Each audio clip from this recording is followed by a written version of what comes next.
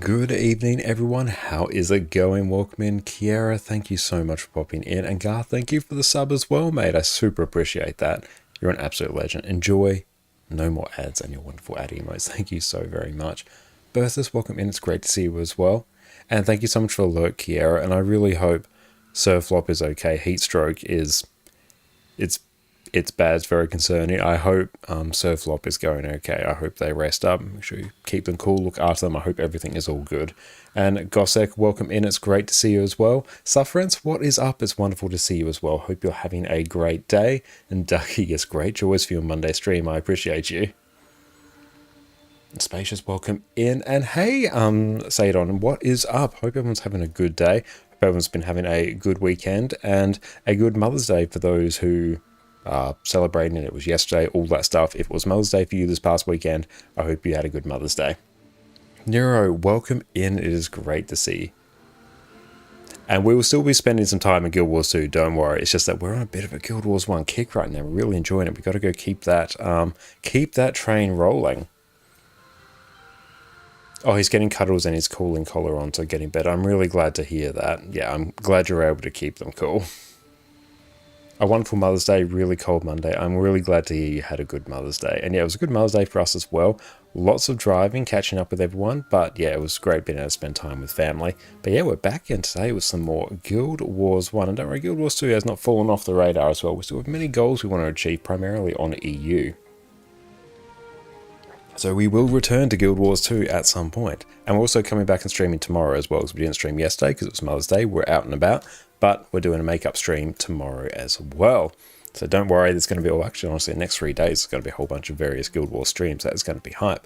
But yeah, back again, Guild Wars 1. Now, where we were at, it's just been a hot minute, so just trying to get our bearings a bit, but kind of at the point where we're approaching getting Livia as a hero. And we're sort of in quest somewhat tied to the Asura, trying to get I think it's the Asura scanner skill. And Desolate, you missed it earlier today. Yesterday, the Guildrian did a run through the Elite Factions mission. Oh, that is awesome. And yeah, I'm sorry I missed that. But yeah, that sounds really, really fun. But yeah, what mission exactly was that?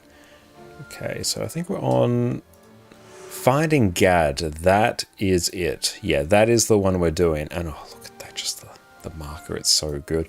And need much Spirit Shard? Oh, I totally feel you there, Gossip. Spirit Shards can be an absolute pain to get. I also am in constant need of Spirit Shards as well. But yeah, throw on those XP boosters and blast out just whatever content you want in Guild Wars 2. Okay. And we may even tonight get to the point where we can sort of replace a bunch of mercenaries with the Guild Wars 1 heroes, which that's going to be quite fun as well. And yeah, just really doing any sort of content that you enjoy in Guild Wars 2, that will get you shards, which is very, very nice. And yeah, we've also, after our last stream, where there was a whole bunch of technical issues, we've basically gone through and revamped the stream setup in a way. So, full update of OBS, refined a whole bunch of things, shifted a bunch of resources that were on our server to our computer locally. So, hopefully, we don't run into that really weird audio desyncing issue. And look at that dance there, I love it. Yeah, hopefully we don't run into that really weird audio sync issue that we were dealing with before. If anything weird does pop up, let us know and I will try to fix it. But I did a whole bunch of sort of test streams as well over the last few days, making sure everything's stable. Doesn't mean it'll actually play out here when we're actually live, but we'll see how it goes. Everything's going very well there. Let's see how Morbid treats you. I'm looking forward to doing whatever it is Morbid entails then.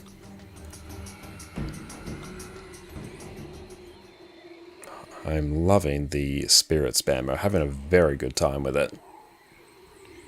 Tyrannus, literal dinosaurs. I love it. And can we... If we can just straight up avoid combat, because I don't really need it right now. Now we might just kill this one here.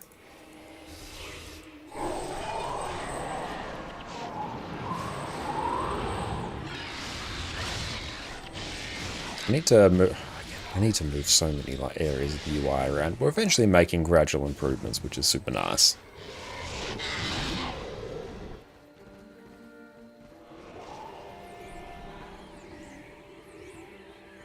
PK, what is up? It's great to see you, my friend. Hope you're having a great day. Can we move everyone here? Hey, we can. Nice.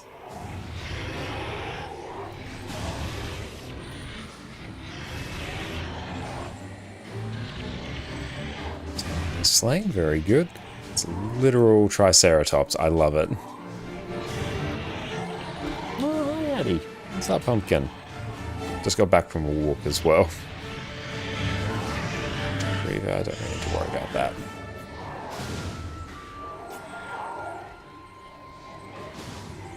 Doing good, have you? Yeah, I'm going pretty well. Yeah, it's been a good weekend. It's been a very busy weekend, so I'm quite tired. My sleeping schedule's been all over the place. But yeah, it's been pretty good.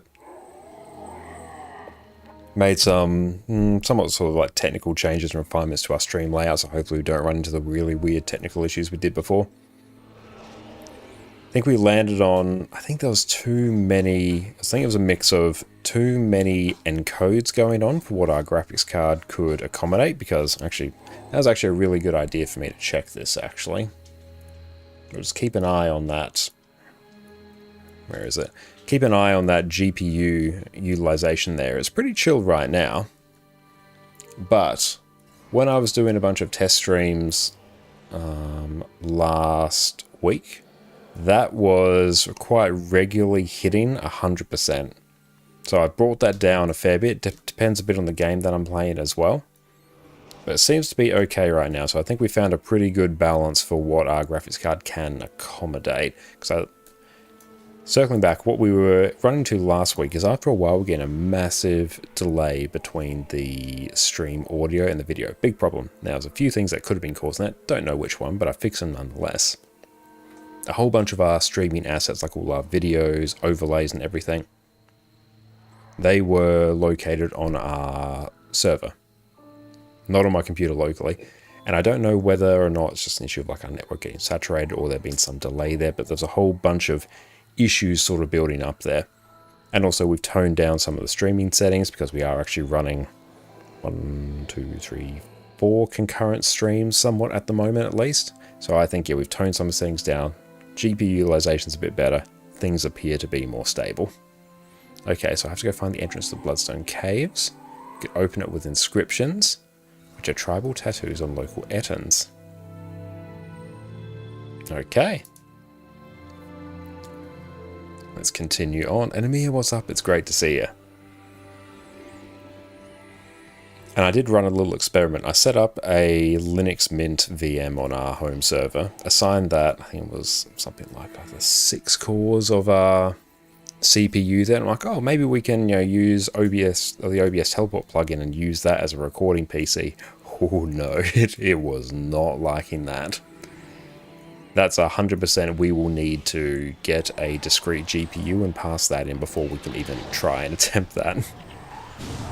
Even before, like just purely receiving the video feed of our, we set up a separate OBS, a portable OBS instance to pass the recording because I was trying to offload that to a separate computer. But that just did not work whatsoever. Just purely receiving the video, not even recording it, basically maxed out the CPU we had allocated to that VM. So I'm like, well, that's just not going to work. God, not actually a big cereal eater. It's been quite a few years since I've had cereal. I used to sort of have it a lot as a kid and sort of into my 20s, but I sort of moved on to generally my breakfast of choice is going to be oats, oatmeal, maybe muesli, maybe some fruit. Eggs on toast is always a good one, but I haven't had cereal for quite a long time actually. Oh, there's Morbin. That's it. We started downloading the Guild Wars 1 game client. Very, very nice. It's a great choice. Again, after 20 years, still holds up insanely well. How you going, Great Doodad? It's great to see you. You've logged in? Wonderful. Oh, inscribed Ettin.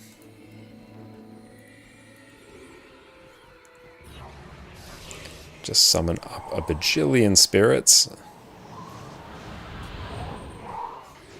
And it's gone.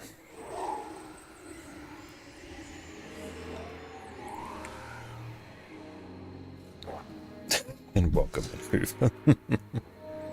Okay, let's move on here.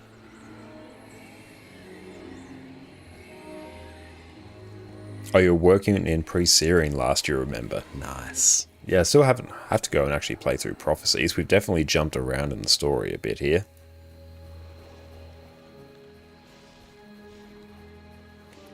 Let's go blast some of these.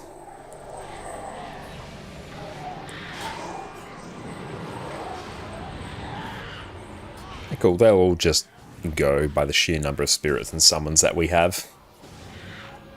Overall damage is pretty good, because we're sitting just behind our sort of most offensive Mesmer mercenary right now, which is nice. But I'm keen to get the Asuran scan skill. Then I think we actually have everything to try the Ritualist Ranger build that Afaro shared with us as well. So we're getting a few builds active, which is nice.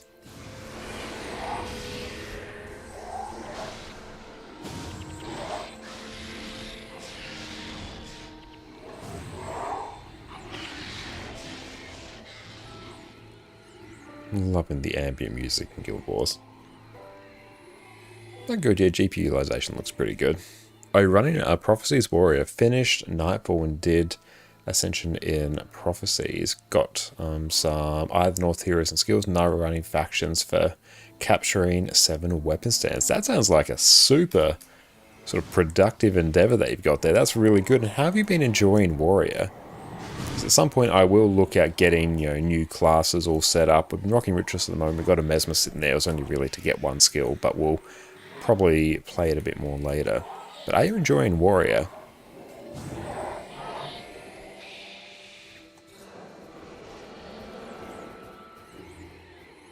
And Keystone-wise, this game looks so good. Guild Wars is definitely carried by the art style. It's the same for Guild Wars 2 as well, but for a game that is legit 20 years old, it still looks pretty good. Like, this doesn't look bad. And, like, I'm getting used to the controls of the game. It's definitely not a modern game by any stretch, but it still looks good. And it's also definitely helped by the fact we're on a 1440p monitor with all the graphics settings basically cranked. We could probably even push them a little bit higher, but yeah, it's good. And gameplay-wise, it still holds up super well. You did Legendary Defender of Ascalon or Mesmer. I want to go for Guam, but did like the playstyle. We had a Ranger with some titles, so chose Warrior to get another Defender of Ascalon. Very nice. But yeah, so what has been your favourite class so far?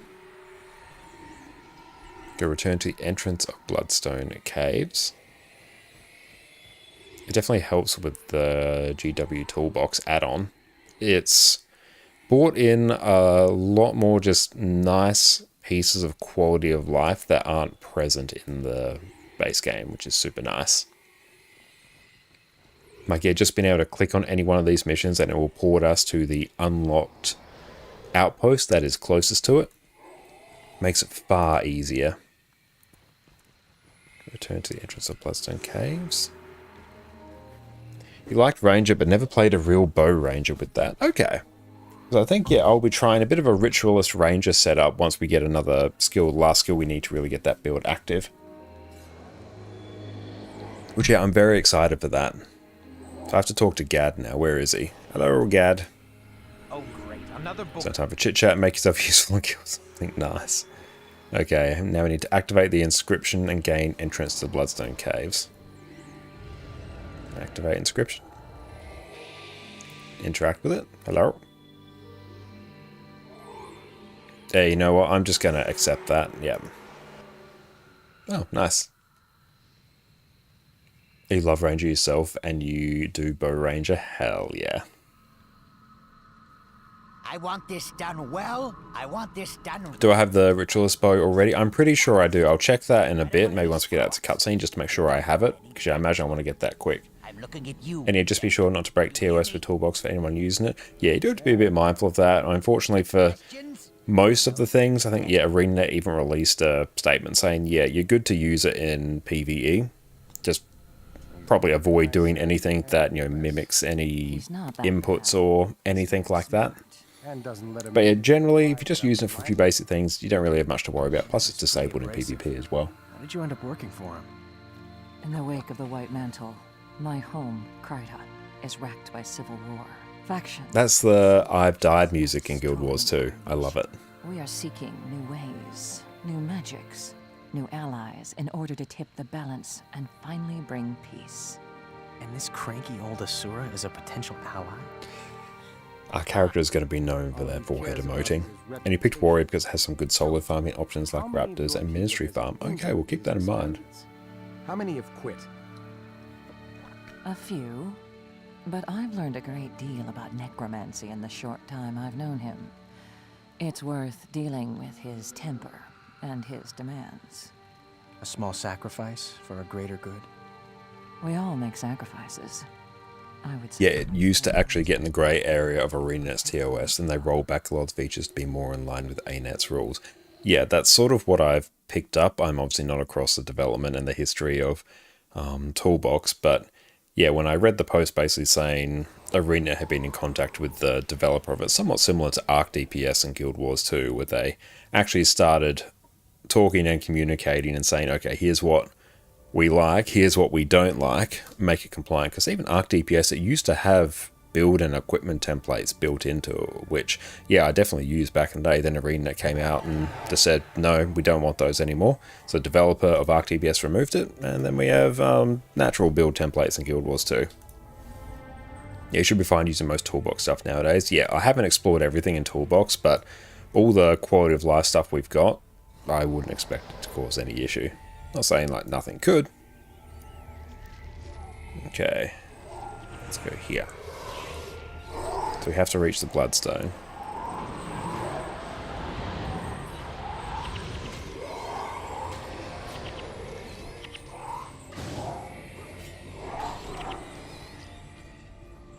Big one they used to do was force dialogue options.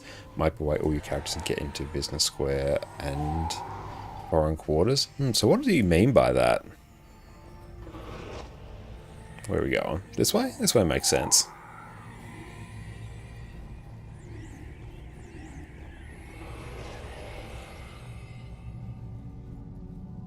Annie, how's it going? Welcome in. It's so good to see you. Hope you're having a great day. Oh, local quarter is for Canthan heroes only. Okay. Yes, everyone, head over and go check out Fireball Annie over on their Twitch. And whenever they're live, make sure you go hang out with them. They're an absolutely fantastic Guild Wars 2 variety streamer, fantastic human being, and longtime friend of mine. Make sure you go check them out. They have been loving some Guild Wars 1 lately as well. I'm sort of tempted to, I don't necessarily know, I might be famous last words in terms of going for Guam, but I kind of want to get a few Hall of Monuments points so I can at least unlock all the Ranger pets on my EU account. And by the time I do that, I probably will just end up continuing getting Guam, because I know I have like no self-restraint. I have the impulse control of a carrot, but we'll see. But I'm having a fantastic time with it. It's a great game, 20 years old, insane value, and the build craft in it is fantastic. But right now, we've found Livia, we've found Gad, and we are doing Bloodstone shenanigans. Hello? What do we want to do here? But what have you been up to, Annie? I hope you had a good weekend and a good Mother's Day as well.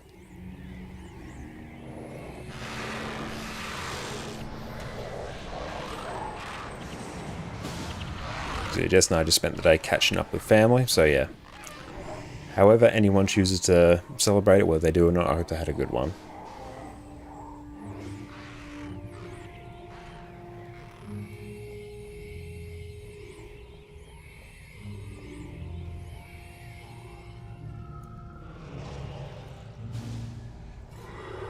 Also, remember in factions earlier on, you end up joining your mission and you're syncing up your TW teams. That, okay. Sort of get it.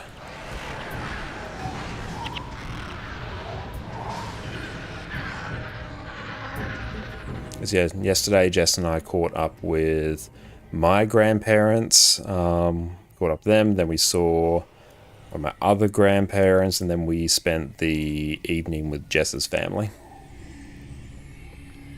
So it was a big day of catching up with family. Lots of driving, just big day. But yeah, it was great to be able to spend that time with people.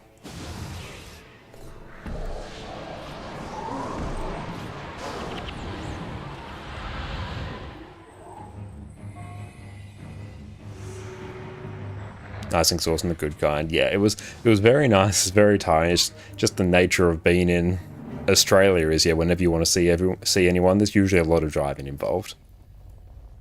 But it was very good. I'm very grateful we got to spend time with family.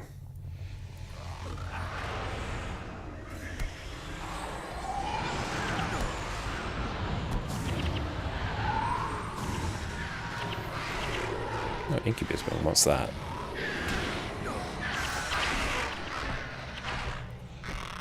But I'm really, really enjoying Guild Wars 1. Why is it telling us to go this way? Oh, maybe we should actually follow the arrow. It's nice to see all the lore callbacks, the same sort of theme music, skill references, characters from referencing Guild Wars 2. It's nice. And I like that, sort of a fundamentally different game from Guild Wars 2 as well. Inscription stone? I think, yeah, we can just sort of head out this way now. Hey, thank you for the hydrate. Definitely need to. Oh, thank you for the stretch. And enjoy your lurk. Thank you so much, and I hope Surflop's going okay.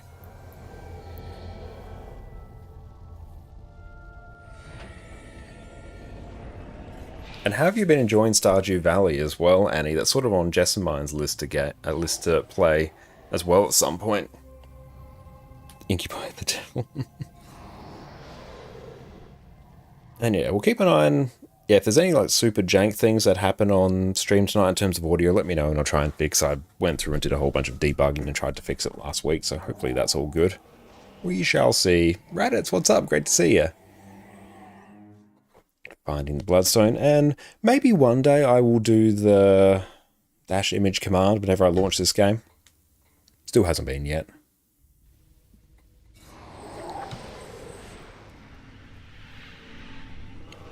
Although, knowing me, there's a very real chance I will just never do it.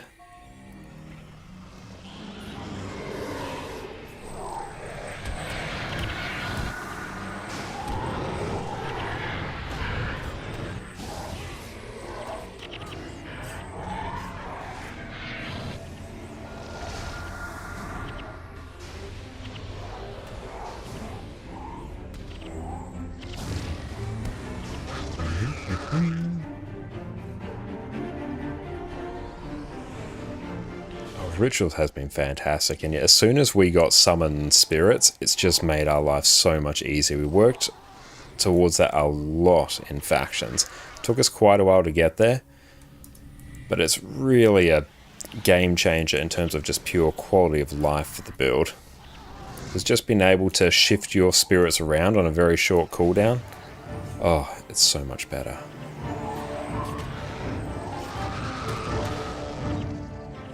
I don't really care about the dyes, I can kind of just leave that there. I don't know which way is southeast as well, so we're just kind of gonna vibe out and go this way and sort of hope for the best.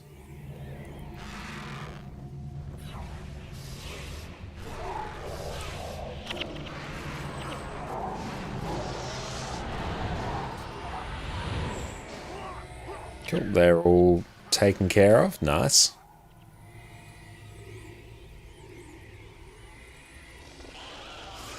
Port them all there, bring them in. Grab the... Oh, cool, we actually got Livia here, nice.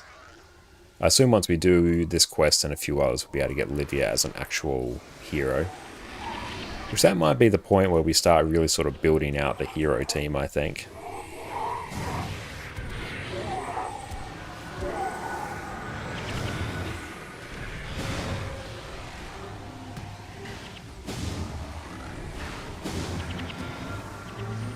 On Incubus, the killer for speed clears, they have a nasty skill, 40 damage, removes 1 enchantment, inflicts dazed condition 8 seconds if the target's enchanted. Oof. That sounds painful.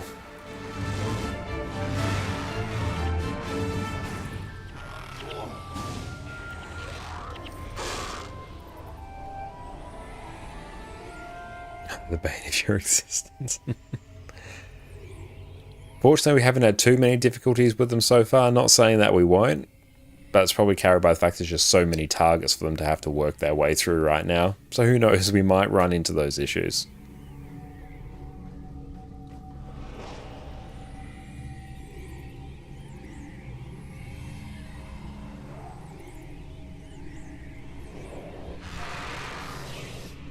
I'm getting closer to the creature now. The skill Summon Assassin support is super nice. If any of these mobs can stay alive long enough for me to actually get it off. There we go.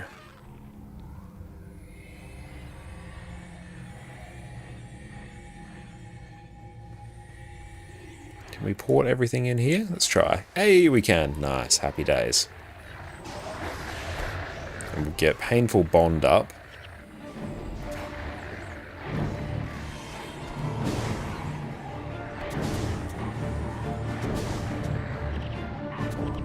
Oh, so you ordered a new mouse, it arrived, but you didn't allow yourself to unbox and use it before you cleared the office gaming room.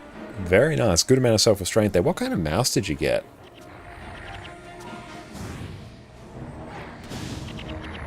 Having 4 of those incubus popping down and stripping off your enchantments, days new, so all your spells are easily interrupted, preventing you from putting enchantments back up. Yep, that I can see how that sounds painful. Sparrow, what's up? It's great to see you. You gave Guild Wars 1-2 tries on separate occasions, but 2 different class combinations, but really couldn't get into it. Well, that's sorry to hear that.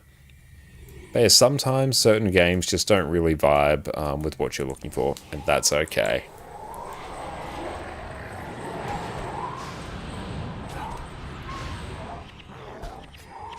Our lives have 100% been made easy by sort of brute forcing a really good sort of mercenary composition here. That has been stark, the difference.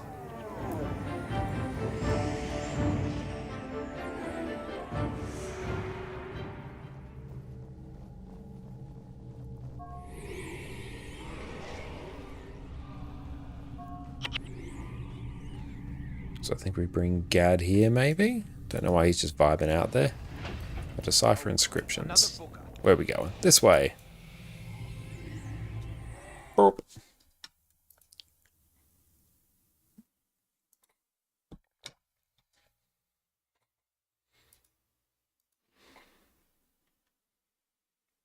It is many things you see in other games you absolutely love, but it lacks many other things that makes you love those other games.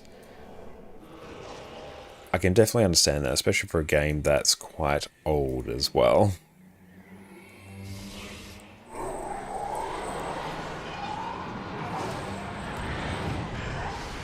But yeah, it just really depends on what your preferences are.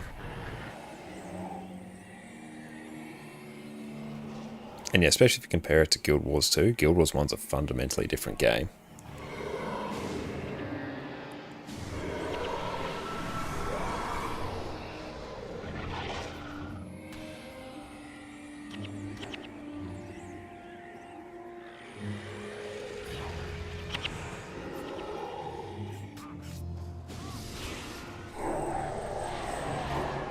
And a problem for groups, the thing is their skill is a skill, not a spell that strips an enchant. The tanking skills in the game are typically enchantments that can be targeted by hostile spells, not skills. Ah, I can see why that problem's popping up.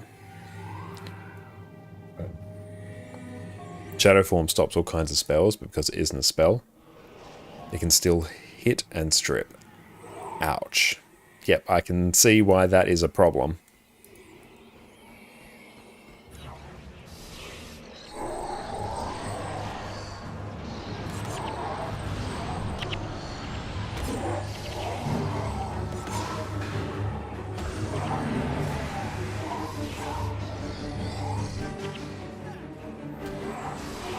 Bop the inscribed guardian.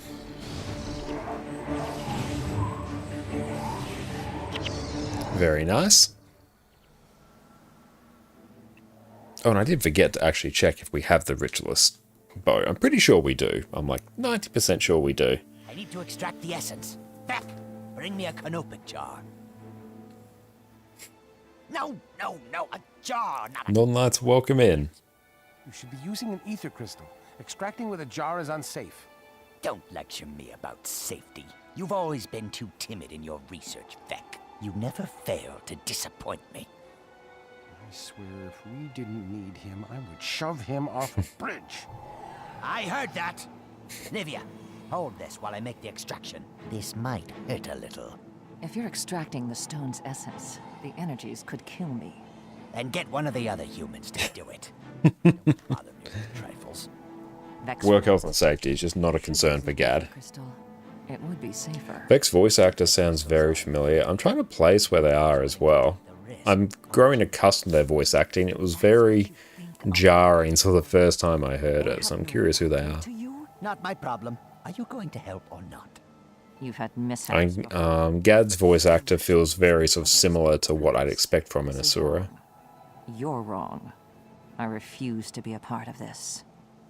I'm sorry. Fine. Run off and leave me with the dirty work. Everyone wants results. But no one- Sorry, I can see the resemblance. So who do I have to kill to get some decent help around here?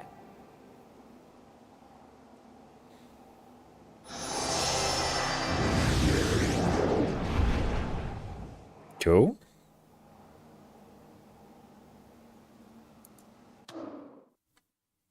Gad's encampment. Okay, so let's check. We'll claim all that.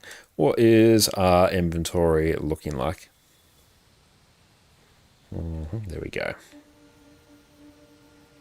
Don't know about the OG version, but in the German, the male voice actor is Logan from Guild Wars 2. Wow, that is cool. Your anniversary short bow whisper? I think that's it.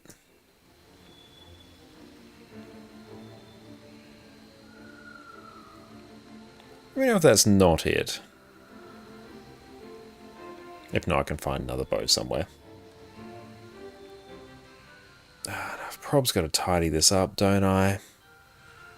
Yeah. Man. So I've identified everything. Let's just do salvage kit.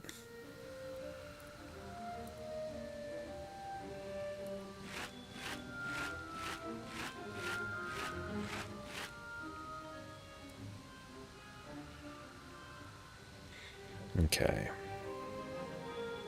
Saurian bones, much glittering dust, bison cup.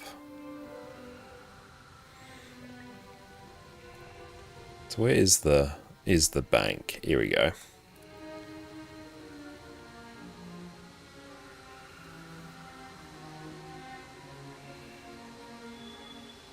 The green style. It's a bit sad that fancy birthday weapons are automatically customized, so a bow with Kree is not that usable in it. Oh, that's unfortunate. So I think what the plan was to somewhat turn it into a ranger. Although, hang on, I'll check. Manage templates. And that's marksmanship. Spawning power. Okay, yeah, so we'll need a different bow for that, I think. Not sure why I got that one. Oh well. We will figure it out. Now, here.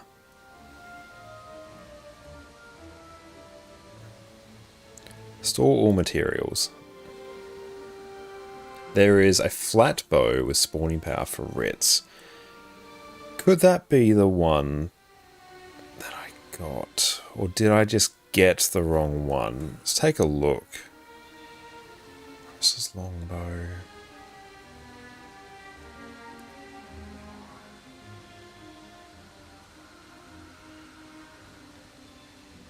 You should have that. I feel like I should. So I feel like we looked at this. And I feel like everyone would have shouted at me if I did the wrong thing.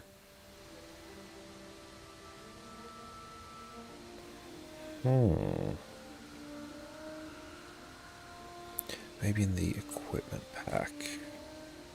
Potentially. Let's find out together.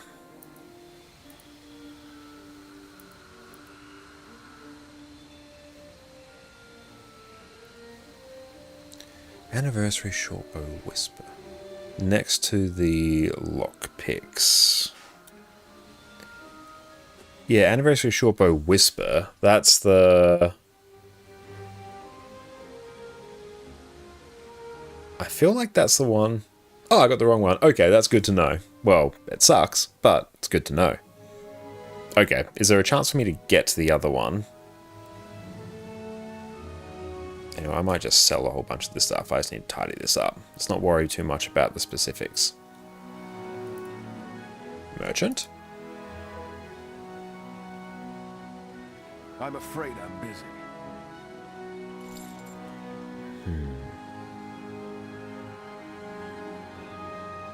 You're gonna have 5 proofs, not this year, no. Okay.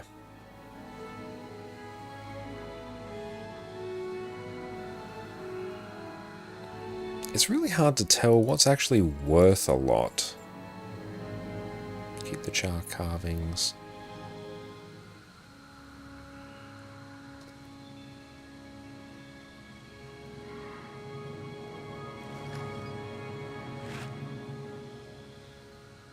Inscription Vengeance is mine. That doesn't feel great. Not sure, but it doesn't feel great. See how many proofs I have, because I don't know, maybe I can make something work.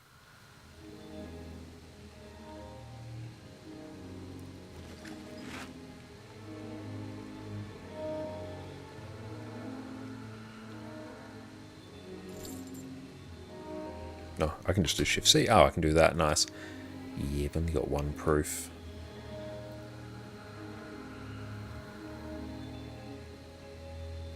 Is there an alternative bow that I could use for it? Alright, well, we got the wrong one, so we just got to live with that mistake now. That's fine. Mill, welcome in. We are playing Guild Wars 1 right now.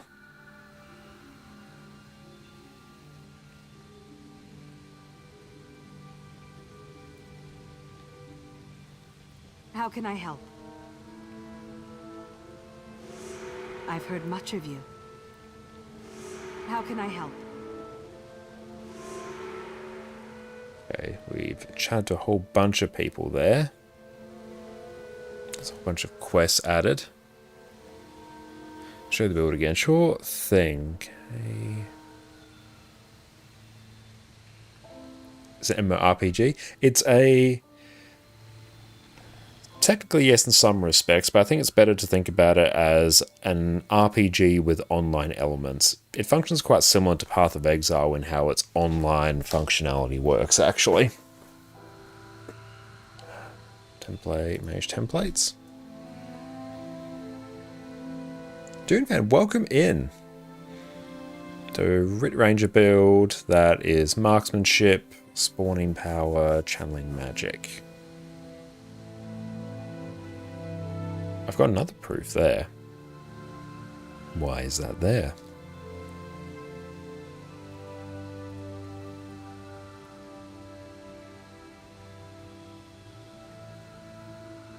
Yes, an instance-based co-op RPG. There you go. That's a good way to do it. Looking at attributes views, probably not without the anniversary boat. Oof. Okay, that's unfortunate. So our luck this year. Okay, we'll file that away. File that away for next year then. That's right, there will be other fun builds that we can make. Okay, get assistance from the Asura. Acquire Rannick's help. Yeah, looking for a spawning power bow. Because purely there was a Ritualist Ranger build that Hafaro shared. But, like, I could probably make the build work. I could make something work nonetheless. And go away. Manage templates. Yes, that sort of setup there. And welcome in, Dave. It's great to see you. Yeah, I got the wrong bow, that's the thing. There was a particular build I wanted to get for the rituals, but I bought the wrong bow, so I done goofed. But that's okay. It's not like we're going to be lacking for any other builds to try. And even a really fun one to run is the Assassin's Promise Spiker as well.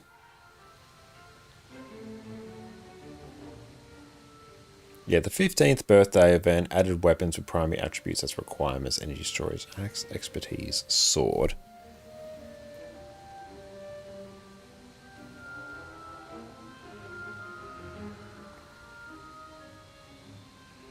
You want a different bow mod than spawning.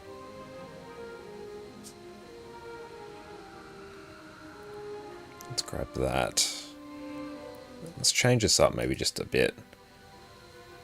Load from template. Let's go Promise Spiker. Load. There we go. So now the idea is Assassin's Promise into Vanguard support and just spam. So you can focus on spawning power channeling magic without having to spec anything into marksmanship. Interesting. We might be we'll be able to make something work. There's a whole bunch of cool build craft we could potentially do.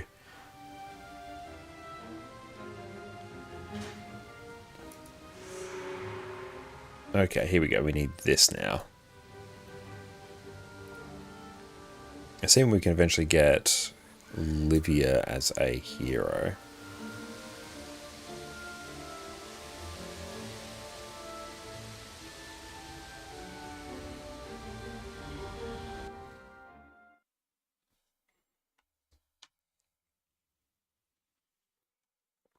See what other rituals builds there are. There's one ritualist builds.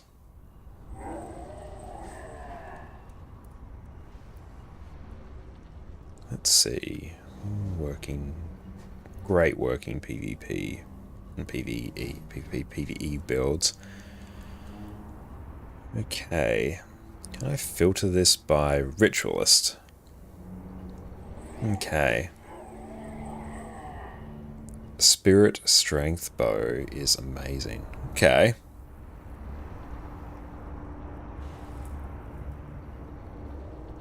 And what is YM Lad? And Dalek, welcome in. Right now we're playing through some Guild Wars 1. We were working towards a skill to make a particular build work, but we did actually get the wrong weapon to make the build fully work. So, bit of a done goof, but we can still get some good things done by unlocking Livia as a hero, and that might be a good point for us to start. Oh, you move like a dwarf. Okay. That might be a good point for us to get Livia unlocked and then change out our mercenaries for heroes, I think, so we can go down that route. Oh, it's been a long time Obsidian since you played Guild Wars 1. Well, now is as good a time as any to come back. Ritual or Bomber? Oh, that looks fun. What's that? Oh, together as one daggers. Point blank area damage based on Ritual, Lord, and Destruction combined with Righteous Soul. Benefits from Blood is power. Support. I love it's just got like 4 skills you actually need. Did you need the Retribution rank to max out those PvE skills? I needed some of them. Yeah, particularly for the Kurziks to unlock Summon Spirits. That one was really sort of the problem for me.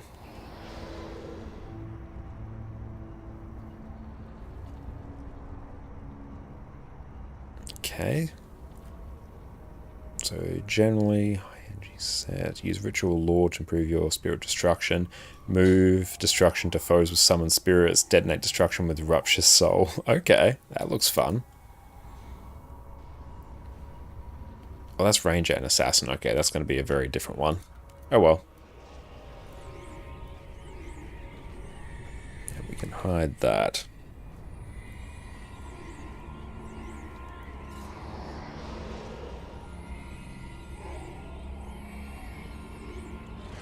Or, there we go. We can buff up our spirit there.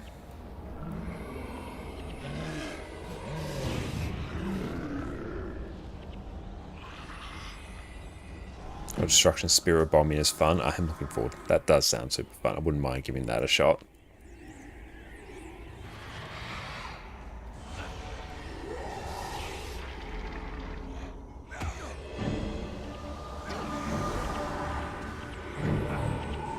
Oh, we're actually, Prom's gonna die there, which is unfortunate.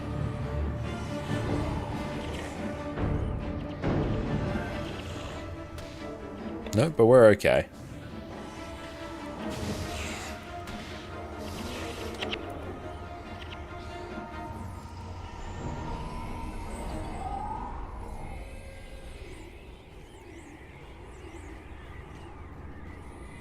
Do you want to see a more worked on Ritual Lord Bomber build? Hell yeah, I would.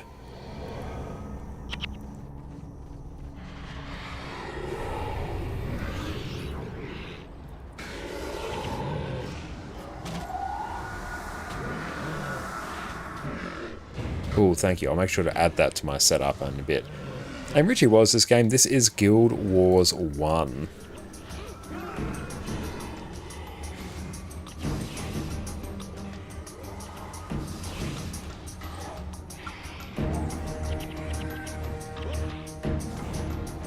Chalice? Meh. Let's grab that. Let's go template code. Okay, and this will be Rit Lord.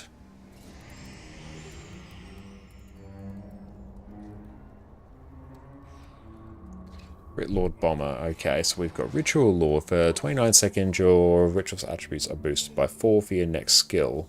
If it's a binding ritual, it recharges 50% faster, and Ritual Lord recharges instantly.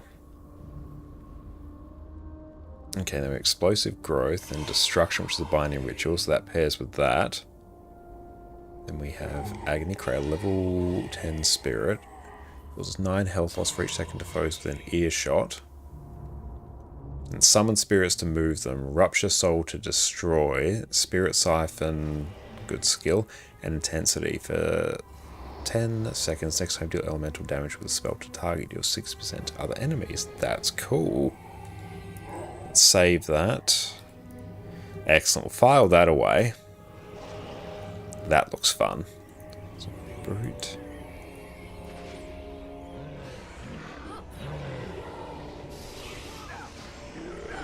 There we go.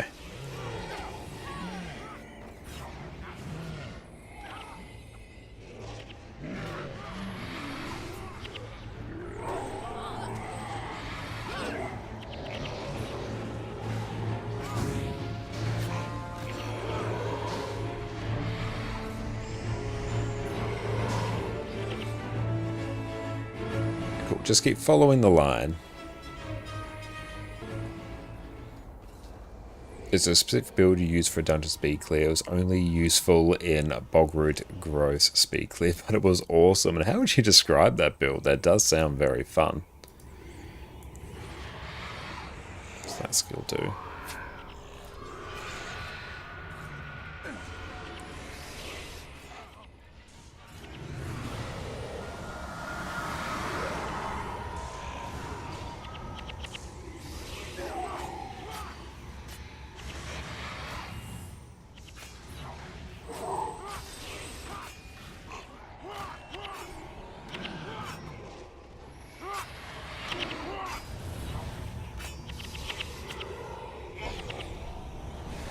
Nice, there we go. Okay, so we basically buff up our...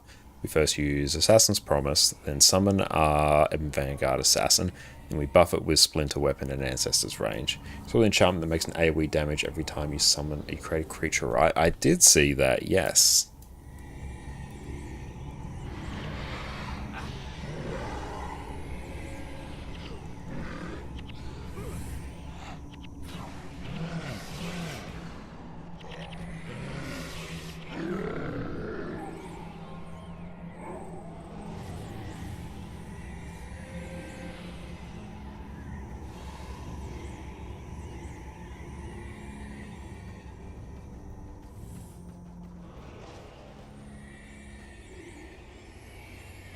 Enchanted Sword. Let's just keep moving on. Glad we got the path of following. Area map. Do we need it? Maybe, maybe not.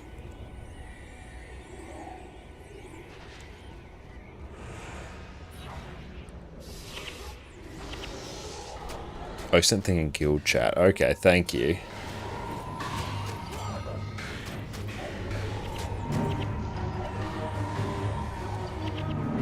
Actually see that. Oh, there we go. Let's go save. Okay, so there we got an escape, shadow step to target other ally. I'm unstoppable. Pain inverter. Basically use explosive growth combined with aura of the lich, which exploits every dead corpse. Okay. Explosive growth whenever you summon a creature. 5 foes near the creature are struck for some lightning damage. Spirit's Grift for 60 seconds. Whenever you summon a creature, they gain health. Then Masochism for 10 seconds. You have +2 to your death magic and soul reaping. Very nice.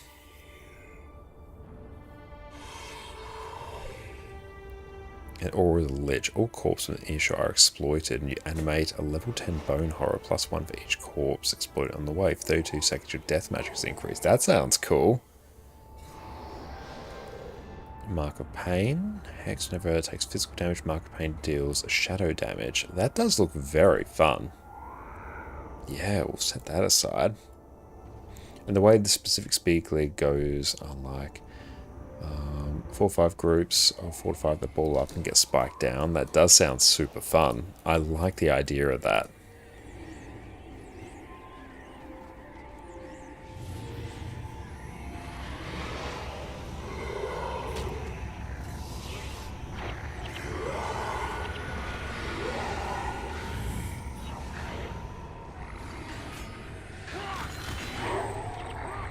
So the big boss is the only one left, then you nuke him with that explosive.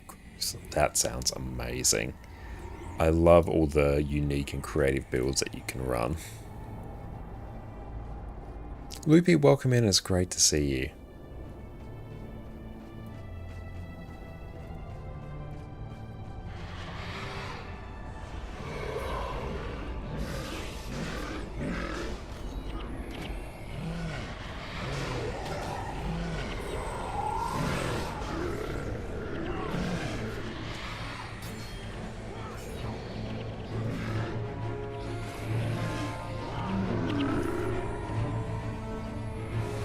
Oh, by the way, with travel you reach the NPC much faster. Okay, can I... Oh... It's the first time I've been in this area, so I don't want to port just yet in case it sends me back. You're probably right, but I also don't particularly want to test it. But you are probably right.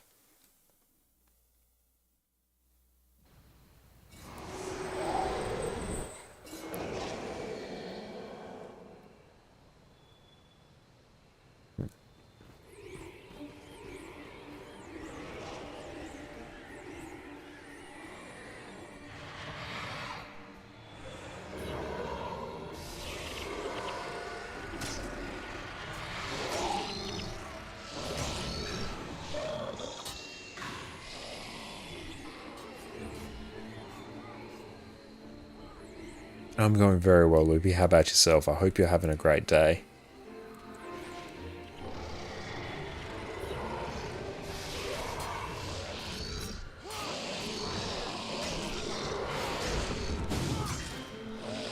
I'm glad to hear you're going well as well.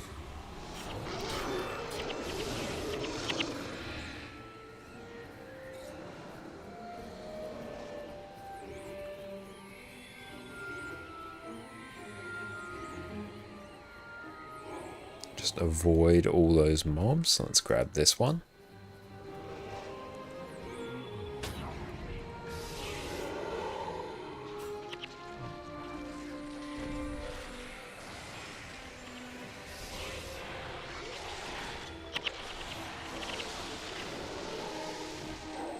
Genuine Surge.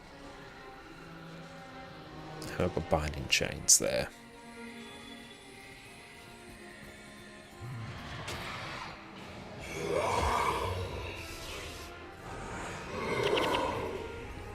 Just have to mouse over the skills so I can get some idea of what they're actually doing.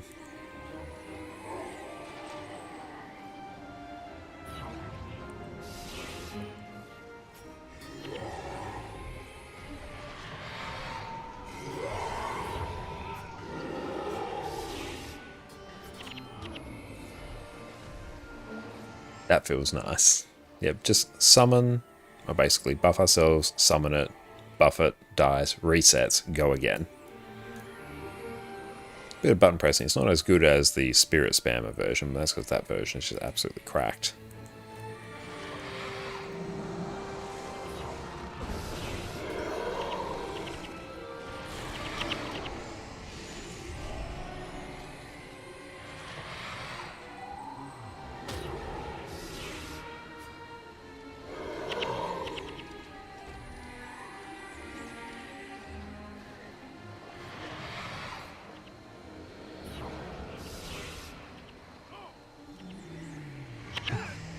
Are you going for Guam? I don't know if I'll be going for Guam, because that is a huge investment, and this is still a very fresh account. It would be very fun to do. I think I will go for at least a good amount of the Hall of Monuments points, because I would like to get all the Ranger pets in Guild Wars 2. That would be a nice sort of threshold. But yeah, we'll have to see what it looks like long term, because I'm super enjoying it. And no doubt I would really enjoy going for Guam.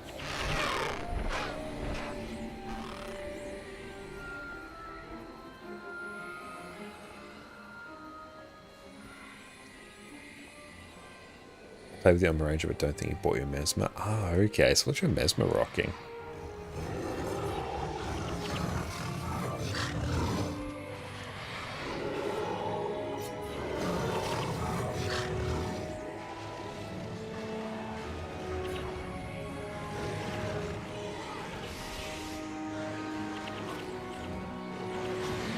He's rocking.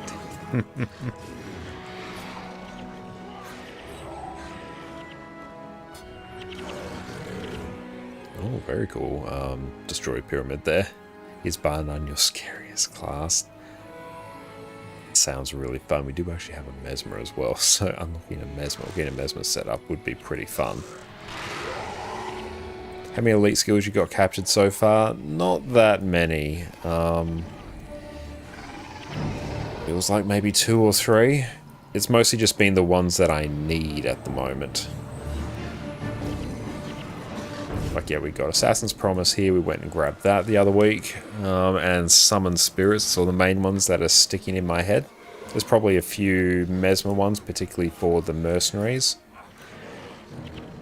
Not a huge amount, so unlocking more elite skills is definitely on our radar.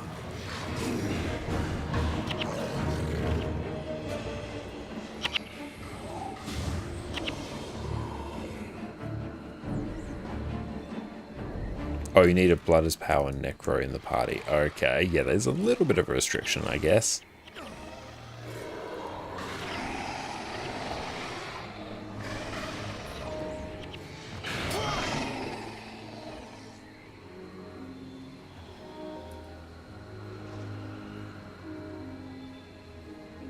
Why are you bothering me? Let's just go get that so we can get some more title track progress.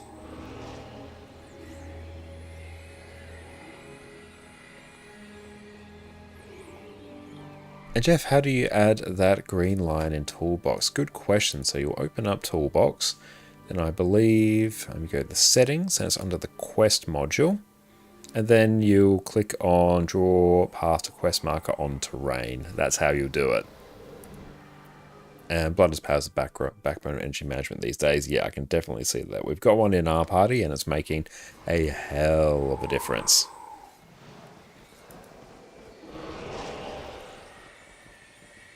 Why are you bothering me? But it's an absolute game changer.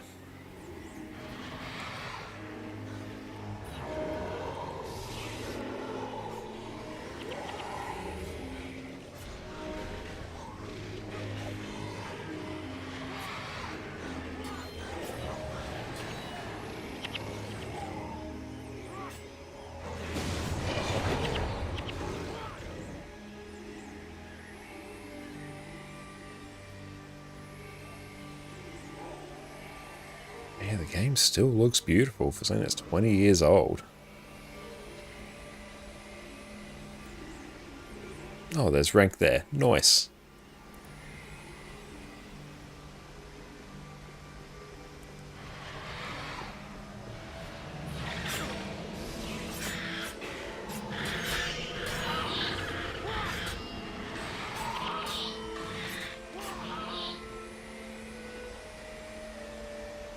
You need me? So the Golem projects, we need to take care of the destroyers, head to his lab to do the work. Send me once Gad and Ula have joined us. Okay. So I need Gad. So it's the elusive Golemancer. Do I have that quest? Is that a primary quest?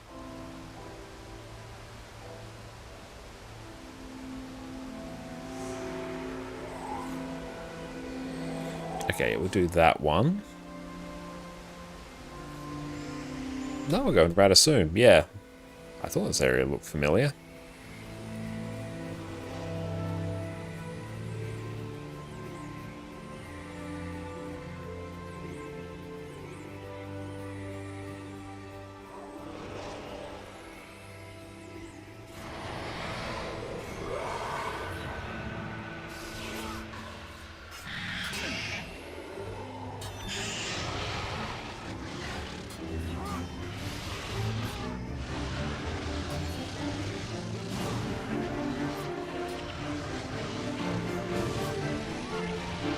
Beautiful.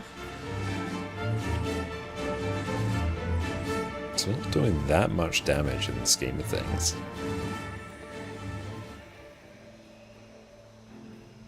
We definitely do more damage on our spirit spammer build.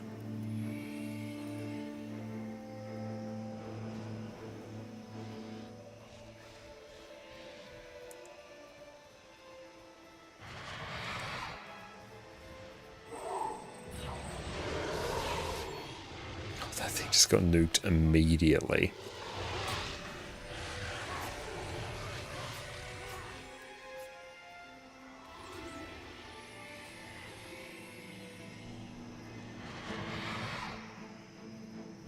Make sure we don't get too swarmed, I guess.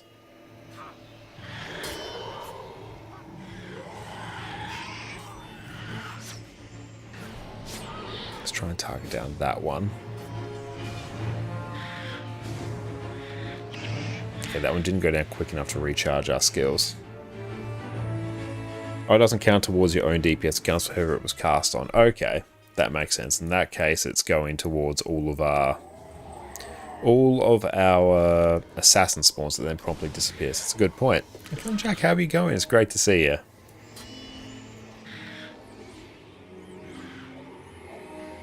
Yes, we're playing Guild Wars 1 right now.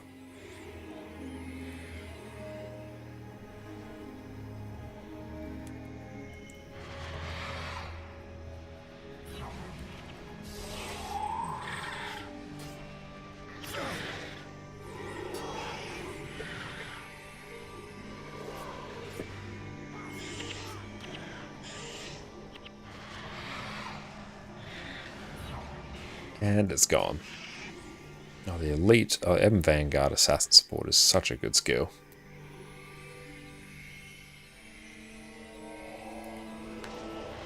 Now, are there weapon collections like in Guild Wars 2, I presume you're asking? I feel as though there are collections, but I feel like they're structured differently. Might actually count towards your own DPS when it's on summons, no idea. That's fine. Stuff's going down, we don't need to worry too much about the specifics. So the assassin damage is my damage as well, so it might actually just work like that.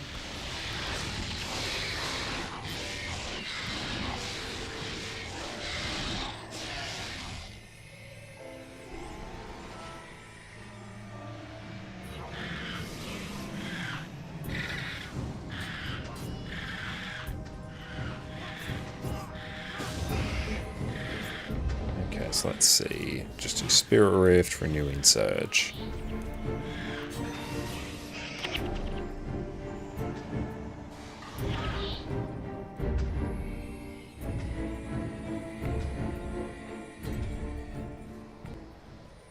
Now we'll try and avoid as many of those as we can here. So these are rarer mob. Who's that marker? Ah, we'll just bop it.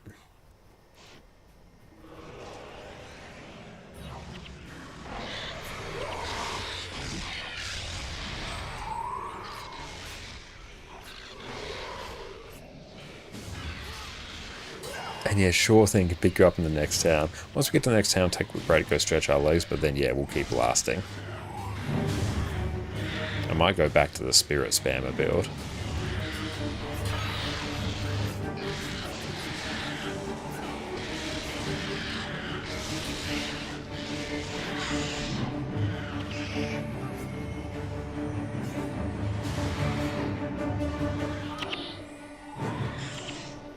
We got a lesser stone blade. Nice.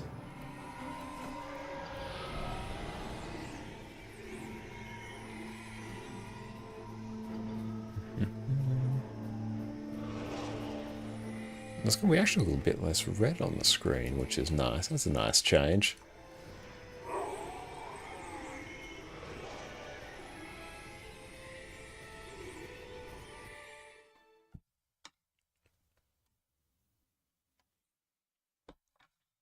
Radisum, nice.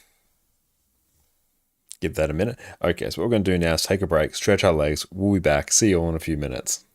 Welcome back, my Guild Wars 2 aficionados. Have you ever found yourself in a boss fight, happily mashing your buttons, drowning in all these flashy effects, and ever thought to yourself, golly gee willikers, I sure do wish someone could tell me how many damages I'm doing. Well, today you're in luck, because today I am going to walk you through how to set up Arc DPS so you can bask in the glory of all of these damages that you are doing. Welcome back, friends. Guild Wars 2 has an amazing combat system, but it can be really hard to tell if you're actually doing well, especially compared to those around you. This game just doesn't give you the tools to know exactly how well you are doing, but today I come with a solution. Arc DPS. Arc DPS is the damage meter created by Delta Connected and has been used by the Guild Wars 2 endgame community for years. It gives you all kinds of information that you can use to check your performance at the game. You have damage per second, break bar damage, boon uptime, healing, condition cleanses, you name it. In my view, this is the single greatest tool you have at your disposal to improve your gameplay and make all your endgame wishes come true. So first, let me show you how I use it. So here on my screen, you can see windows for everyone's damage, break bar damage, boon uptime, as well as some smaller windows showing my personal damage and healing, as well as my FPS and ping. Because as someone from Australia, if my ping ever dips below 200 milliseconds, I will know about it. So today I'm going to walk you through step by step how to go from this to this.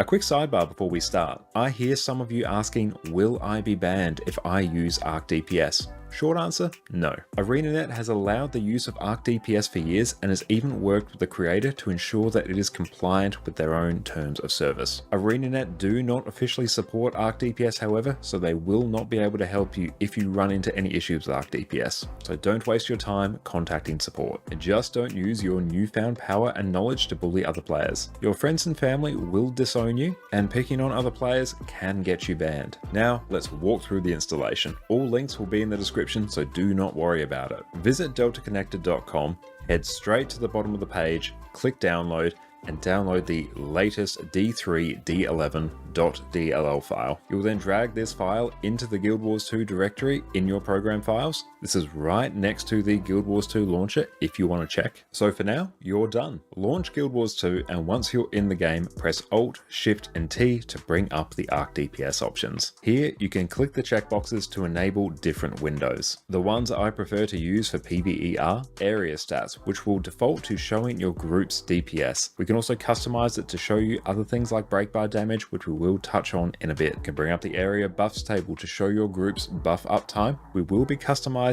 this further in a little bit, so don't worry for now. Metrics is a personal preference, but I personally really like to see my FPS and ping at all times. You can easily skip this one if required though. Last up, we have self stats, which can be really useful seeing your own DPS and healing at a glance separate to your group. You can click and drag any of these windows to whatever position you prefer, so mess around, see what works for you. And right now we have one area stats window which defaults to the DPS meter we all know and love. However, we can do more. In PvE in particular, it's really nice to see how much break bar damage people are doing. This way you can see just how much you're carrying the brake bars atop your broad, muscular shoulders. To add this window, bring up the Arc DPS options and add another area stats window. Right click on the header of this new window and click Advanced Stats. Then click on the brake bar checkbox in the squad section, and that's it. As well as a DPS meter, you now have a brake bar damage meter as well. Now this is a personal preference, but I am not a huge fan of the Arc DPS buffs meter. I've never found this one particularly easy to read, but however, we can improve it. Next up, we'll exit out of Guild Wars 2, head over to the GitHub page for the Arc DPS boon table by Noxfighter, linked in the description below, and we can find a much more customizable boon table. Click over to the latest release, download the D3 D9 Arc DPS table DLL and place it in the same folder as your original Arc DPS DLL file. Relaunch the game, and now we have access to a much nicer boon table. Press Alt-Shift-T to bring up the Arc DPS options and make sure you have the boon table checked, and press Alt-Shift-B to bring up the boon table if it's still missing. If you right click on the boon table, you'll have a whole host of customization options. The first one I recommend is going to the display menu and setting the max number of displayed rows to 10. If you don't do this and wander into a meta event with 50 players, you'll end up with this monstrosity. So when we limit it to 10 players, it still gives us everything we need when it comes to instance content without this clown fiesta happening in open world. We can also customize our columns to only show the boons we prefer. My personal preference is might, swiftness, protection, regeneration, quickness, and alacrity. You can have as many or as few of these as you like, but I find that if you have these boons covered, you're going to blast through anything in your path. As a last little touch, you can click and drag any of the columns to rearrange them however you want. Now we're basically done, but the default font in Arc DPS leaves something to be desired. But with the magic of custom fonts, we can fix this. You can change the font of Arc DPS to whatever you like as long as it's a true type font. A very good place to find these custom fonts is on Google Fonts. They will also be in the correct format. My personal preference is Archivo Black. So let's download and extract the font. We then need to rename it to ArcDPS_font. From here, we'll just paste it into the add-ons Arc DPS folder in our main Guild Wars 2 folder. And when you relaunch the game, you will see your stunning new font in action. And that, my friends, is everything you need to know about how to set up Arc DPS and transcend all areas of Guild Wars 2's endgame content. If you have any questions, let me know down in the comments below. And if you want another way to optimize your Guild Wars 2 experience, check out our latest video where we talk about everything you need to know about gearing in Guild Wars 2. But with that, I'll catch you all next time. Cheers. Do you want a tool that can help you get the perfect build set up every time? Aren't you curious which of these many sigils and runes is the best for you? Have you always dreamed of being able to tailor your build to exactly what you need? Well, you're in luck. Today, we're covering one of the most overpowered Guild Wars 2 tools around, the Discretized Gear Optimizer. Welcome back, everyone. I've mentioned it in my last few videos, and today we're finally delving into the detail about the Gear Optimizer. This is basically a tool which will let you compare different gear, runes, sigils, and food to see which is going to be the best choice for your specific build. It takes so much of the mystery away from selecting your ideal gear and food, and makes theory crafting your own builds infinitely easier. Right off the bat, I'm not affiliated with Discretize and I didn't develop this tool. I just use it all the time and think it's one of the best tools you, as a discerning Guild Wars 2 connoisseur, can use. So let's delve in and master this tool together. First up, we'll need to select. And we are back. Welcome back, everyone. And thank you very much, Annie, for picking my YouTube there. I really appreciate that. Yeah, everyone go check out my latest YouTube video there where we cover Heal Scourge. One of my favorite heal builds in Guild Wars 2, and easily Necromancer's best heal spec. It's only real heal spec, to be honest, but it's good nonetheless. And also glad to see this video is actually looped and one restarted after the other one finished, so that's good. It means I've actually fixed a technical issue that's been bothering me for a while. That is fun. And Desolated, thank you for joining in here. Okay, so I will go in, and can I invite you? There we go. Yes, let's go and start blasting. And also, let's change this back to, let's go load from template, spirit spam load. You were just thinking the same about the video loop? Ah, good. I'm so glad I was able to fix that. Again, I don't know how I fixed it, but the current setup I've got doesn't have that issue. So we've got that. Where is Ula? Meet Blim. Let's try that. Radissoum is not as put together as it has been before. But glad a few technical issues are getting sorted. That is nice. That's very good.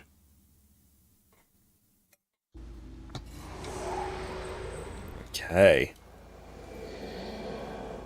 Let's go talk to Friendo here. You need me? Grab that. We got Blim. Meet Blim in Magus Stones.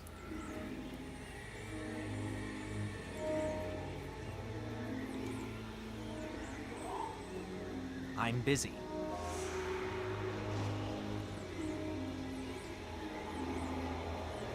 So we have to go to the secret entrance of Ula's lab. Oh, I recognize these types of bridges from Guild Wars 2. I love it. Oh, hang on, we got these here.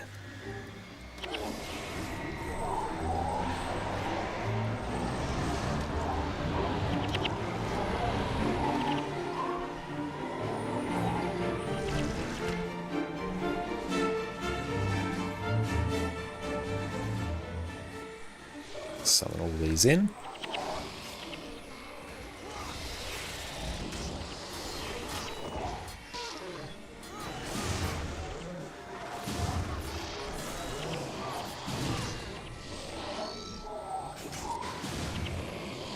Very nice.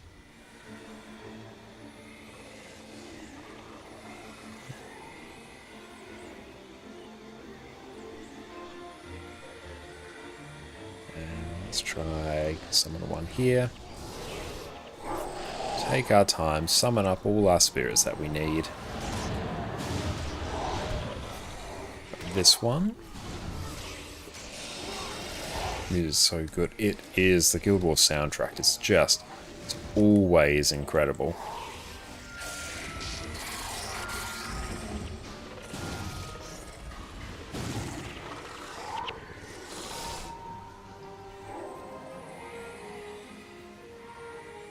I'm looking forward to swapping out mercenaries for heroes, and we can get that Guild Wars experience. That's going to be fun. And yeah, you are blasting there, Desolated. Very nice.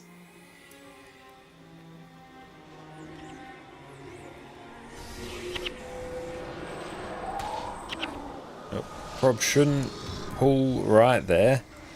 It's not the wisest thing I've ever done.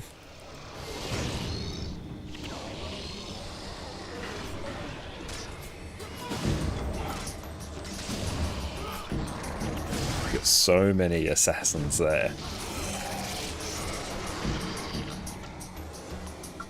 I love seeing the assassin spam. That does look very fun about Mesmer.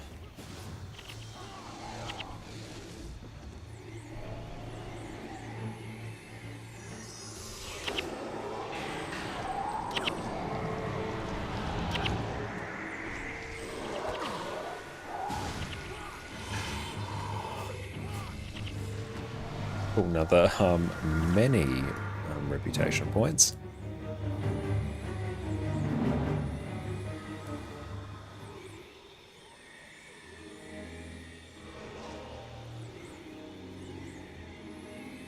Five more legendary armor pieces to go completely full. Nice, congratulations, that is incredible. Getting full legendary is a massive goal and accomplishment, so well done. Down here.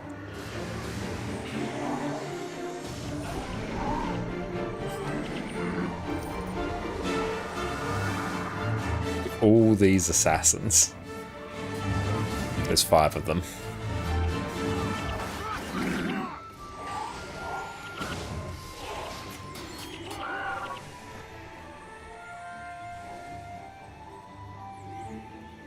Frogman Land Boundary. Timberland Guardian.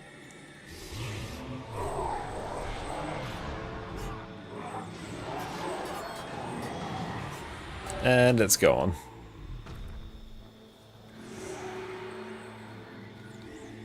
Okay. done that. So now we got to speak to Blim.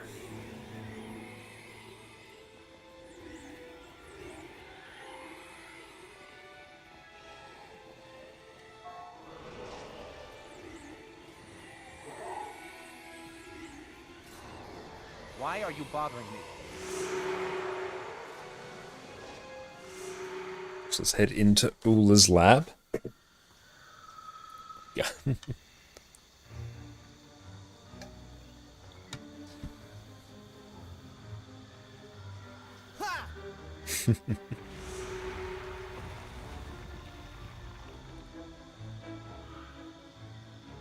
When we get there, let me do the talking. Ula is brilliant in her field and pretty thorny. Worse than Gad? Don't get me started. Gad was once the bane of my existence. He's headstrong, arrogant, and nasty. He makes Ula look like a ray of sunshine, Buka. You've used that term before. What does it mean? Buka? It's an imaginary monster we use to frighten children. They're big, clumsy creatures with loud, bellowing voices. Not too bright, either. And humans are like this to you. Well, if the bellowing fits. Now come on, and remember, when we get to Ula, let me do the talking. Be my guest. I like how Guild Wars 1 manages cutscenes, actually. Avec voices numerous characters in Futurama. Oh, wow, that's awesome. Do you know which ones he voices? That's really cool.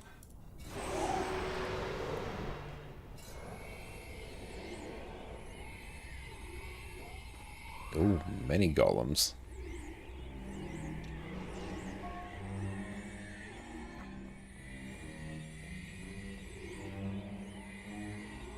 Look at all these ominous sentry golems just standing here. I'm sure nothing will happen when we interact with this lever.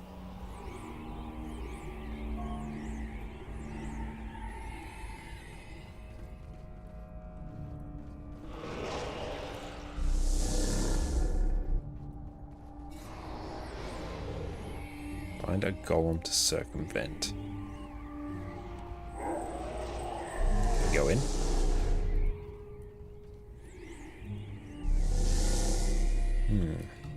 Why?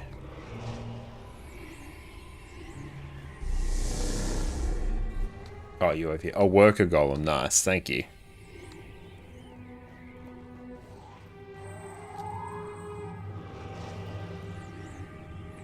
The most known one is Keith Croker. Okay. It rings a bell. I'm trying to place which character it is. Hang on, can we interact with it? Column offline. How do we get it active?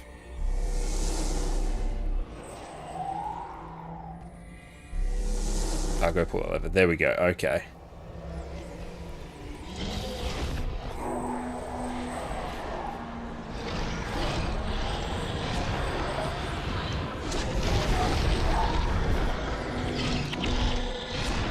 Oh, Amy's husband. Oh, the alien. Yeah, I got you now.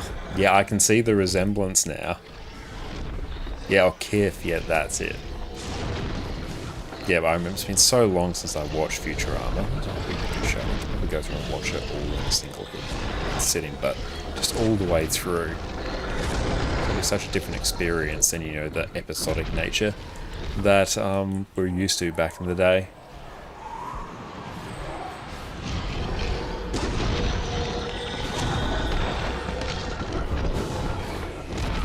The dog episode is still one of the saddest episodes of TV that I've seen.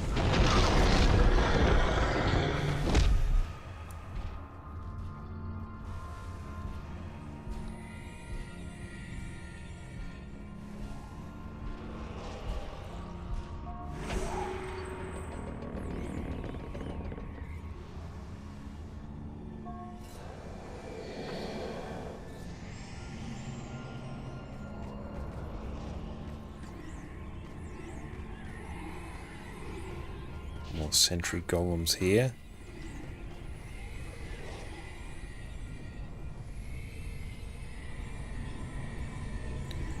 Is the golem coming? To anything we need to interact with here? No? I'll just follow the path. Golem disabling lever. I feel like we're missing something.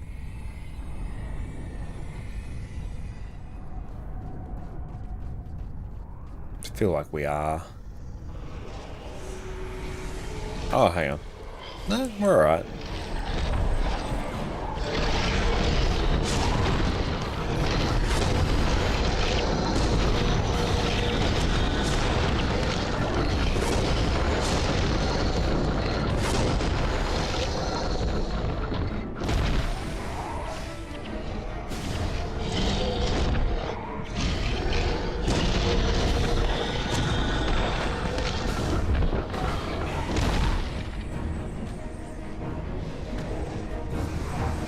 Just being able to move our spirits is so good.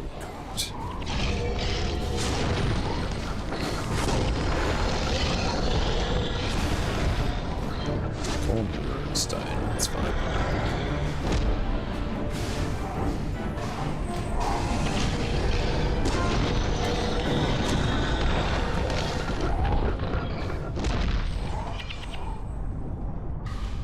I mean, my bunny, what's the add-on? That is GW Toolbox.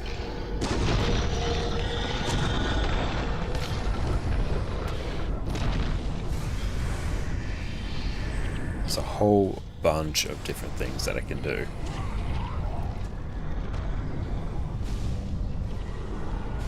My favorite is easily the quest line in open world. It makes moving around just so much easier.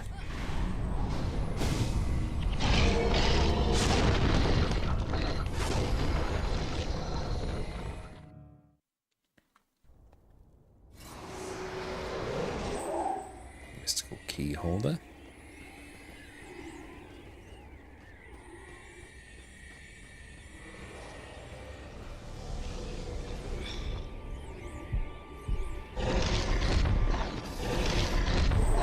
I feel like we go down this way.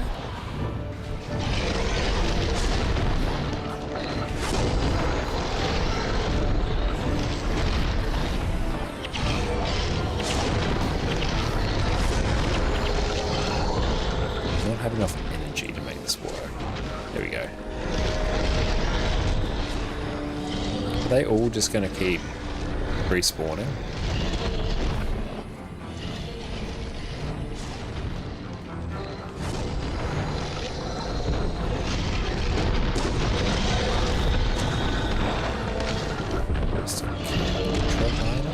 Crystalline key?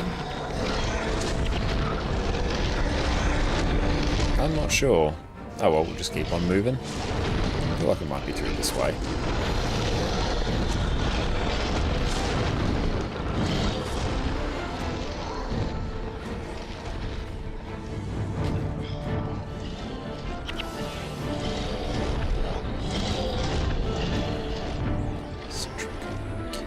Worker golem.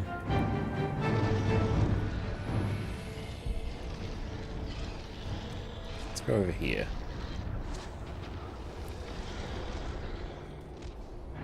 Okay, that worked.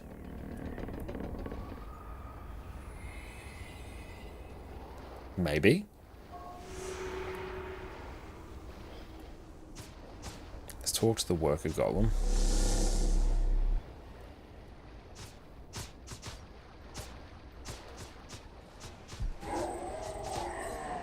So do we just follow it? Maybe.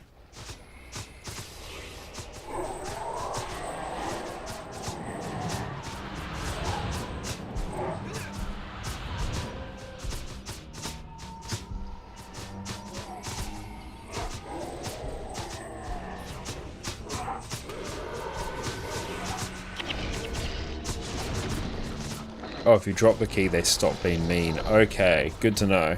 Thank you.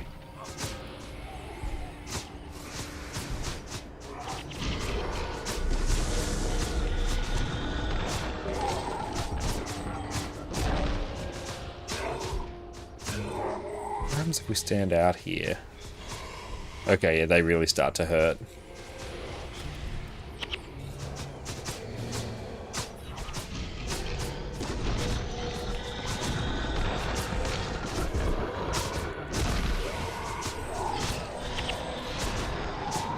So many fire darts.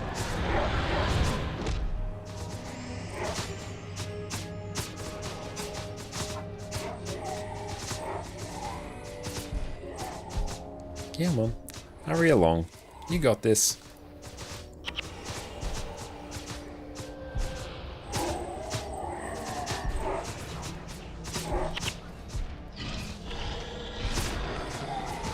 I do wish he would just kind of go in a straight line. He's probably getting body blocked.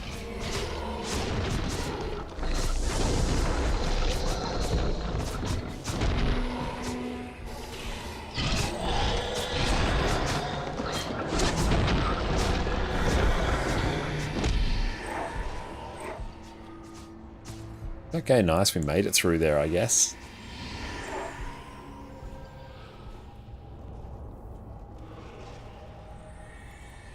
And thank you so much. It was just absolutely wonderful. And it's made us a beautiful dinner of a salad and a sausage roll. Thank you so much, everyone. Make sure you go check out Jess's Twitch channel, where later on this week, we're going to continue streaming The Last of Us Part 2.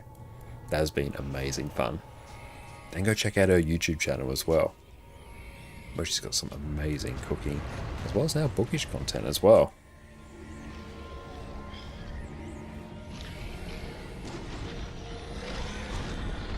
Let's just make a bit of a beeline over here.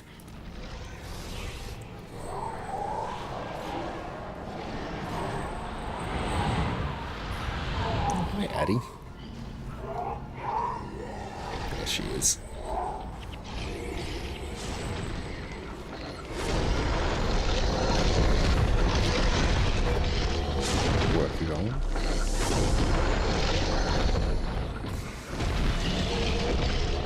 Cool, and while that's happening, we can simply just stand here.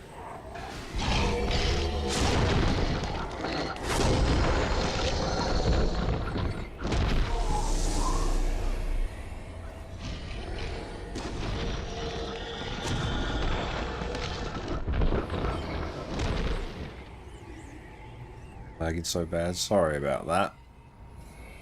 How do we get through here? It's telling us to go that way. Is there a key that we're meant to pick up?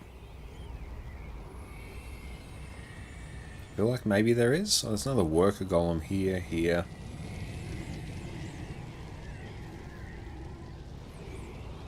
Might just head this way.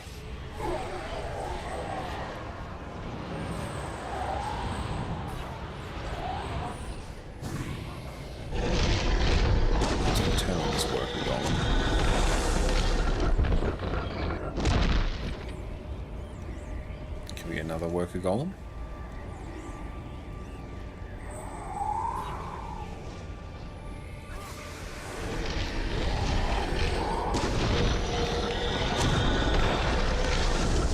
Open the security lock. Okay.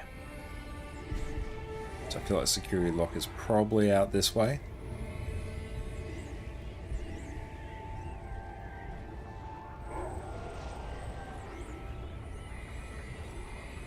Maybe.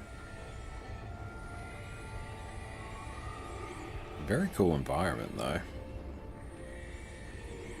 Sentry golem. Is this the way? It doesn't feel like it now.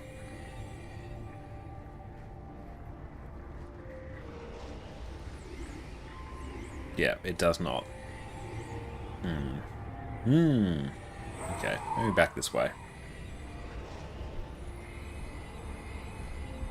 It is indicating this way.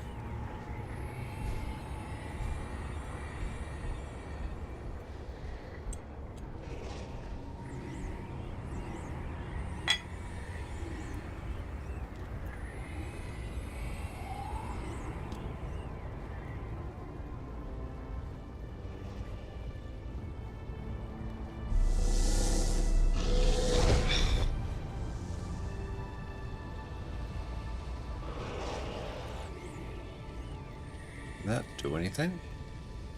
No. Oh, yeah. We have to get them over here. Yeah, that makes sense.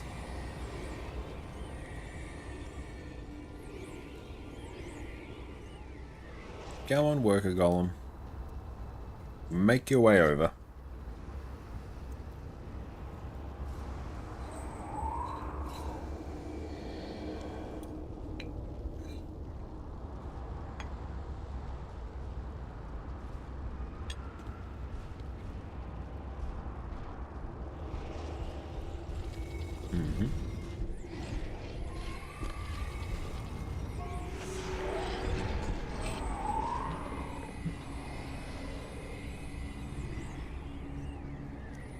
And boys, is this a free game? No, but it's a buy once, own forever kind of game.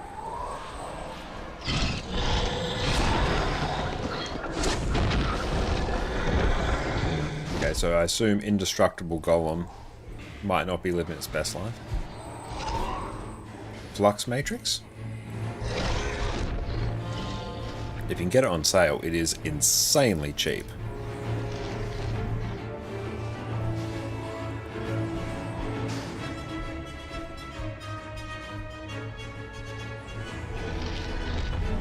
This is charged.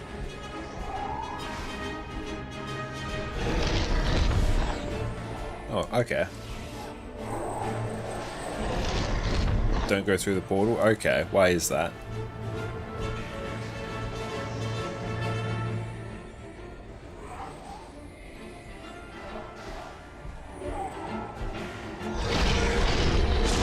Okay.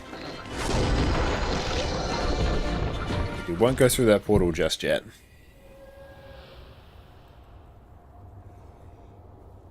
This dinner is amazing. Thank you, Jess.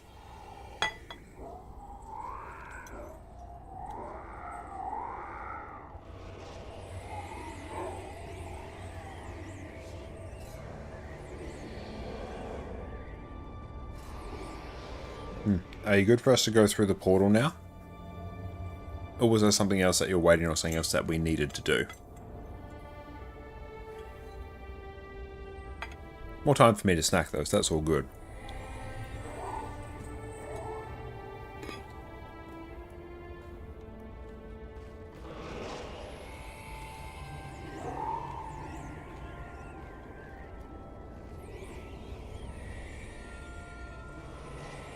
Lost communication with the server, that's weird.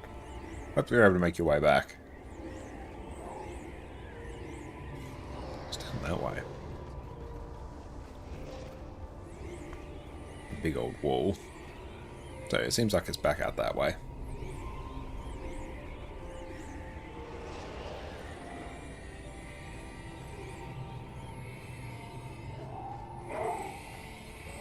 Oh, you lost it? Oh, that's annoying. That's all good, no need to apologise. We can go in and continue. That's right, internet issues happen. Nothing can be done about it. Avenge you. I got you, mate.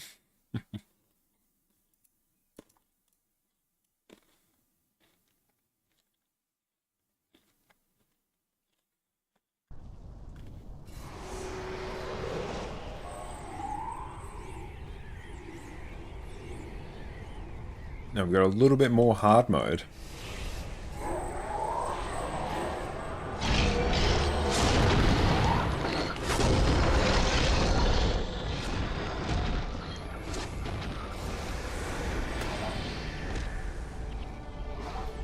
Big thing about spirit spams, we actually don't need to do that much.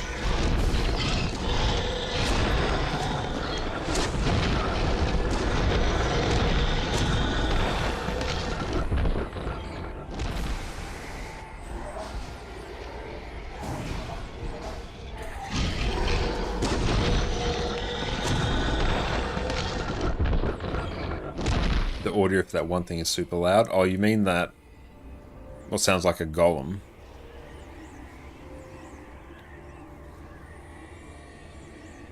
Because yeah, it is really loud.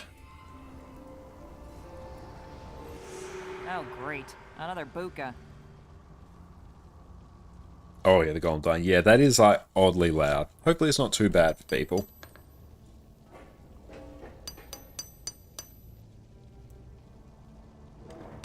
So, you've come crawling back, Blim. Did you bring that flux matrix I need?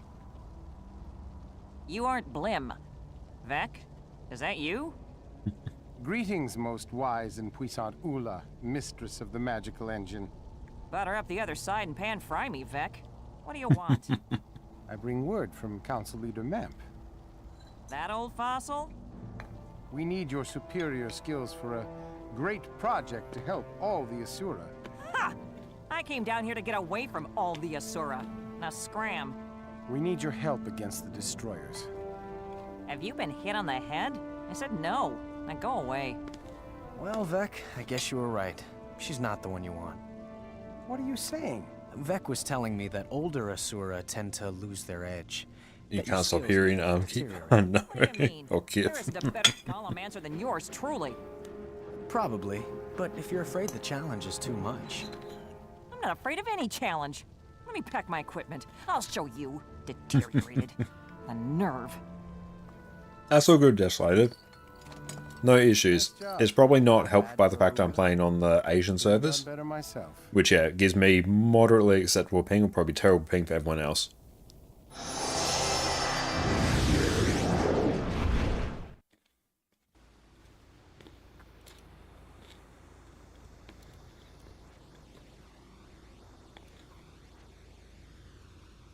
Oh, you're back, nice.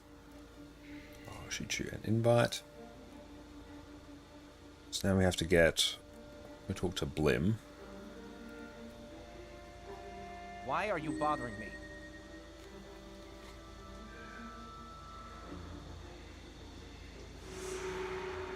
Okay, get Renek's help.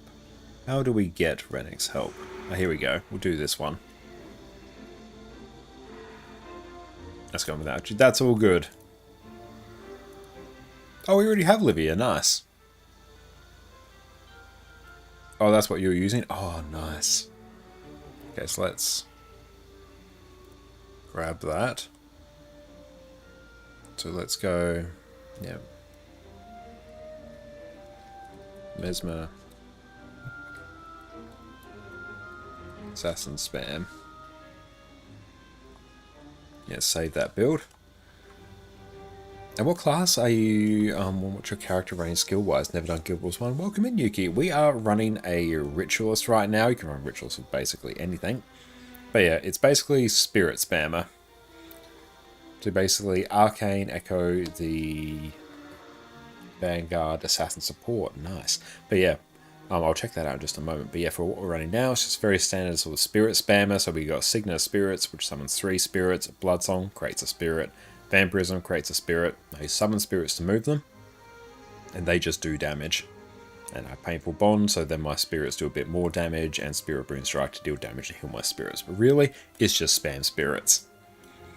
But yeah, so use Assassin's Promise and Arcane's Echo. So let's see. Arcane Echo.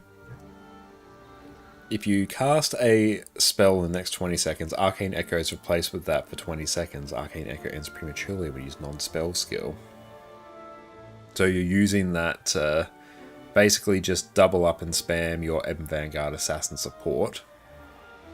You got some Mesmer skills there. And yeah, Assassin's Promise, so I like pair it with that as well. So I assume it's like Assassin's Promise, then Arcane Echo, Vanguard support, then Vanguard support again. Echo, the Vanguard has to support most of the time. Okay, so what other times would you not do that?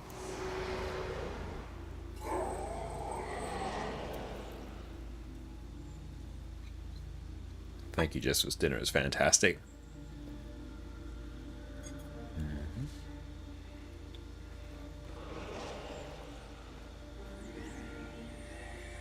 You need me?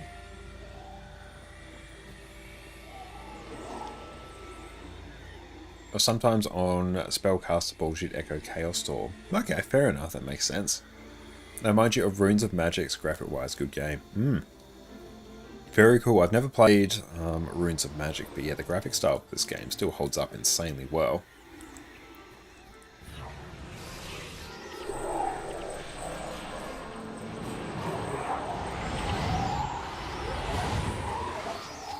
But really, we just summon our spirits and they just kind of kill everything. And we remove them with Summon Spirit. That took us quite a while to get.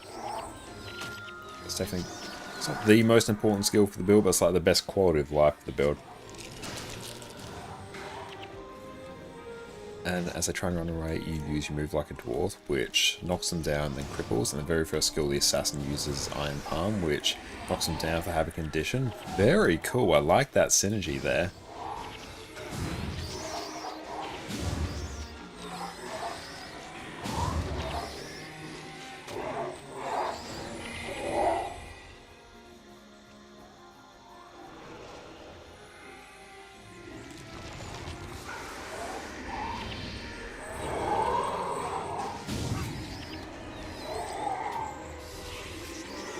Painful bond, so then whenever our spirits do damage, they'll like damage everything else around them.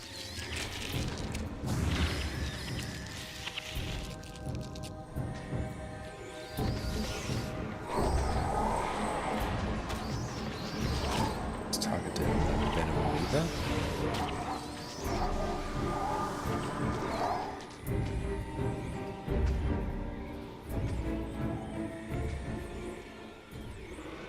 So we have to go to Alcasia Triangle. We may as well just kill all these here.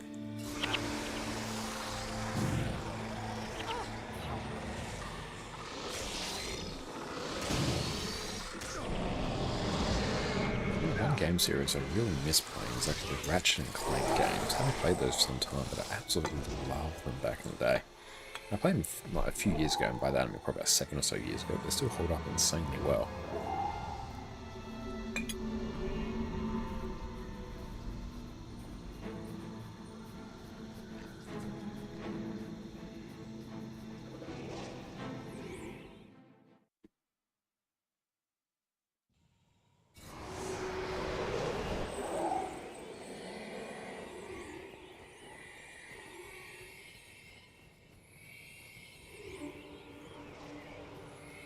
Oh, great. Another Buka.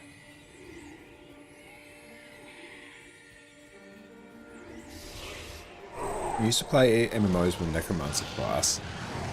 You thought it was Runes of Magic, but then you went back, it seemed different. Same kind of graphics. Okay, that's good to know. Yeah, I can imagine probably a lot of games around sort of the same time will have a somewhat reminiscent art style. I also very much enjoy playing Necros in games as well. Necro is one of my... I'd probably say overall I think it's actually kind of my second favourite class in Guild Wars 2 at the moment. I can try some Necromancer shenanigans in this game as well. That will be super fun.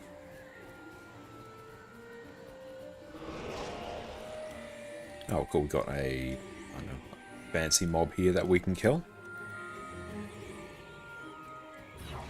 So you double knock them down inside a well, it's drain their energy by 4 every second. They're still dealing with the assassin slashing their face. Well, I could definitely see that working an absolute treat.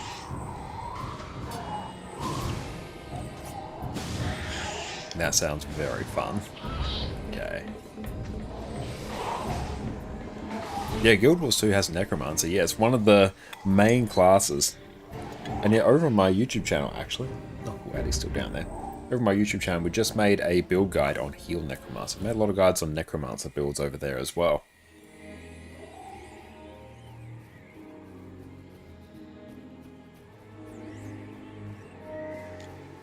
We've done Condi Scourge, Power Reaper, Condi Harbinger. No, that's been there since launch. That's one of the original classes.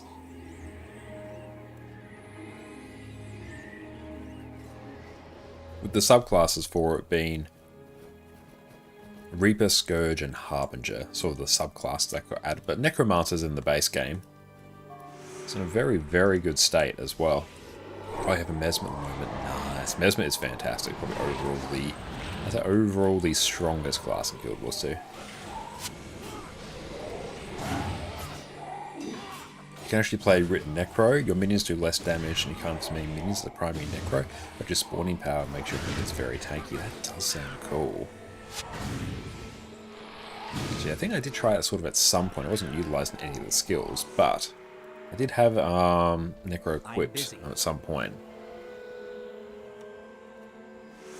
Oh, I can't wait to try out that bit as well, Desolated. We'll make sure we get like all the skills at some point.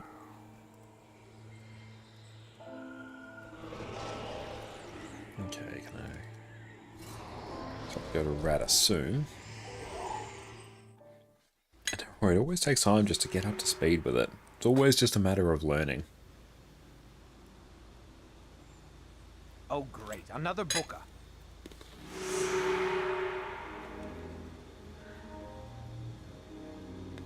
Why are you bothering me?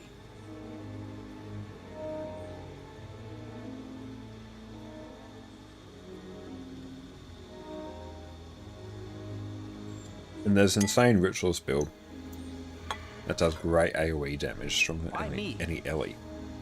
That sounds super interesting. If you have that, I would love to see it.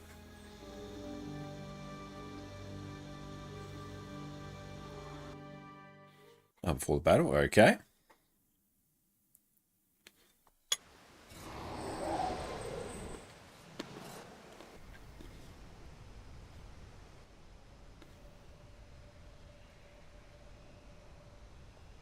Are you going to do ConnorConCarne? Be set up for power. I'm There's sorry no elite about spec you here and at Dad. 80 though. I Okay. learned a great deal from him that can help. That's good. You're free getting him. close to the point though we can start to unlock Have you ever heard of the Scepter? Chronomancer as well. And Chronomancer is actually like a pretty solid build. Calculations. I don't Power need Chronomancer is also great. I've got builds for Power Virtuoso, Power Boon Chronomancer, Heal Chronomancer as well on my YouTube channel as well. So I've got quite a few Mesmer builds there to don't know how to format crystal array. cover all your Mesmer needs. Trying to say that you run a greater risk putting Oh, the Celestial Gear is fantastic. Use that for the Twice the power this way. Condi build and you'll be solid in open world. Celestial Gear is amazing for condition damage builds. Don't lecture me. I was formatting crystals before you were born. Both of you, quiet! If you want to achieve anything, you have to stop squabbling. Dad, the destroyers! Now what? The destroyers! They're coming up from below, hordes of them! We're almost done with the golems, but we're not ready yet. We can go hold them off. Oh, the first two DLCs. Oh yeah, Heart of Thorns, Path of Fire. Oh, you're just underfoot here. Great choices. Insane value. Remember, parallel, not serial. Yes, so noted. How Oh, do you'll they find expect that out once me you're in to work Nightfall. You that don't have far access to instructions? DWG yet. Okay, cool. We'll do some Nightfall stuff at some point soon.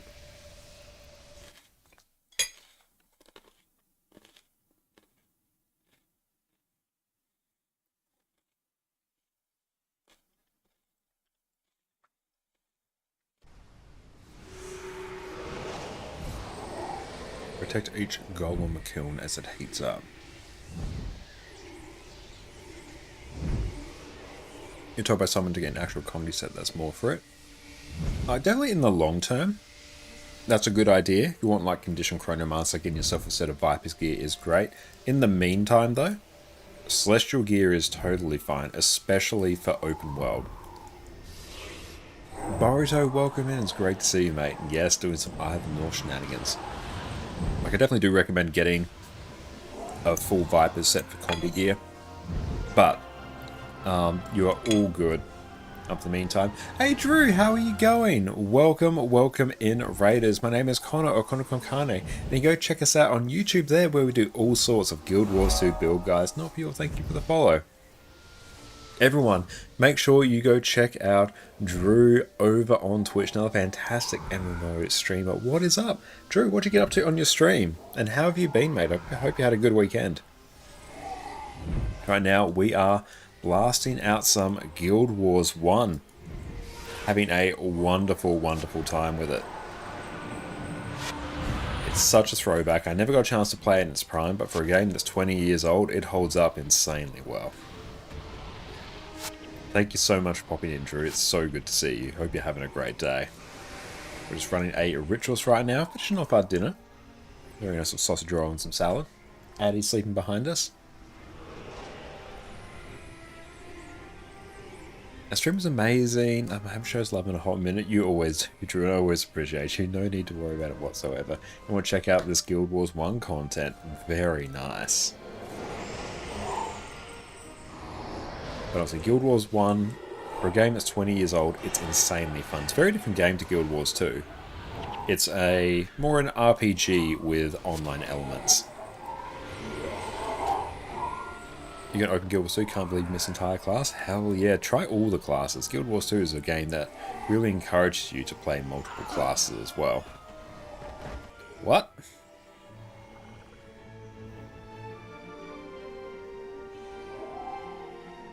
I have no idea what killed me there. I think maybe it was I too far away. Well, that's right, we were super close to start anyway. In we go. Oh, Guild Wars 1 is still up. Yeah, I think there's maybe like 1 or 2 devs still supporting it as well. Oh, you just finished Either North and then you tried to finish some side quests for AP in Guild Wars 2. Very, very nice. How is the AP farming in Guild Wars 2 going? Yep, no idea what killed us there, so... Or maybe... Did we not protect the kiln? Maybe? Protect each golem kiln as it heats up.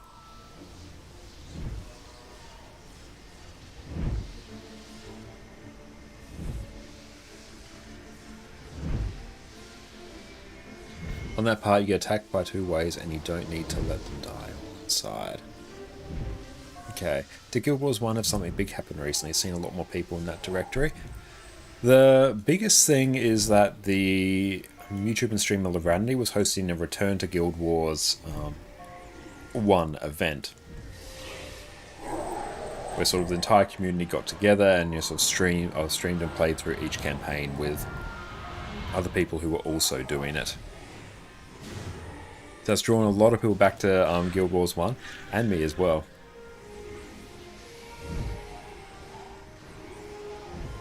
But that's the big thing, and I'm really glad to see it get a lot more love. It takes minimal effort for ANET to keep up Guild Wars 1 Black 1 Dev, also 20th anniversary. That as well, yeah. Lara's event was for the 20th anniversary. Play a bit of Guild Wars 2, it's a chill MMO. It is, it's an MMO that's fantastic if you just want to be a casual player. So I don't know, we'll just keep moving between them here. You still love Guild Wars 2, but never so much as even dipped your toes in Guild Wars 1. I recommend giving it a shot, and also because of how the game's sort of structured, you can get, like you can see I've got a party here. These are mercenaries, so basically other characters on my account that I can play with. But you can also do it with henchmen, so AI-controlled NPCs. You get heroes, which is, stronger AI-controlled companions and all that. So even though it's a game that's designed for you to play with people, it's 100% you can play through it effectively solo now. Which is a great way to just really keep the game going. And if you're able to catch it on sale, it's insanely cheap. Because with the anniversary sale, which is not active right now, it was $9, I think, for me, for the game and every bit of DLC. Absolutely bonkers. And it's got thousands of hours of content.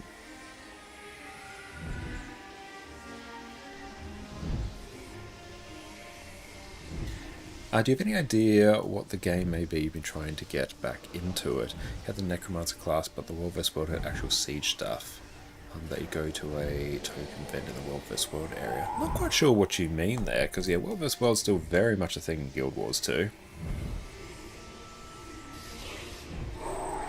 But yeah, it might be good just to maybe just dive back into World vs. World a bit, just sit with this commander tag, go follow that around, just sort of dip your toes back into it, because World vs. World's a different game mode in and of itself.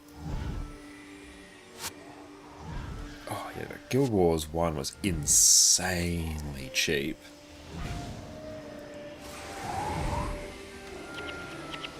Oh cool, I can actually just port my spirits around. You missed Necromancer Guild Wars 1 before they capped the minion limit. I did hear that they did that, and that would have been hilarious. And yeah, Guild Wars 1 is definitely, it's more of a difficult game than Guild Wars 2. You can buy siege equipments and it will be... Nice, that follows you and turns into a tread catapult ballista when you talk to him. I don't know what you're referring to, sorry. If anyone does know, feel free to chime in. But yeah, I don't do a lot of World vs. World myself. I usually just go in there whenever I need a gift of battle for a legendary.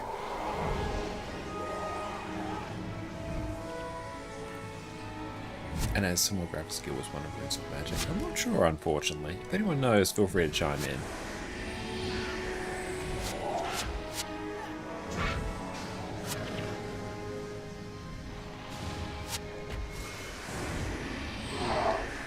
Can I move this down? Yeah, there we go. Long kiln temperature, so we just gotta keep just cycling through here. Okay, so I think I stayed far too much over one side. Mercenaries and heroes definitely do make things a lot easier, and you can be a bit of a cheeky sausage and do what we did. If you have the mercenary slots, if you get that sort of account upgrade, you can create a PvP character, instant level 20, add it as a mercenary, delete it, and just go make another one, and then another one, and another one, and you can get a full team of mercenaries, which does make your life much easier. Yeah, I'm not sure. Yeah, unfortunately I don't know, but yeah, hopefully you're able to find it. Good temperature is we'll learn how to deploy them.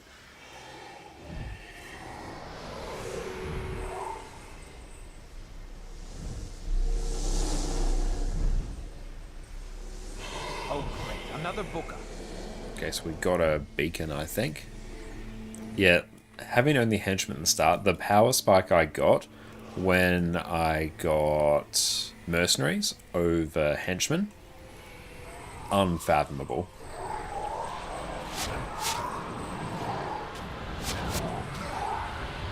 But it's really, really nice having access to mercenaries and heroes.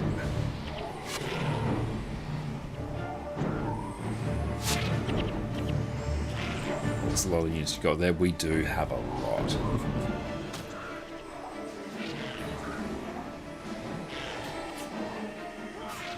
It's taking a hot minute to go down. Hang on, let's buff up our team. There we go. They can just take it down.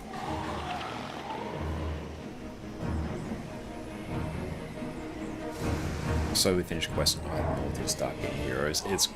It gives you access to a good amount of heroes as well. I find relatively quickly, which is super nice.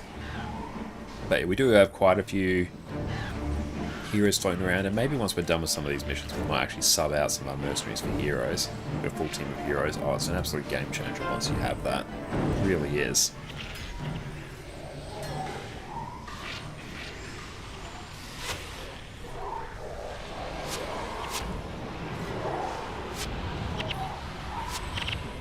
How much energy is that? Oh, 15 energy. Damn, that's a lot.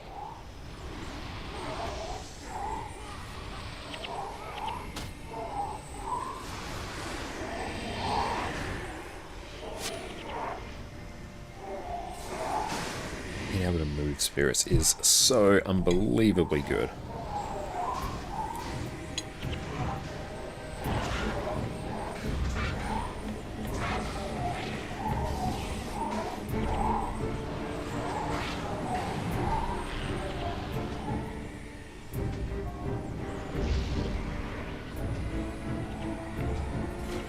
Oh, we can summon reinforcements. Nice. You need me? Can we summon more?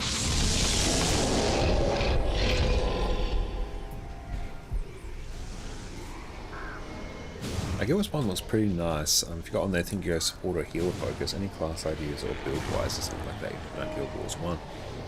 If any Guild Wars 1 sort of experts and GigaChats in chat, some good heal builds, that would be good. But I think something like Monk or Paragon would be a great class to start with. Necromancer as well. I've got a Necromancer healer here and also a Ritualist healer as well. So there's a lot of different options out there.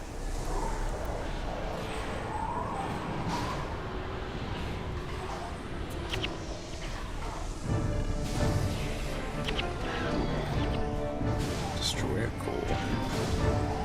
Yeah, let's go pick that up.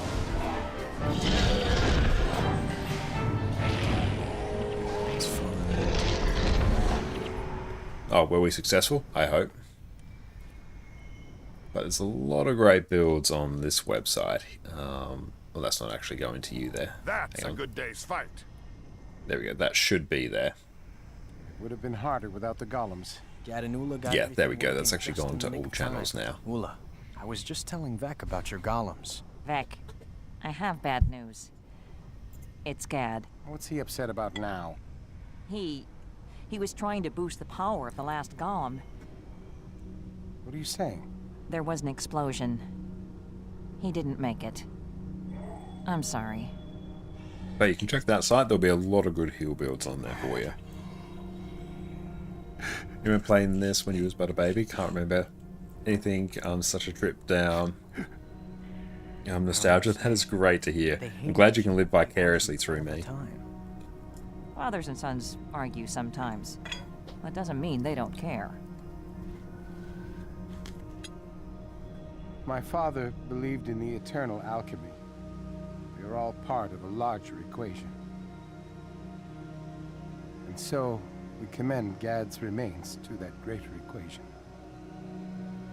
His ashes return to the universe, but his knowledge remains with us. Vec, we are all sorry. He died the way he lived, focused on his goal and consequences be damned. I tried to warn him. I know.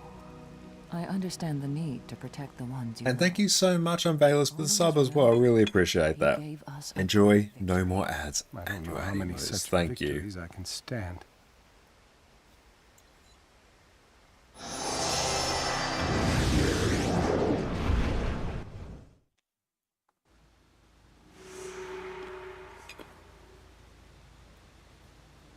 Hmm. 10k experience.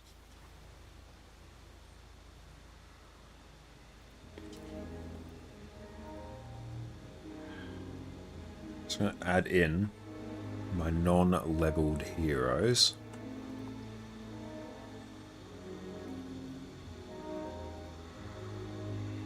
Why me? Okay. So we've got to do Northern Allies. Alright, so let's actually see. We'll do /wiki actually. /wiki Why me? Asuran scan. Why me?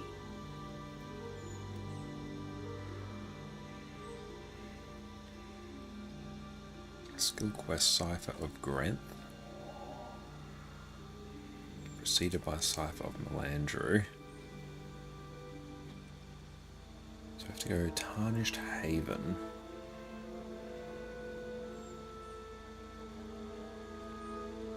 Go pick that up. Hero builds. Let's add in Mesmerway Temp. Do we have Tarnished Coast?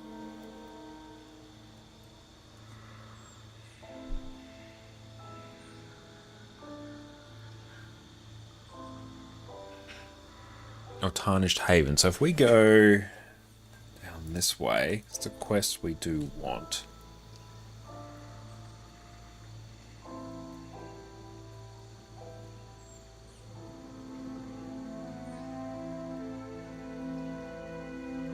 So where is the triangle?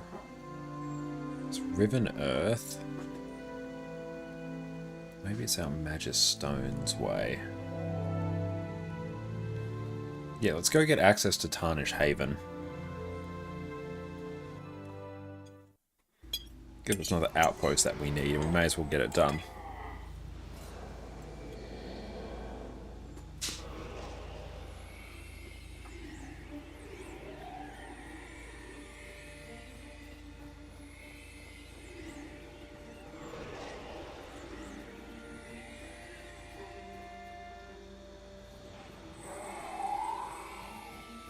And yeah, it's so nice that the wiki navigates the same. It's really, really good.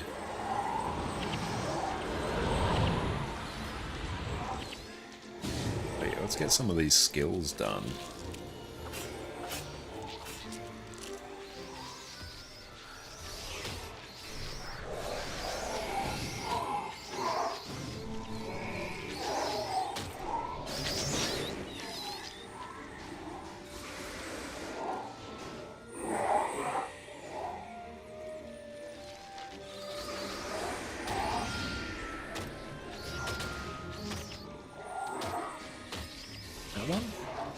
There we go. Big damage.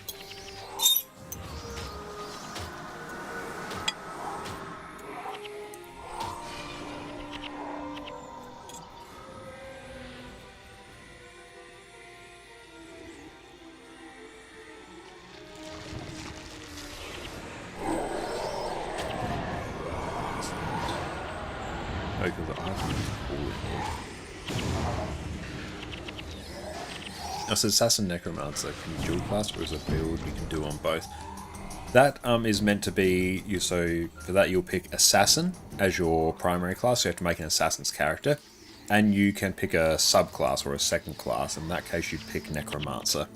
So it's an Assassin class that has Necromancer as its secondary.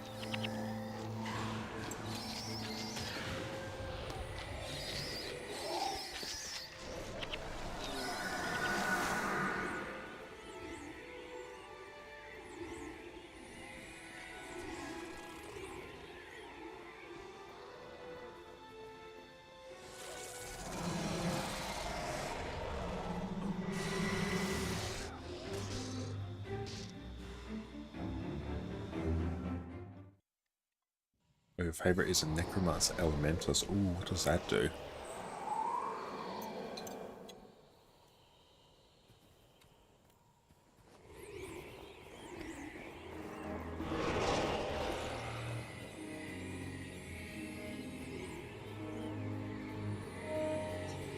Oh, great. Another buka.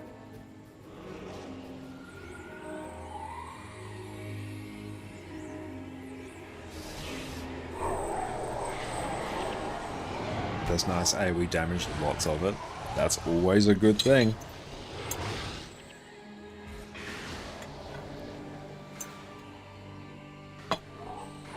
Let's try and find our way to Tarnished Haven, I think it is. And then we're going to take a break and we're going to hang a load of washing out. Not getting that much gold in the quest, but a good amount of experience. So we're leveling up our lesser leveled heroes, which is good.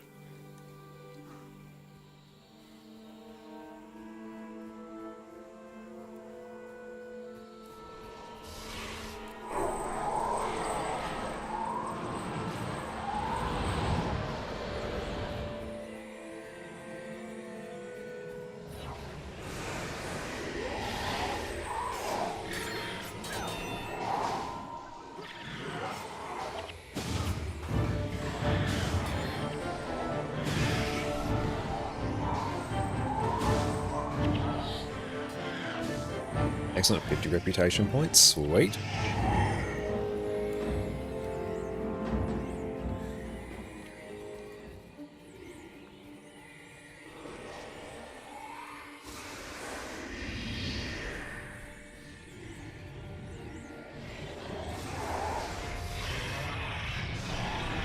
Look at that damage, it's good. Good times.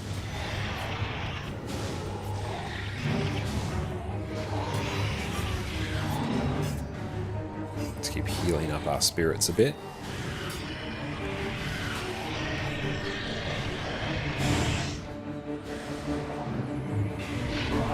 Maybe I ought to head down. Could be that way. Might be down this way or out this way here. I'm seeing lots of people here though, so I know this might be helpful.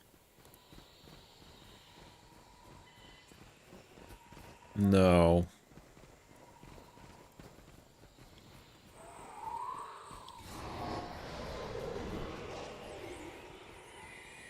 Why are you bothering me? All these NPCs are talking. Let's see what they're doing.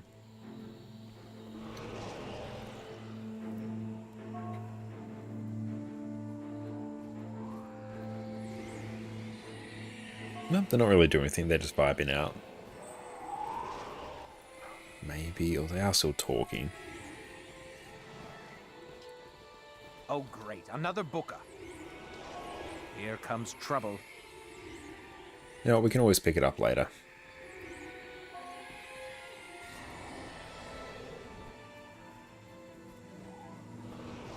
We'll see if it gives us a quest prompt or something. So how do I get to Tarnished Haven? Afaru, what's up, mate? It's great to see you. Hope you're having a great day. Okay, so we have to go more out this way. We're back with some more Guild Wars 1. We're blasting out Eye of the North shenanigans. Life is good. Yeah, out this way by the looks.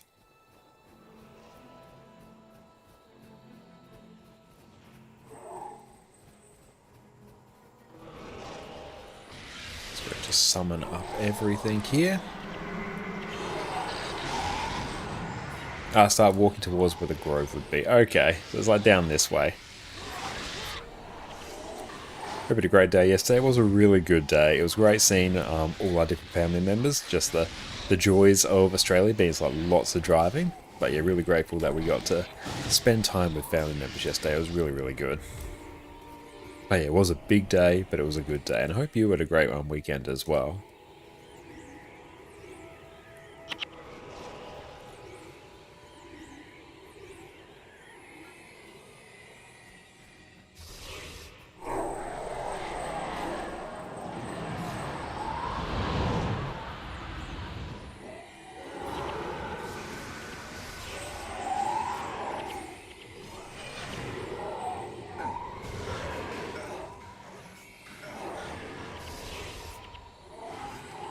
And heal up some of our spirits a bit there.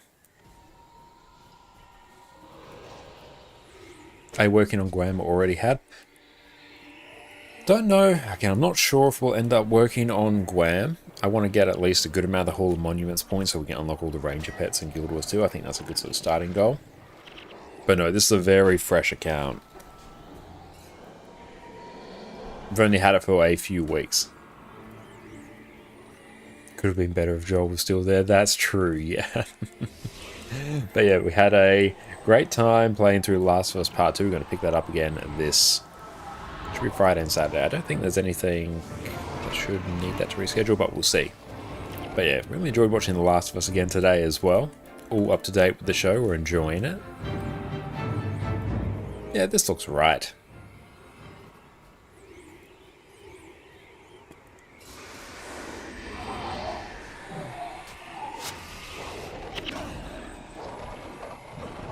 Raylag, thank you for the follow. Really appreciate that.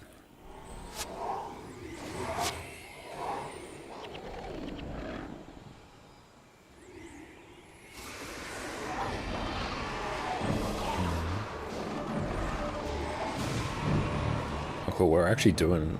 I was going to say we're doing a lot of damage, but no, that's far. We're still doing a pretty good amount.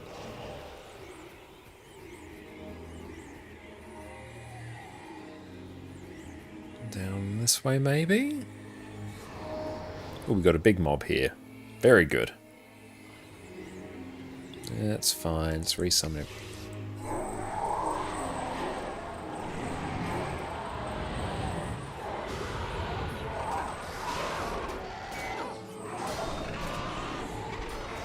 We've got 50 rep there.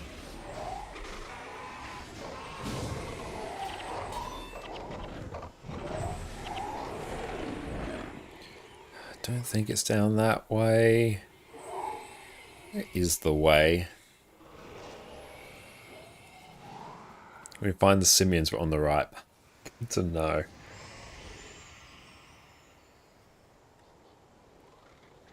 Ah! Can we zoom in a bit more? No? Yeah, I feel like we've gone in the wrong direction.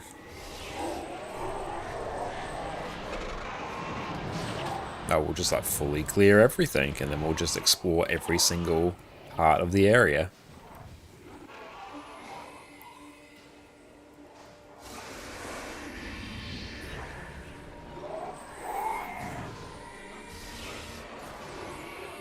Oh, look at that damage. It's good. Look at it. Oh, don't know why that stuttered. It really didn't like us looking through that tree.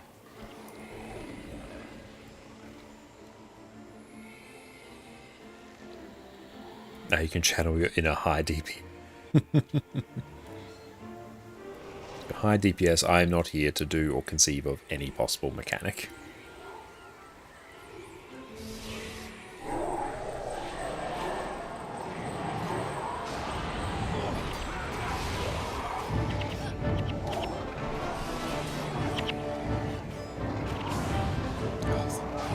Music's just perfect. I wonder how much gold I've left just by not picking up those coins because I've been really lazy. Oh, Tarnish Haven, nice.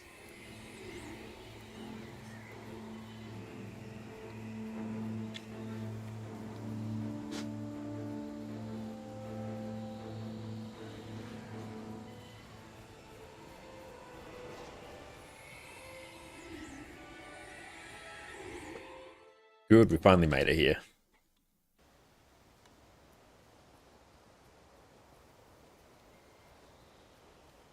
Okay, now just see who gives the quests. It's given by Kirsch. There's Kirsch. Where's my mouse? There it is.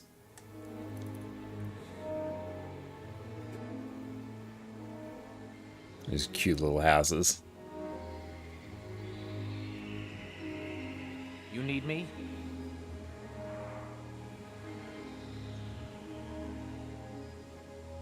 Smooth criminal, nice. So Cipher of Melandrew, let's track that.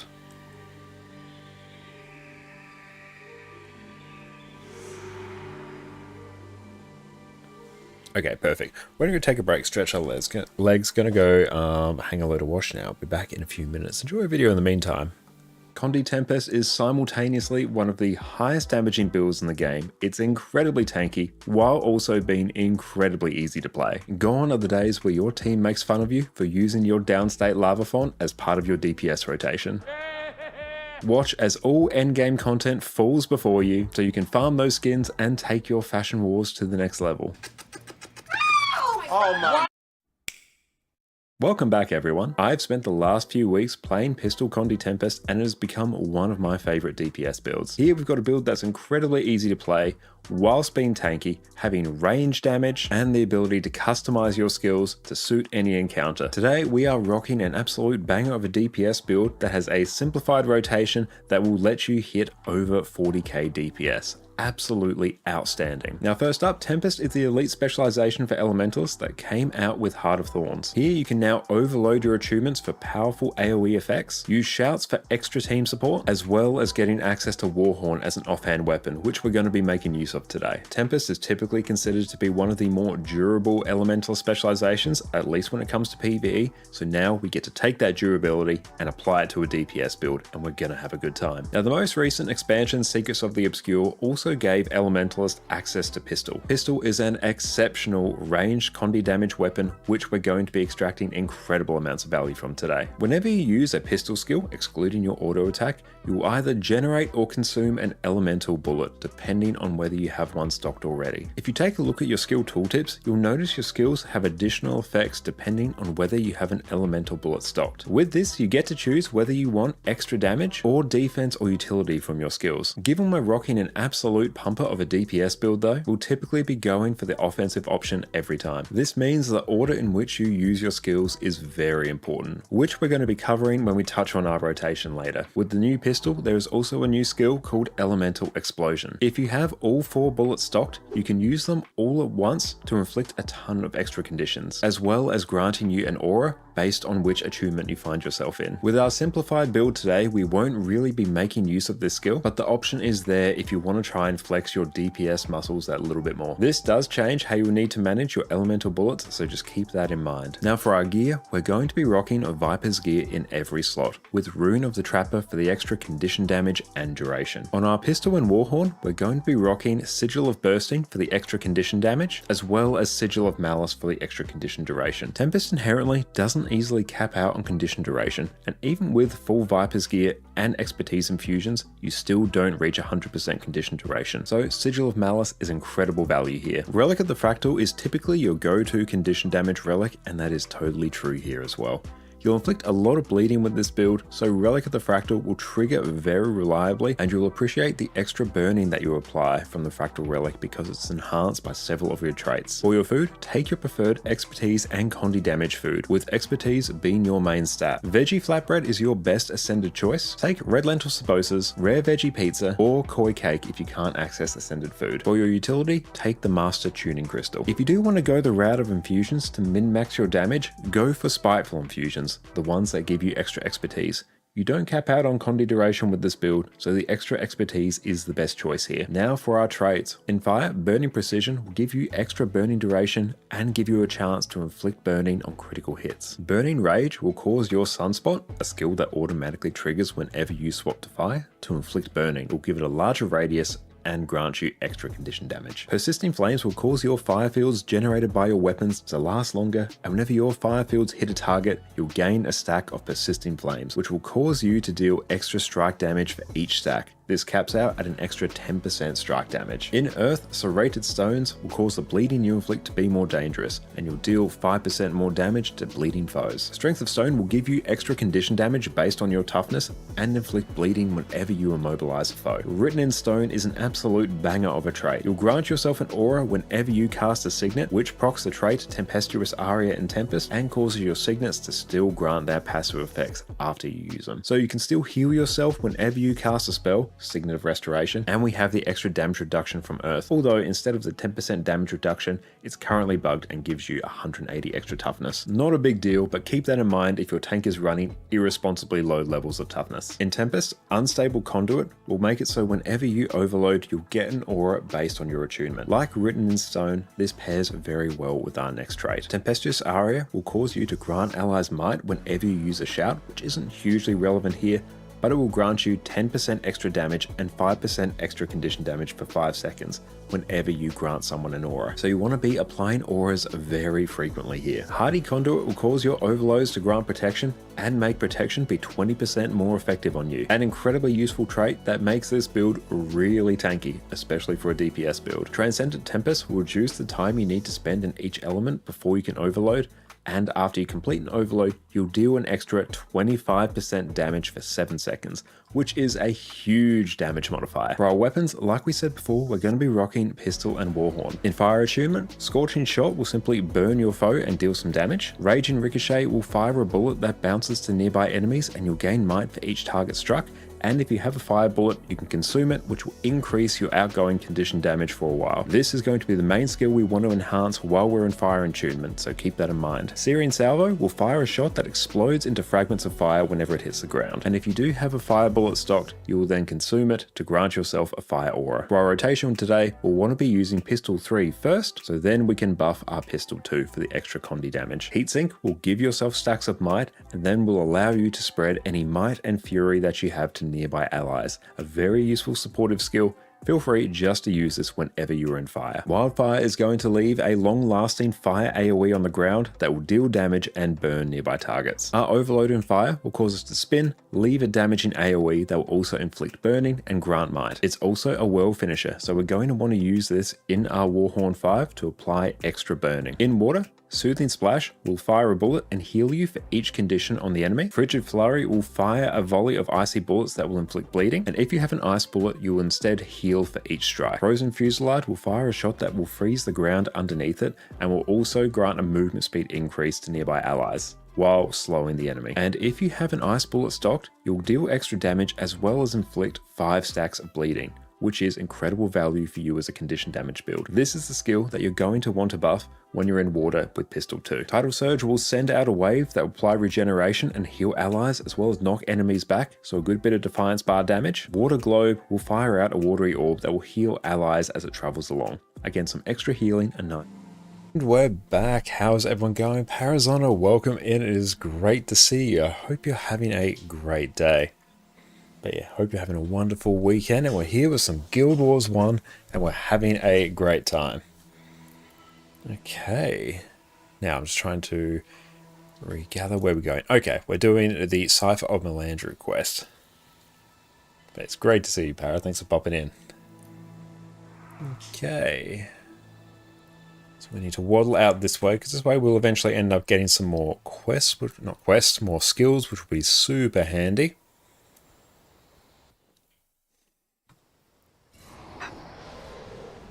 And yeah, I'm looking forward to partaking in Tyria Pride this year as well. Are you doing good? Just made some super late breakfast. Oh, hell yeah, what's on the menu? The joys of the Australian time zone. It's very much dinner time for us. But yeah, what are you having today? Today for breakfast we had fried eggs on toast with some red Leicestershire cheese. Once I unlock hard mode either north, I can carry you for all the dungeons. Yes.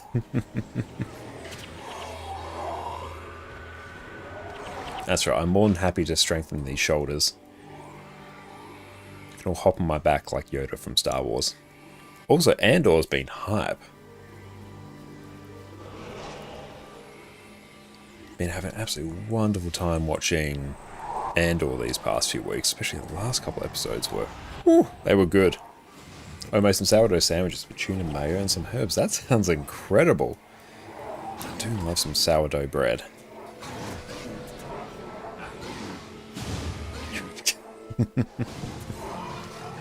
That's alright, just hop on these broad shoulders, I've got you. Oh, Andor's so good.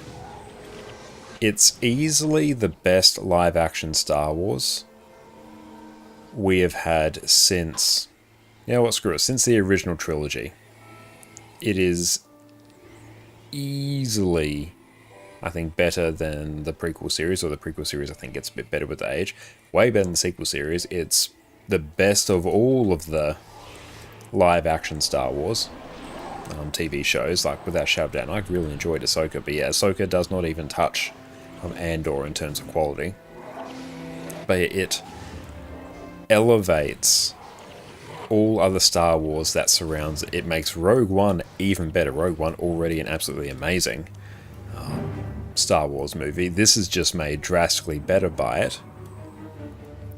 It makes the original trilogy more impactful. It makes all the politics and machinations behind the prequel trilogy even better.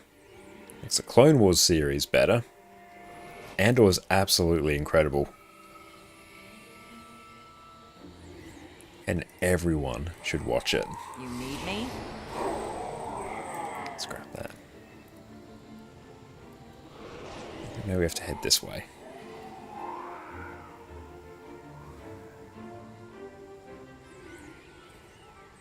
Use the force. Oh, what was this mini-map? You and Lillian have been playing Guild Wars 1 for the first time. We just finished all of the Ascalon post-Serene 40 hours in. Wow.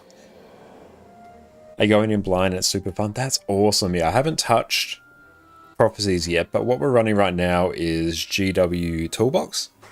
So as part of that, I've basically overwritten my mini-map with their version here.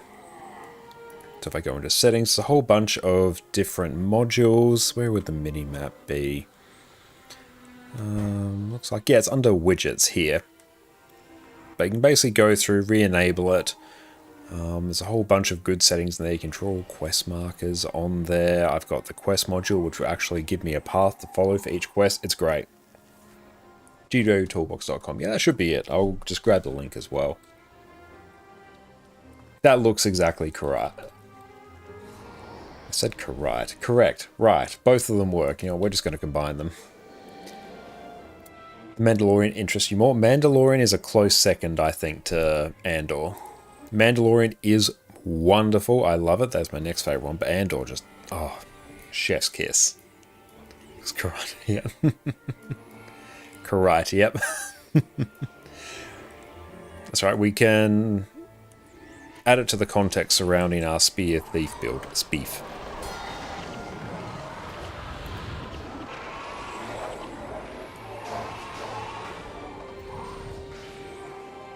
Oh, I'm getting super close to the target. Nice. Okay. Which way? This way? Oh, it's filling up. Speef, that sounds correct. Exactly.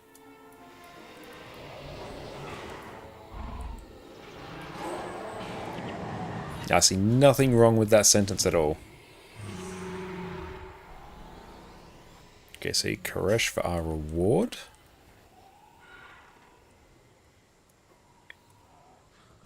Fence. I can skip that, skip that. Oh, I guess I gotta just port back there.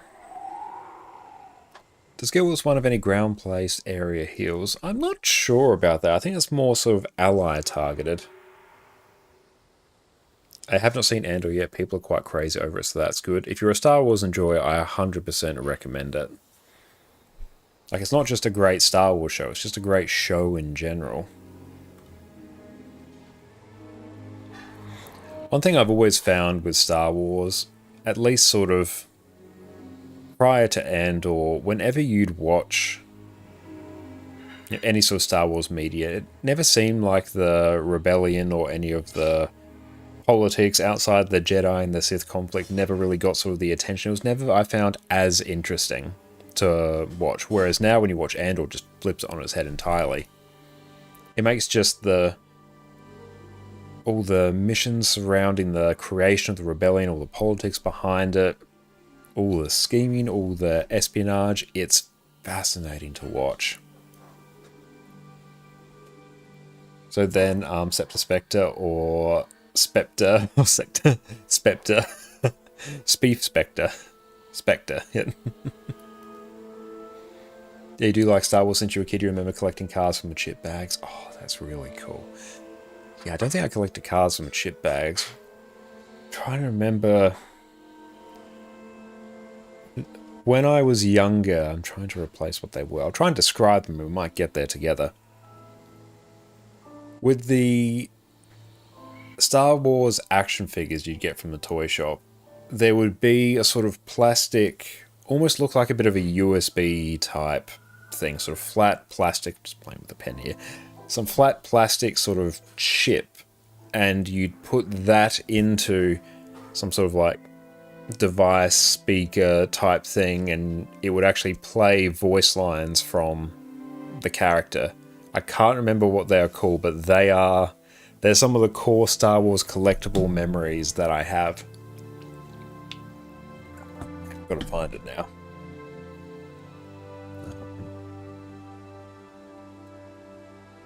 Star Wars action figure voice chips?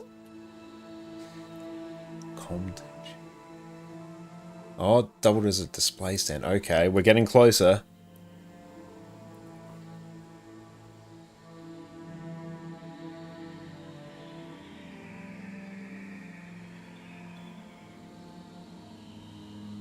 Fascinating that it reflects IRL with its banana republics. It does, yeah. Yep, this was it. This was it. Okay. So it's Comtex. Yeah, these were the things. Yeah, you'd get the... I'll put this just sort of front and center so then everyone can see it. Yeah, there we go. That's it right there. So you get the action figure, it would stand on this chip, and yeah, it'd be near the speaker and it would play the... it would play the voice tracks from it. So it uses RFID. The reader broadcasts signal through the antenna. The RFID antenna receives signal.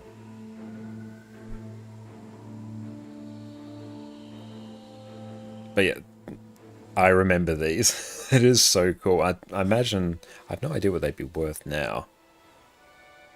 That was all around the prequel trilogy. It's a prototype amiibo. Yes, it's a prototype amiibo. These were like amiibos before amiibos existed. Yeah, let me dump that in chat. You can check that out. But yeah, that's my core sort of Star Wars collectible memories as a kid. I wish you still had it, but you had a toothbrush as a kid that would play the Imperium theme song when you brush promptly. Oh, that's... Every toothbrush should do that. Like, that's awesome.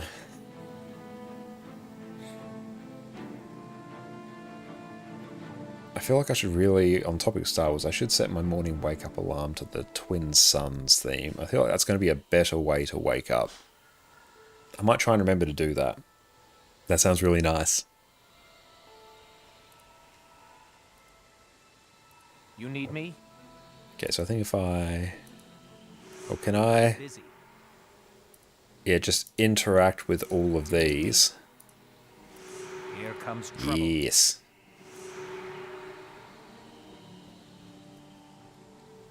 So we have to go to Magus Stones. I always had one that played Pumped by the Black Eyed Peas. That's amazing. It's a great way to get kids to brush their teeth.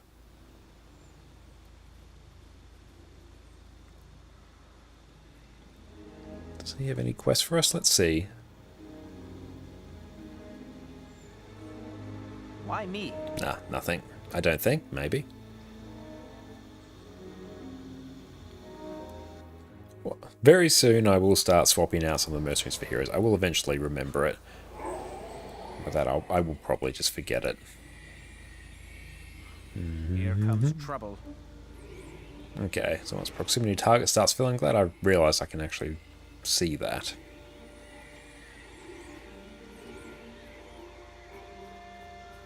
Coolest lab, little workshop of horrors. I don't think it's that way. Oh, zone back in and out. Okay, why is that? Oh, Technobabble. I recognize that name. They are more than happy for what anyone deems to be appropriate backseating. Okay, so they're random and some are close. Alright. Oh, yeah, there we go. I see. So prob's got to go out this way. Yep, out this way. Good shout.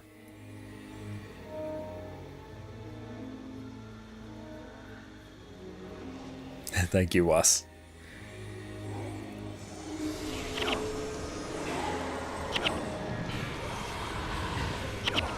We've had all our skills interrupted. We are very sad. I think I literally had every spirit skill except Blood Song interrupted.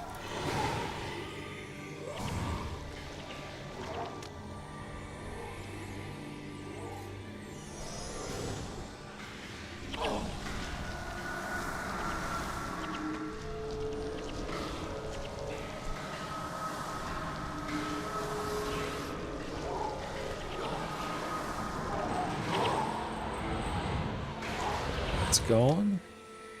I feel like it's probably... Is it going to be up here? No, it's going to be down here. Maybe. No, out this way.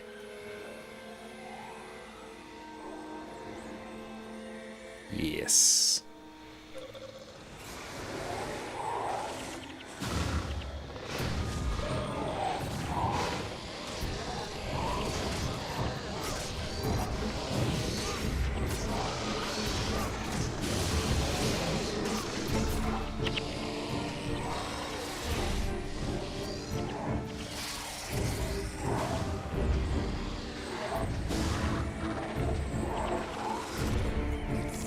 So I guess it's down here. Maybe?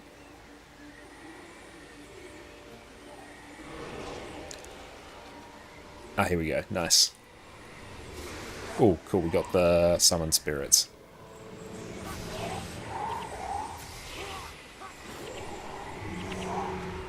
Grab that. Okay.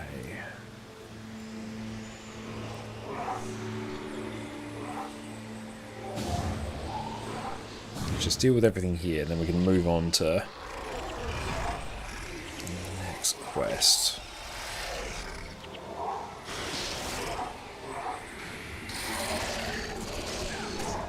Oh, it's in Verdant Cascades. Oh, Guild Wars 2 weeklies done. Very nice. Verdant Cascades.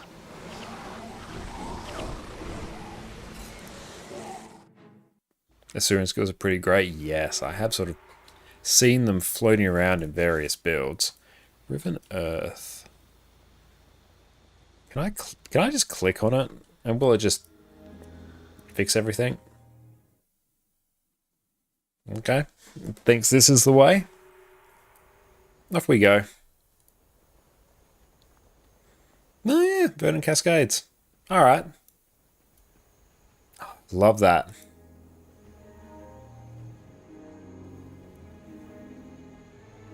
Don't even know how to do the Great Destroyer without Pain Inverter. I guess I'll be finding out whether I can or not. Okay, so it should be in this area, so let's go back in and out.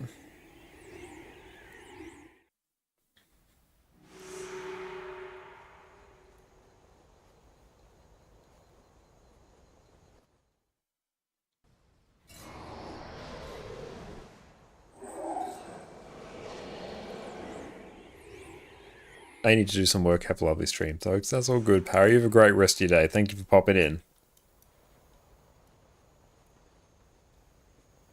Now, let's see if this gives us a better prompt. No, you know, I'm just gonna head this way. We'll figure it out. Where's my mouse? I need that to be bigger. I'm busy. There we go. How many Asura title shenanigans do we have?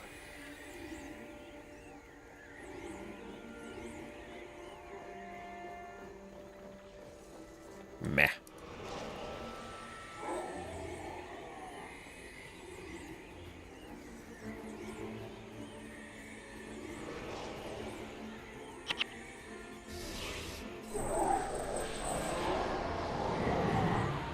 Oh, welcome inside. I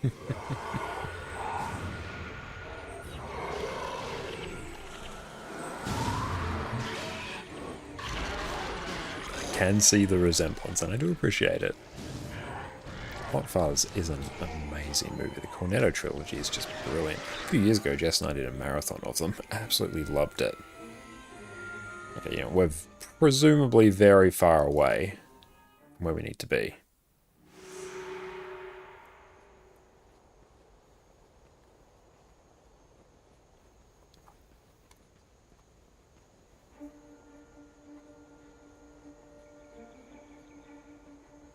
If we get one that's at least got a little bit of progress on it, then it'll be really good. There we go, we got a bit. You need me? So now we can actually keep an eye. Yep, so it seems to think this way is good.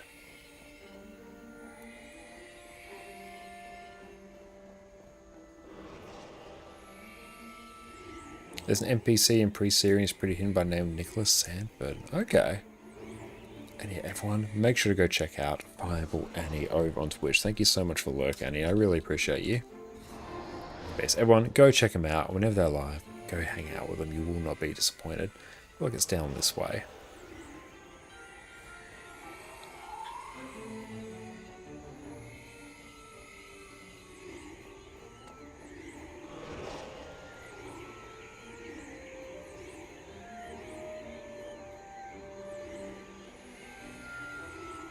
Cool, it's filling up.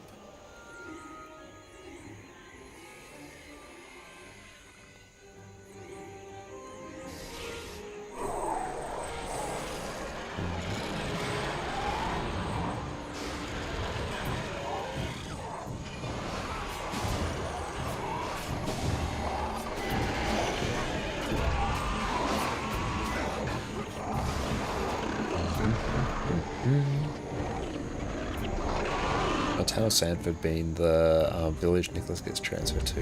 That's really, really cool. No, yeah, I do recognize the name now. That's awesome. When we go and play Prophecies, we'll have to keep an eye out for that. Well, I think we can probably just make a beeline for a straight line here.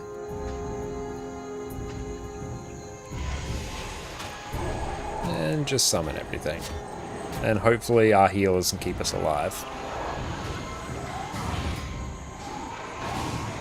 What's everyone's favourite of the Cornetto trilogies? We've got Shaun of the Dead, Hot Fuzz, and The World's End. What's everyone's favourite of the three?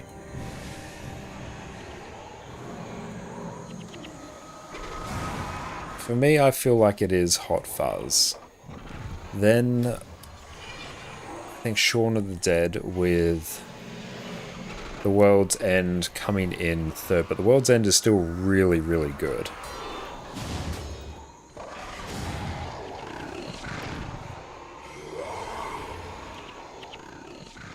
But yeah, I think Hot Fuzz is the best of them.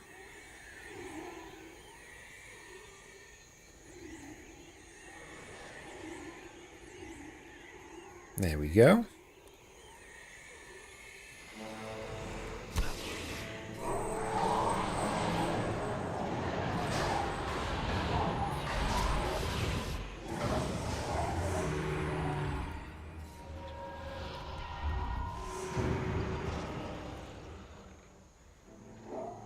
So this one is in Riven Earth. Oh, you like classics like Dawn of the Dead? I still haven't seen the original Dawn of the Dead.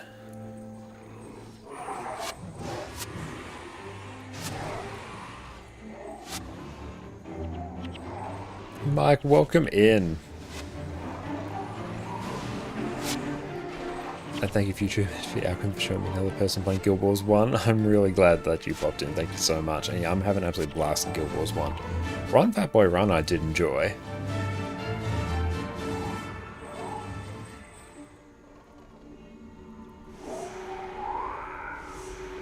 So I gotta go to Riven Earth. So how do I get there?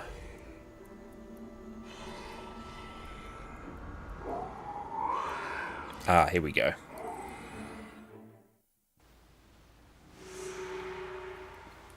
The 1978, yeah, that's a huge throwback. Yeah, I really did enjoy Run, Fat Boy Run as well. I still put that below the Cornetto trilogy, I think, on my end. Or maybe in a similar standing to The World's End.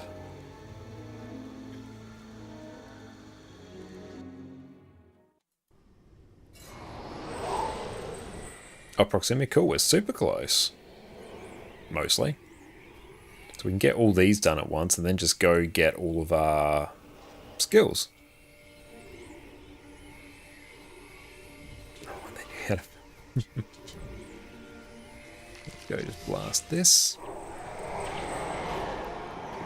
And they're probably going to get a bit bopped by the tree there, so let's move them. Oh, hi Addy, what's up? You're back.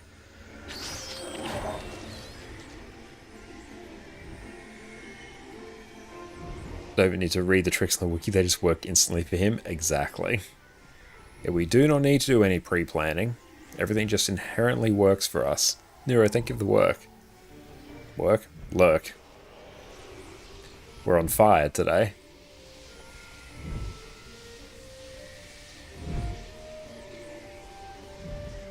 Maybe out this way? Here we go.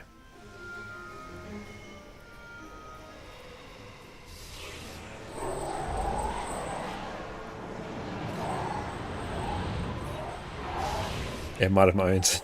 Yeah, honestly, it's the lack of sleep. Sleeping patterns have been all over the place. Definitely do have to go to bed early tonight. We've got a busy day lined up tomorrow. Sparkfly Swamp.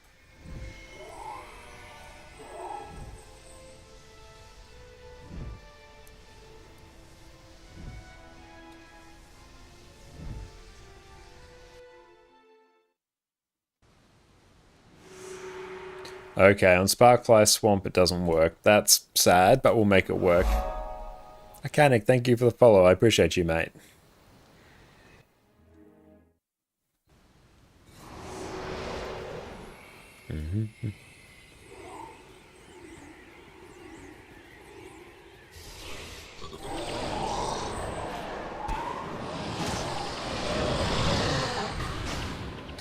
It's nice being in Magumas, giving us massive Caledon Forest vibes. Don't you have a closer outpost? No, I don't think so. I clicked on it and it didn't indicate that we did.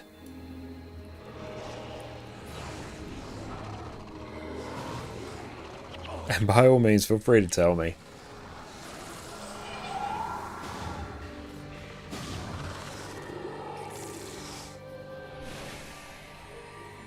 Gads and Catmas on the other side of the coast, is it? Ah, oh, hang on. Yeah. It's buffer, that makes sense, it's on the other one. Gotcha. Not putting our thinking cap on today. Because I do have to remember that this actually does have the same map as Guild Wars 2, mostly.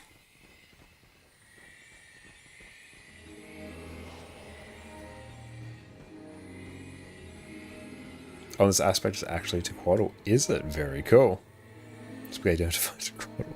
I would enjoy a good Tequaddle fight, actually. No, that's... Can't go down there.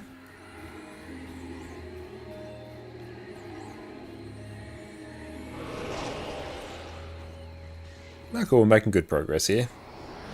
And Lachlan going for Guam. Still tossing up. Current plans are probably to get to the point where I get all the ranger pets in Guild Wars 2. But maybe by that point you might go for Guam. I'm not sure though, so don't hold me to that. We might go for Gwen, we might not. It might depend on how long it's going to take.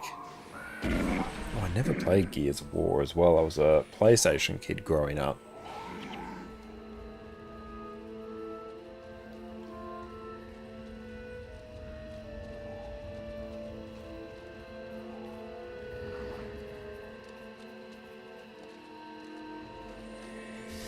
You got all the Guild Wars 2 rewards and you're nowhere near Guam. We might have to settle for all the Guild Wars 2 rewards. Going for Guam's a much bigger time sink. I figured that was the case. I've looked into Guam before, just enough to get sort of a rough gauge on the time commitment that we'd have, and it's a lot.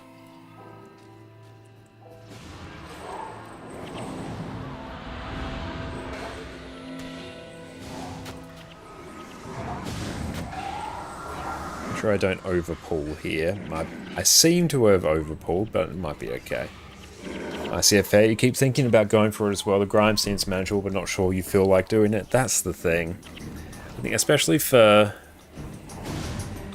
It depends how invested you are in Guild Wars 2 as well. To get the Guam title in Guild Wars 2, do you actually need Guam in Guild Wars 1? Or is this some sort of like different threshold or something?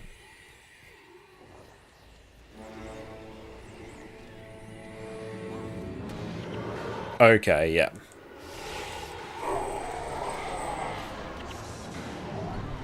No, Guam translates to Graham. Okay, yeah, we're probably not getting that. Just vanquish a single area and you understand how long it takes. Yeah, I can imagine.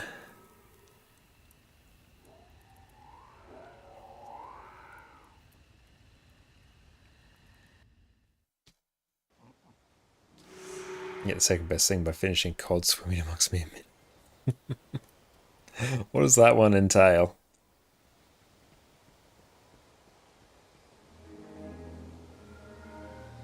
Why are you bothering me? Mental block. I'm busy.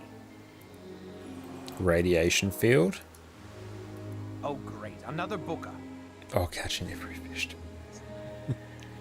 Asuran scan, we got that now for the build that we can't use. Oh, bad news, Afaro, I picked up the wrong bow for the Rit Ranger build that you sent us. So we're quite sad about that. Removes 5% death penalty. Damn.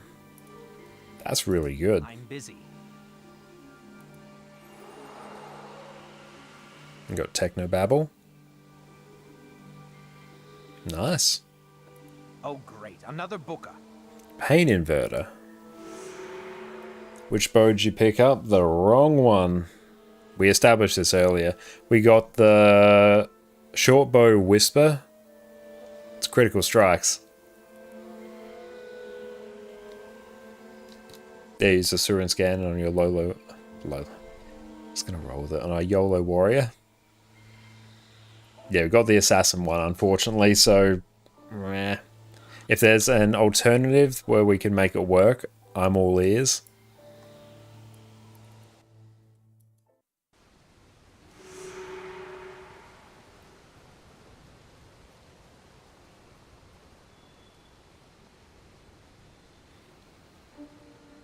A few too many things here.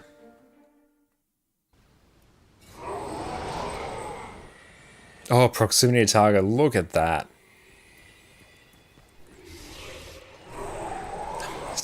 NPCs.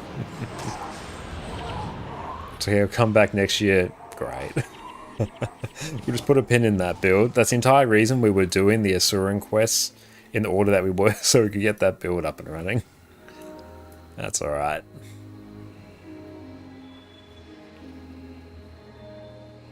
I'm sure there'll be another use for it. I feel like I recognize this area from Caledon Forest.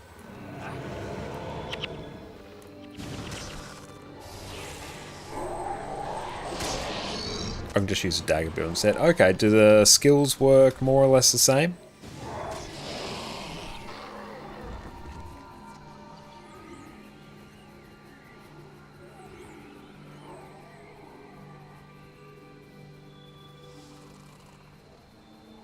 All paths lead to dagger spam. I have heard about dagger spam.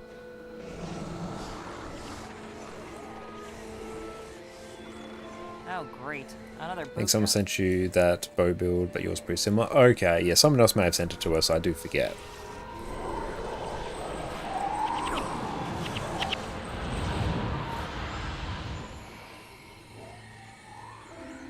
Dag spam is fun and effective. That is the perfect combo.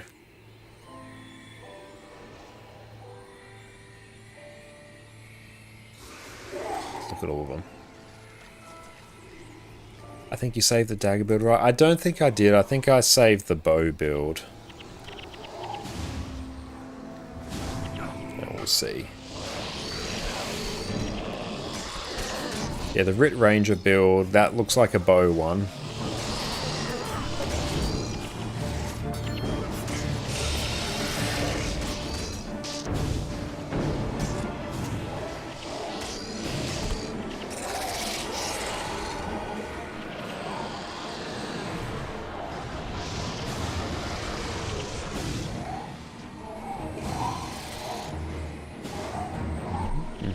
How many hero points, skill points do we have? 81. Nice.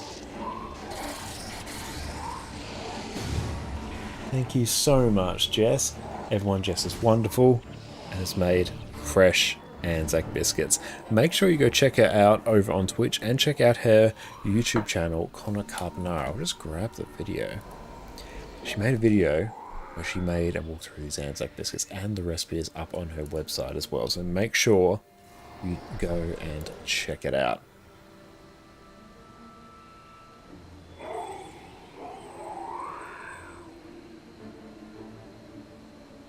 Oh, you haven't saved? Okay, hang on.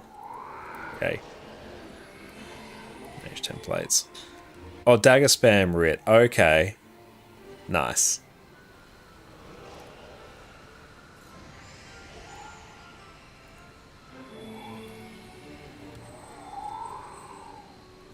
Let's go check out her YouTube video there as well. These biscuits will be amazing.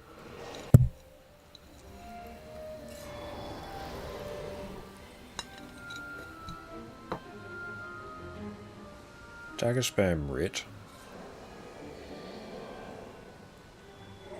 You must almost have everything.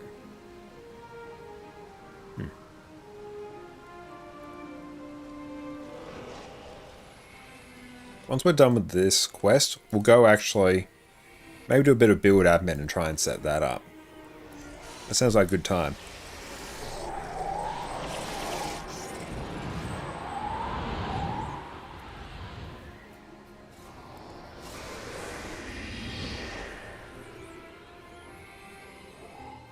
Oh, there's one-handed while I snack.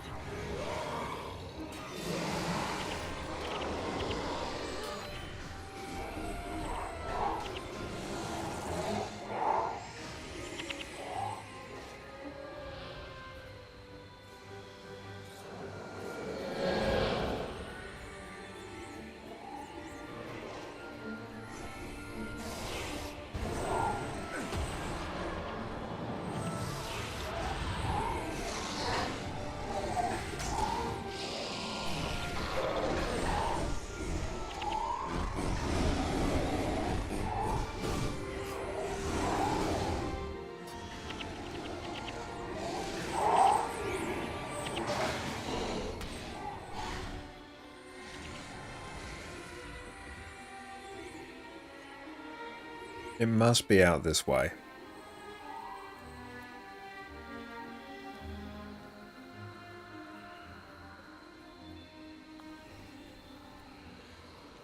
No why this one took us so long to get. We started so close to it.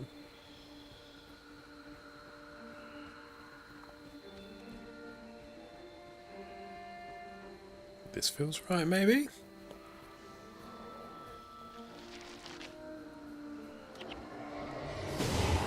No, I suspect it's not.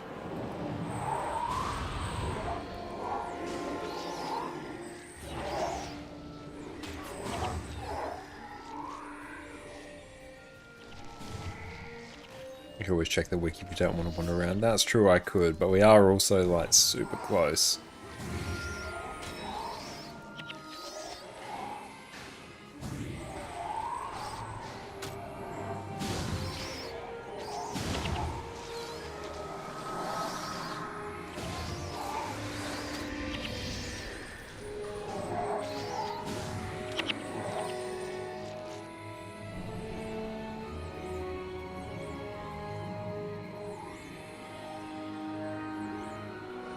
It's probably out here. Or down here somehow.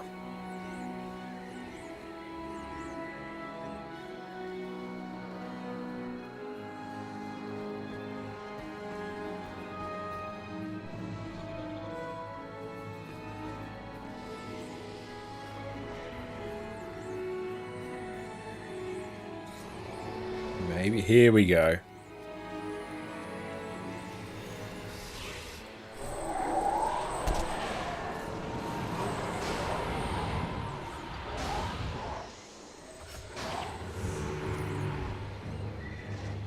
Come here. Easy first try. Perfect.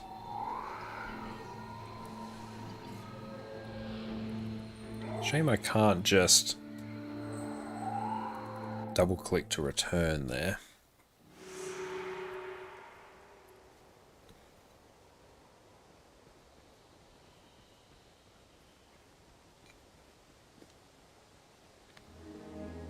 Why are you bothering me?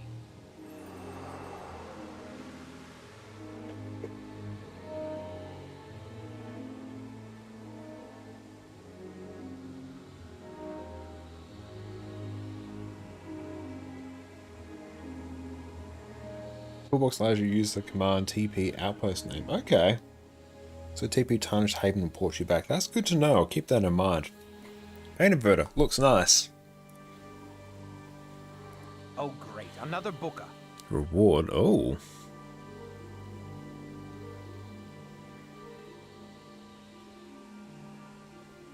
Air superiority. TP guard goes to Gaz encampment. Okay. Yeah, if only I knew the name of the outpost. True.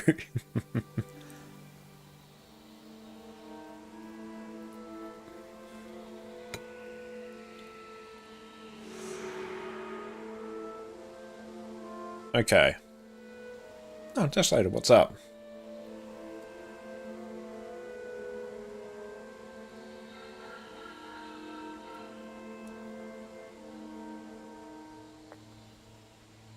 Okay, Writ Dagger Spam. Let's see.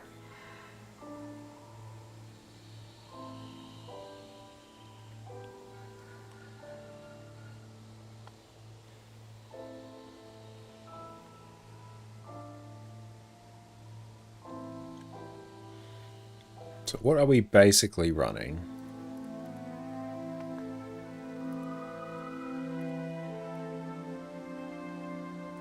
Well, we've got nothing there. That's rough. Okay, let's go Sindri's Corner.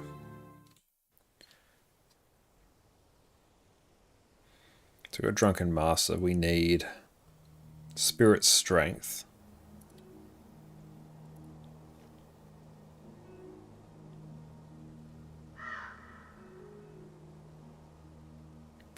Gross.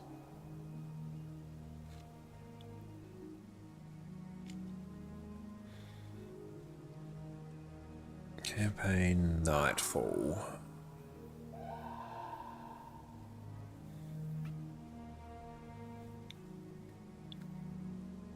Between Text War and Griff's War. Okay, so let's try and get this going. Where is Skill Person? Here we go.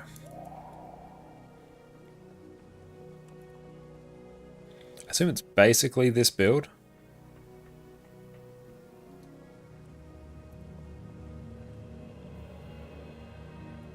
Yeah, that looks right.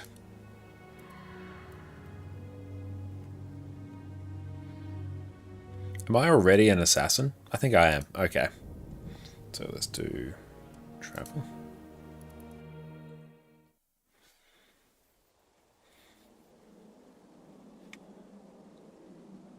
So we need Jagged Strike, Box Fangs, Death Blossom. Oh, nice. Alright. Do you still have some flames to unlock skills? I do, yeah, so I guess I could do that. I do need to remember how that actually works first.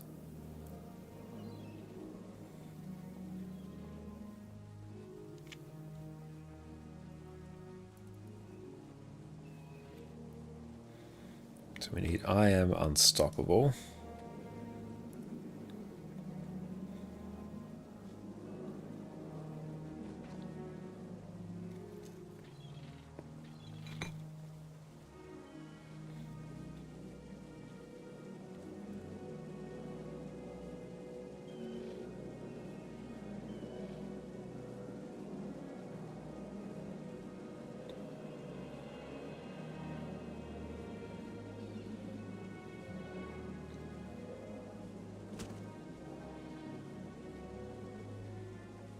So we have that.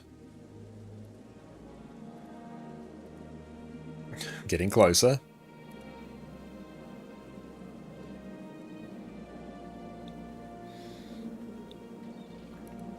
So manage templates. You go here.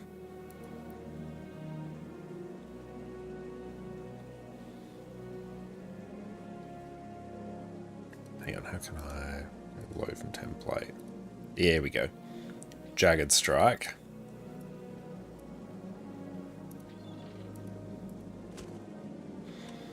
I need a vital weapon.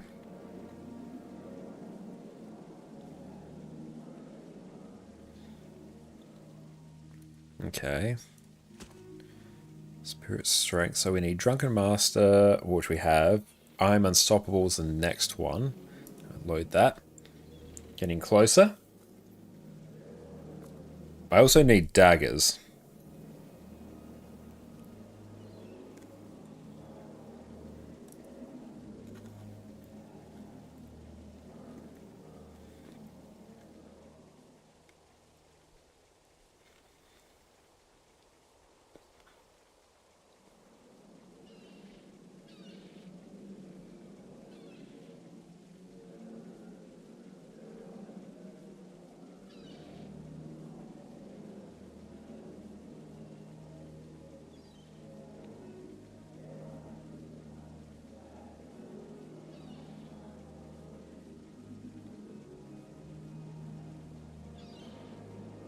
Okay, Zealous Daggers of Fortitude.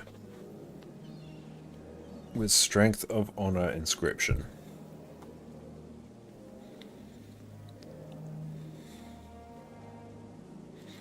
Okay, it's been a really long time since I've looked at my gear.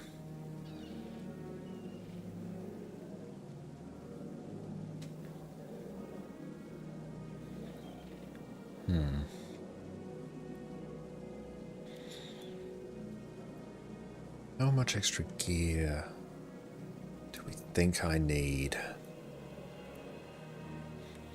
Let's maybe focus on weapons first.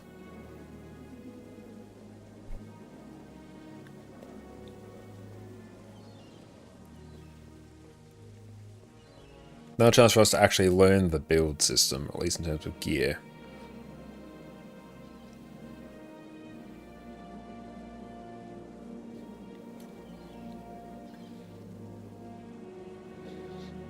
Individuals want to have a revival? 20th anniversary.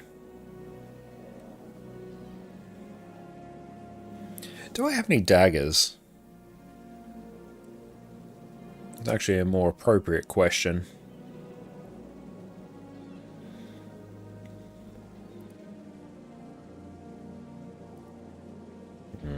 No.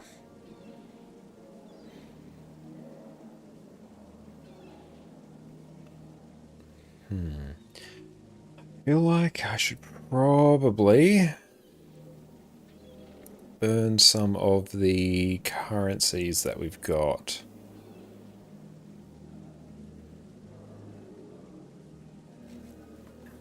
I want you to see a first slot of storage too. Oh, Plagueborn daggers. Okay. Yes. That is true. I did not know what they look like. Just seeing if I got any others.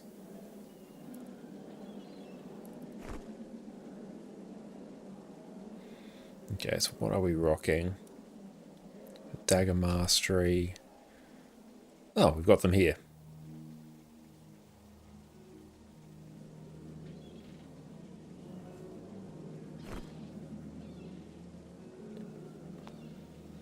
Not max damage. So how would I go about getting max damage ones? I'm still getting my head around the gearing. Oh, what's that? Star of Transference. Oh, gain a skill point. Hooray!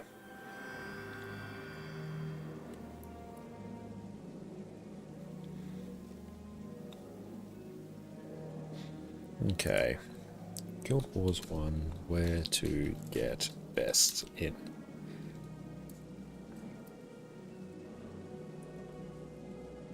Doomed to Craft Incinerator. True.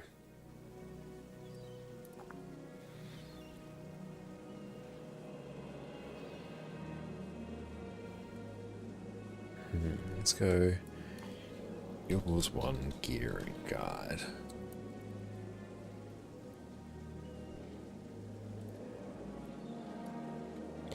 PvE equipment.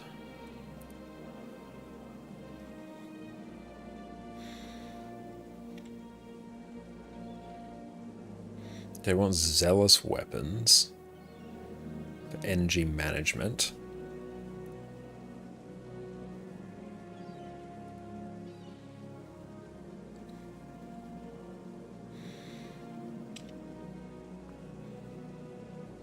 Energy on hit. Upgrade components that provide this.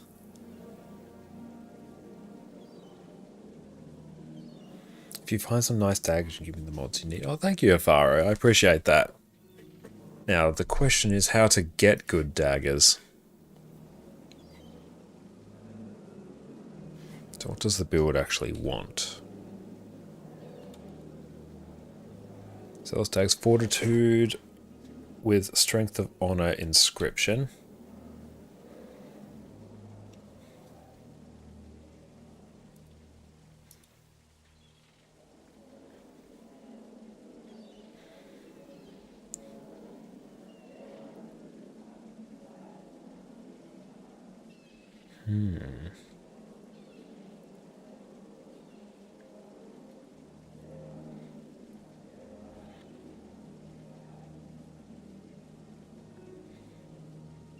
Blessings of War. So we can see Balthazar's weaponry. So let's try that.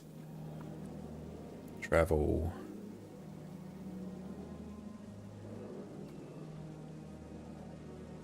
Use random rare weapon drops that have max damage. Okay.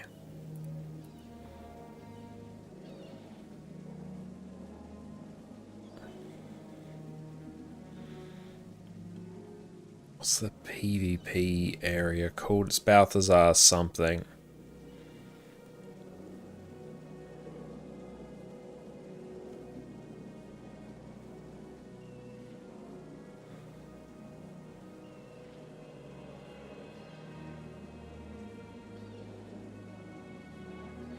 That's right, it will simply be in the last place we look.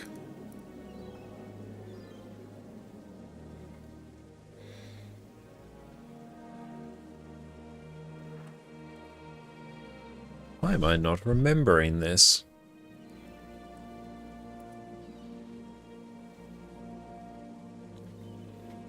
Ah, let's go. Great Temple of Balthazar, that's it. Thank you, that's very helpful.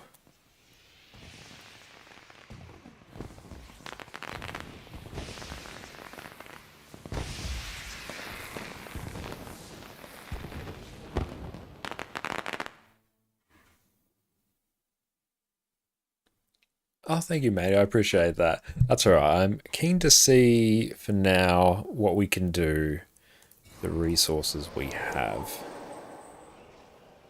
Martial Weapon Master? Yes, let's see.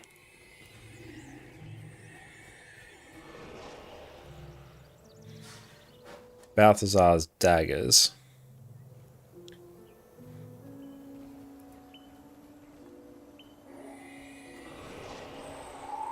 I feel like that's okay. What's everyone's thoughts on just grabbing the Balthazar's daggers?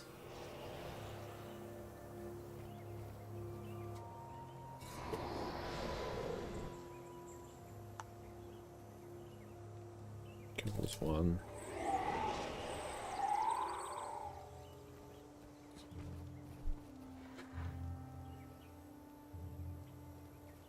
The resource might be easy to go through trade chat and Kamadan. Okay. Slashing damage. Let's just check if I can find the range on these.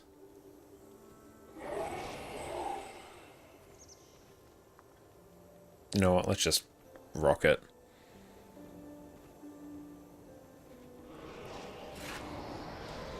Okay, got them there. Right, that I guess somewhat deals with a weapon. Okay, 717 damage is max. Okay, yeah, I would have been surprised if I didn't get maximum from there. I just wasn't sure.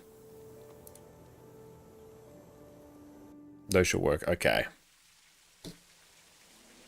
Oh, can't see anything. Right.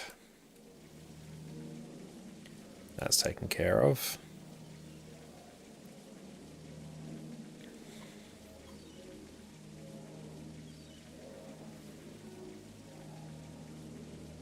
Runes of Attunement. Highest vigor you can afford. Okay, so let's go...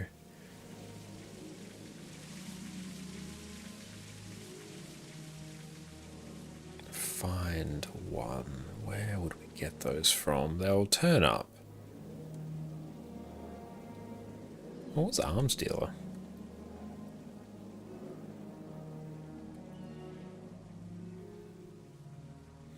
Okay, these are...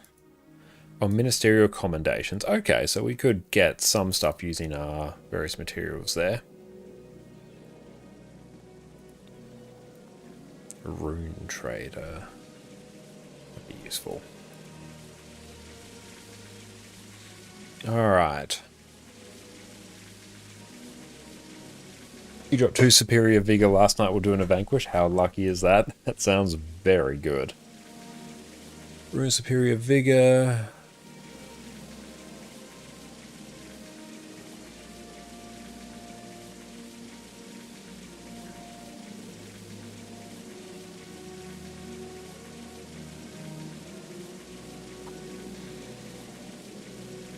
Is it going to be better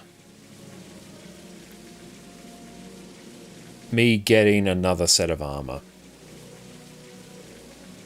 Am I going to be really gimping myself if I don't?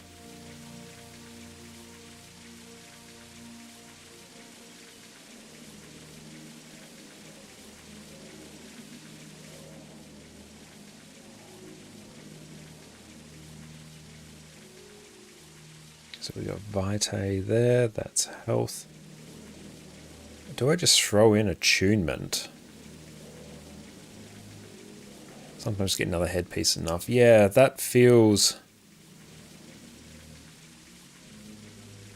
fine, because yeah, we got Superior Vigor there.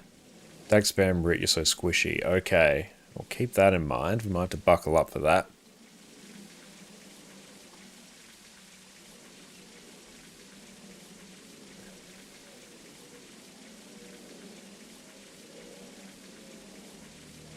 What's a Ghost Forge insignia?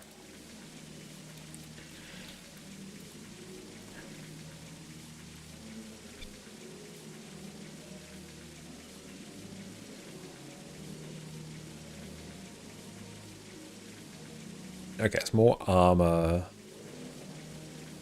when you are affected by a weapon spell. And can I get that? Ghost Forge insignia. Okay. It's just that, I guess.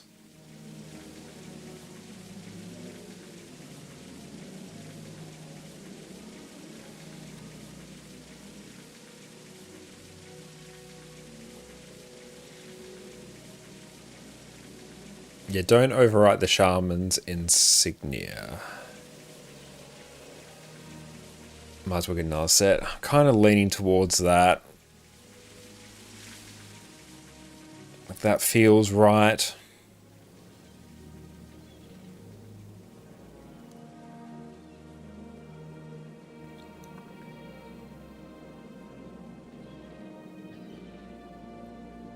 Okay, Shift C.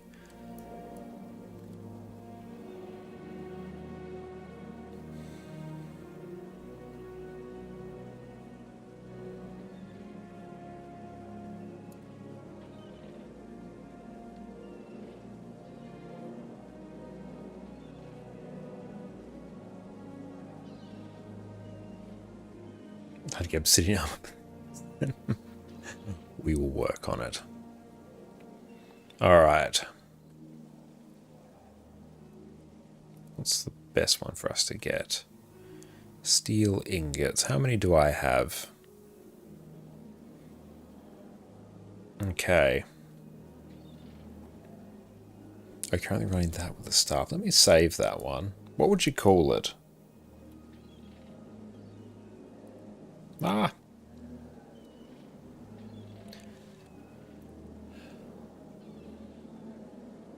Save to template. No, I want to go template code. So that is Rit Ellie.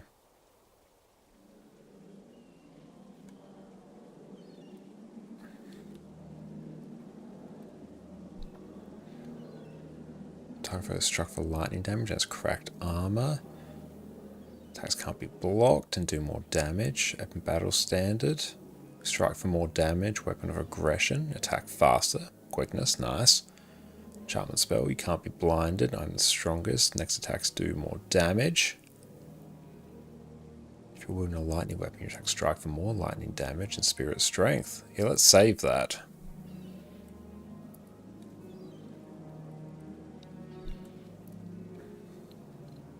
But let's get the dagger spam up around. I'm feeling like we're getting this. Bolts of cloth. Where are we at? Can I control that? Ah, yep.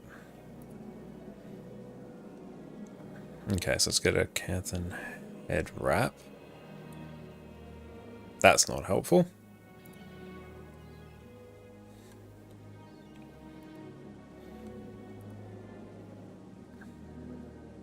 Want spawning power stuff. Ah.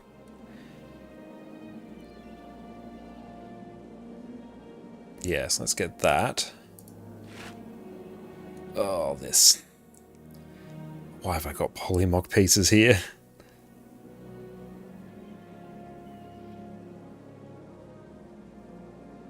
Monumental tapestry.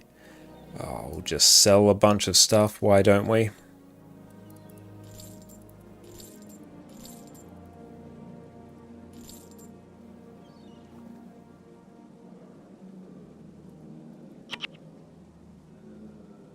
Quest item. Oh, it's, yeah, store item. Ah, yeah, just go store item. Yes.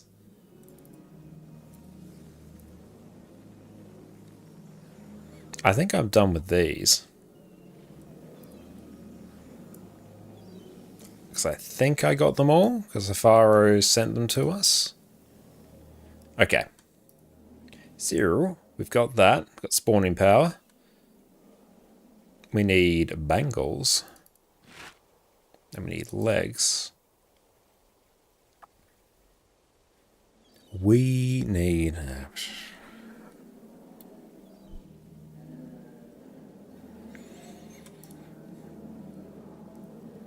So I think we got those. Yep, so we need 75 plus 50 minus 48. 77. 77 bolts of cloth. Where is material trader? Might be under rare material trader. Oh no, do regular material trader. Nope, come on. Where is material trader? So many wind.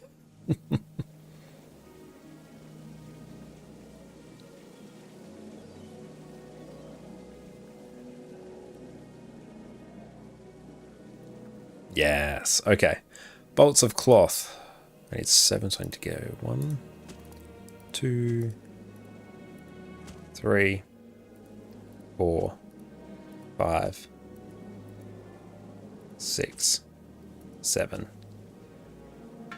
Oh, thank you, Pharaoh. Oh, Flesh of My Flesh is such a good skill. Yeah, submit. Thank you, Pharaoh.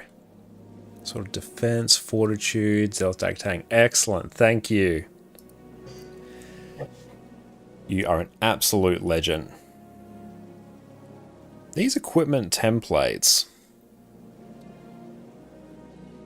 Is that just weapons? Or is that armor as well?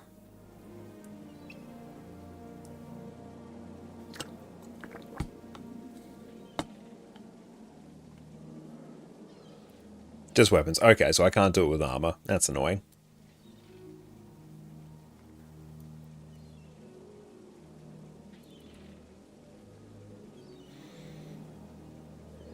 How many steel ingots did I need?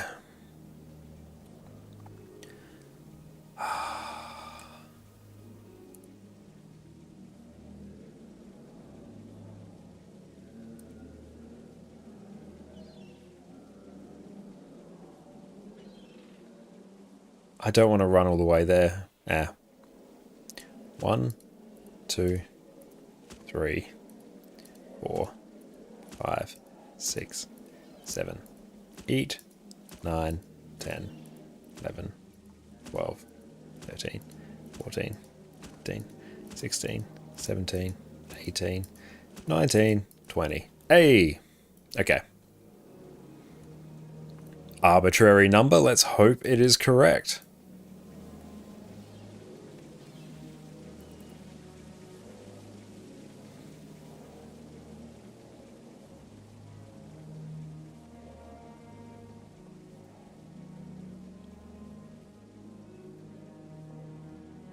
Okay.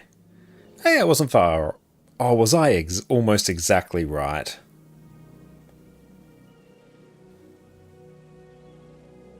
Yeah, I was very close.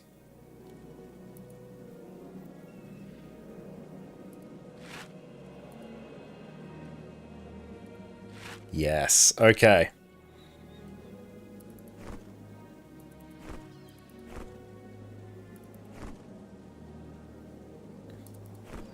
Okay, cool. And then Shift C. Let's deposit this armor. Oh, anniversary storage. Let's put that there. Can I deposit you? Or can you only go in here? I don't know why you can only go in there and not in my other storage, but you know what? It's fine. It's fine. We don't think too hard about it.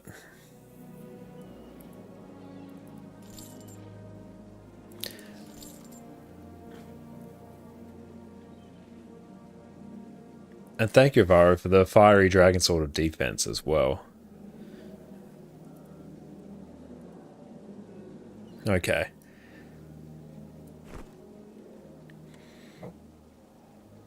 I think I've... Is that still my stuff? I think so. Okay. Zealous dagger. Energy on hit. Dagger of fortitude.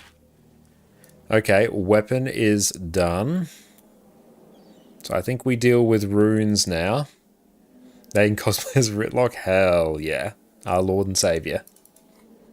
Oh, hi Eddie, you're back. Is that not cropped? That's been scuffed. Hang on. Studio mode. Let me try and fix that. That's what happens when I just move things. Filters. No, it's not there. That lives in Adicam scene. Adicam Chiffy. Filters. Hey, there we go.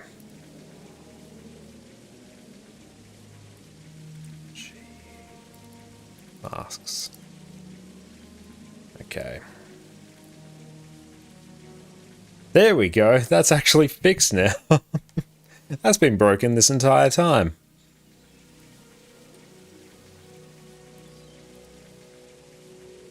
Okay. So we want a spawning power headpiece.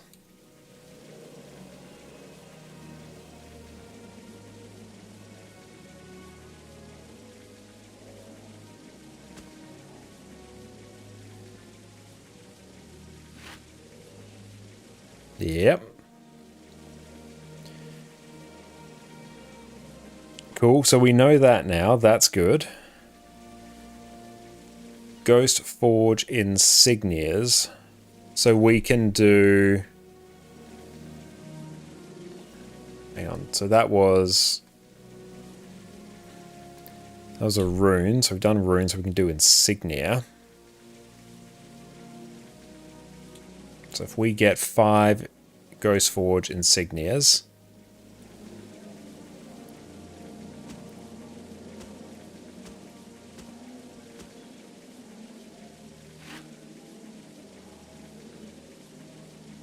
Yes. He's learning. Maybe. Maybe.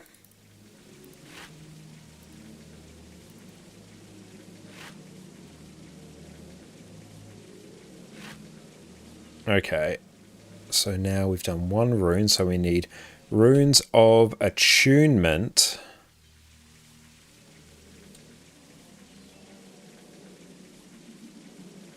Or do we need the rune of superior vigor?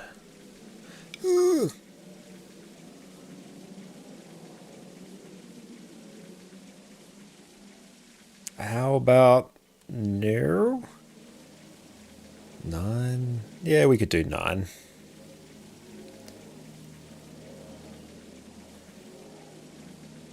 Use minor vigor. Vigor's overrated. Okay, minor vigor. Yeah, that's way better.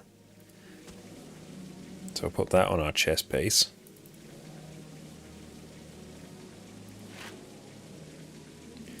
And then we get Spirit's way too expensive. Yep, that's a lot. And then I think it just said attunement for the rest.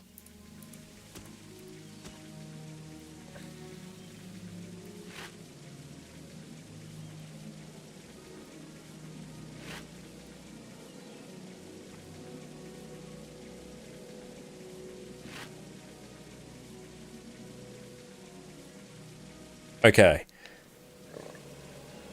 That is now done? Maybe?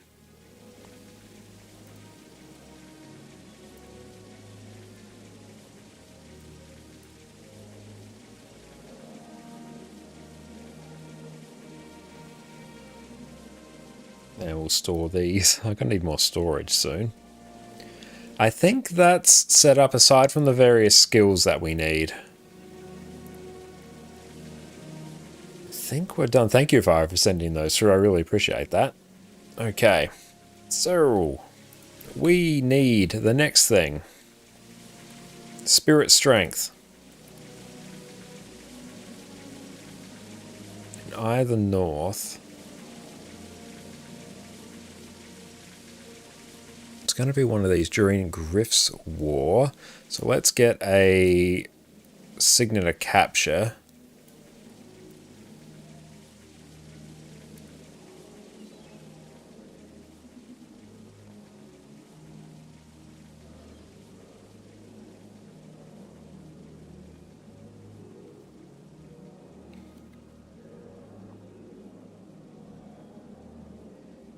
Nightfall is the closest one, usually. Okay.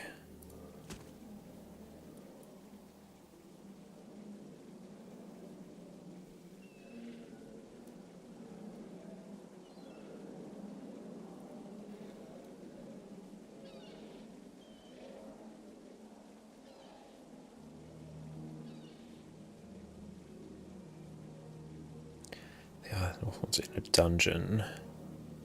So, Forum Highlands.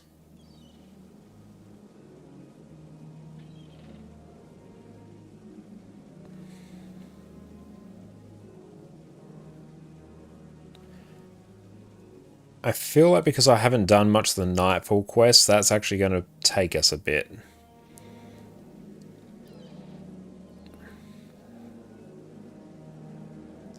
What is the not normal way?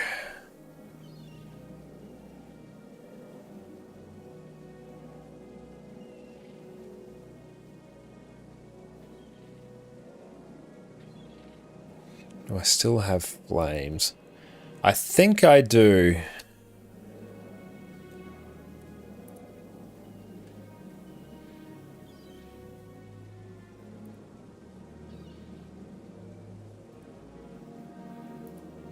Or did I imagine? Oh, are they here?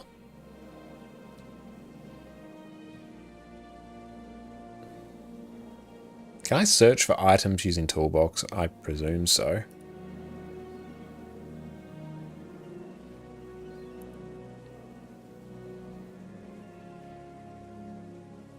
Ah, Flames of Balthazar. Okay.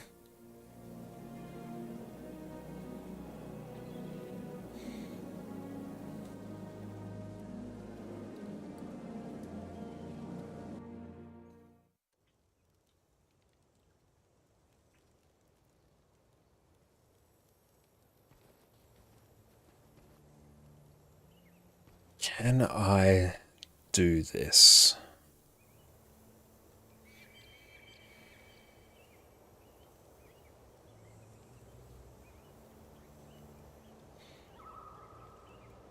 So how would I do this with flames?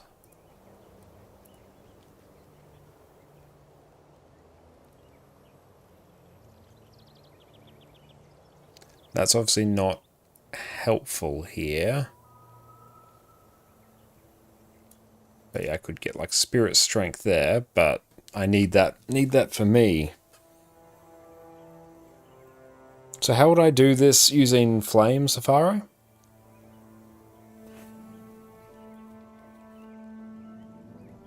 Unlock from the priest, then use an elite writ tome. Okay, so we'll do that. We got an elite writ tome. Ah, spirit strength. Nice. Hell yeah. Okay, we are in business. I need I am unstoppable next. Cold as ice.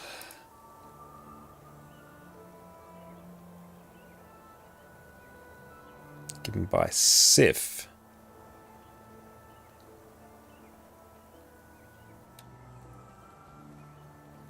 That's another solo quest. Okay, we'll see how that goes on this build.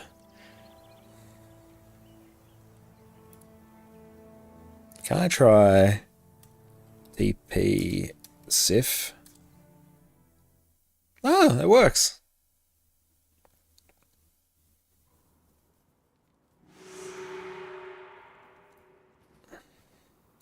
Won't go on that build yet. In that case, I might...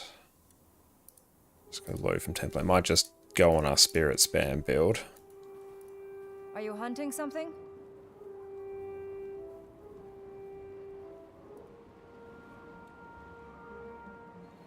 Proceeded by anything you can do. So it's worthy deeds done dirt cheap. Who sent you?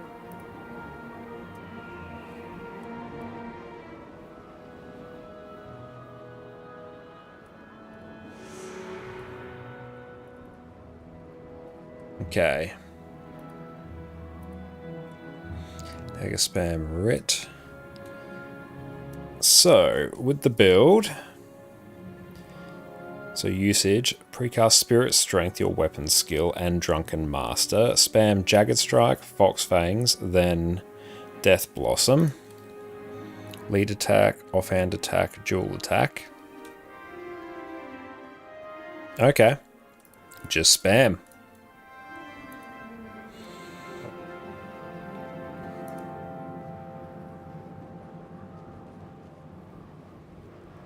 Then I have daggers.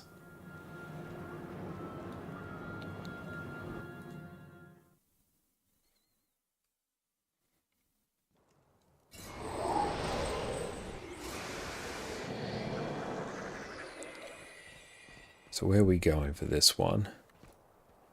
Prove your worth. That's dirty deeds done, or worthy deeds done dirt cheap.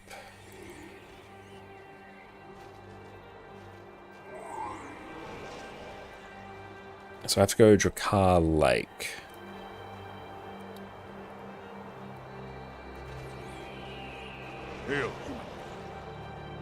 Yeah.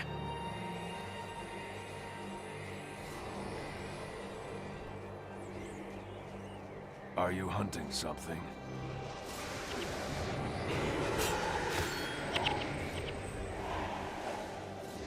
Do daggers have an inscription? Zealous daggers of fortitude? Yeah, they have no inscription. Are you hunting something? What should I have for an inscription?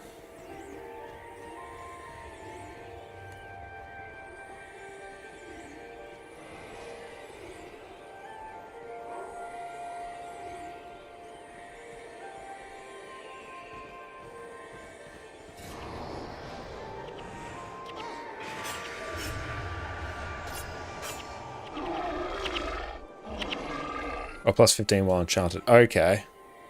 Also customize daggers at weaponsmith. Okay, I'll do that once I finish this bit, I guess. So here I think I just have to kill people.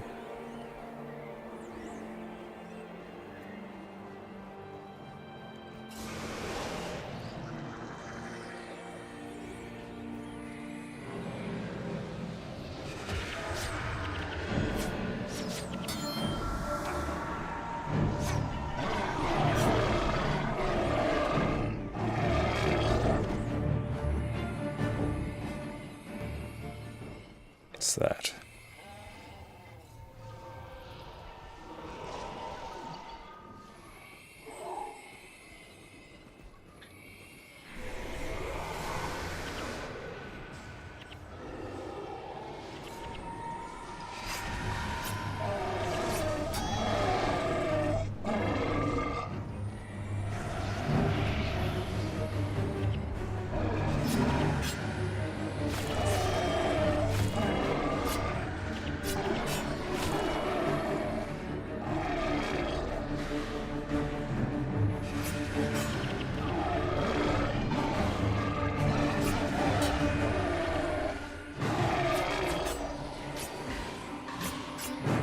This is quite fun.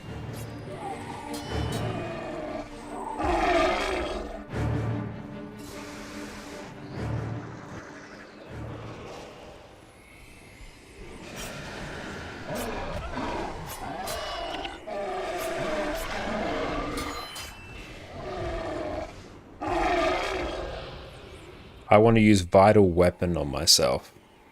Okay, so I'll do like...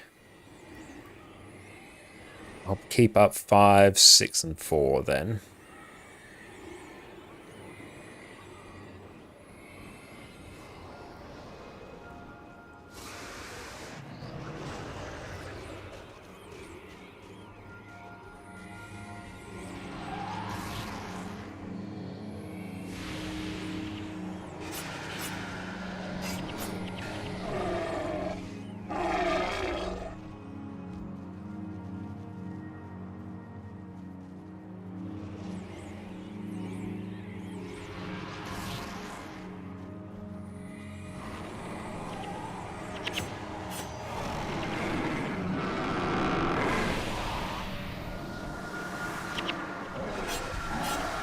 The damage feels good.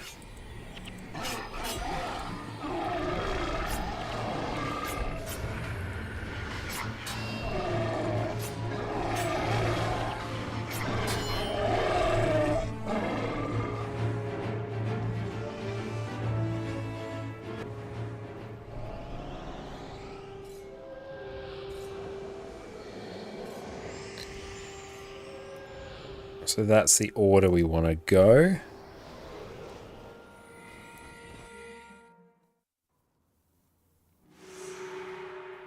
Yeah, the damage feels good while Vital Weapon is not up as wild. True, I imagine it's going to be a very significant increase. Let's go talk to weapons.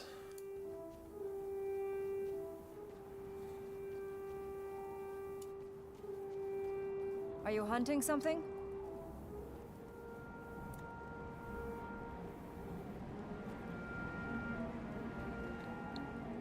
So where do I get said inscription?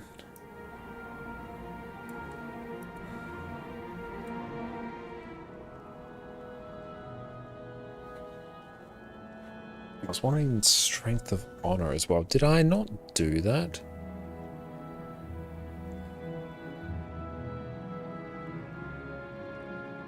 That's a neat part. You don't? That sounds fun.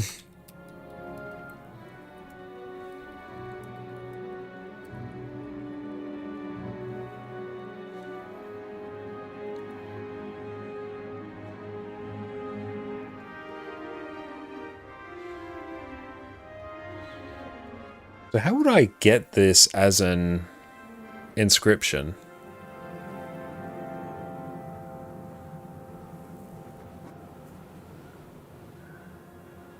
You salvage them from rare drops. Okay. So that's if I have anything nice in my bank kind of deal.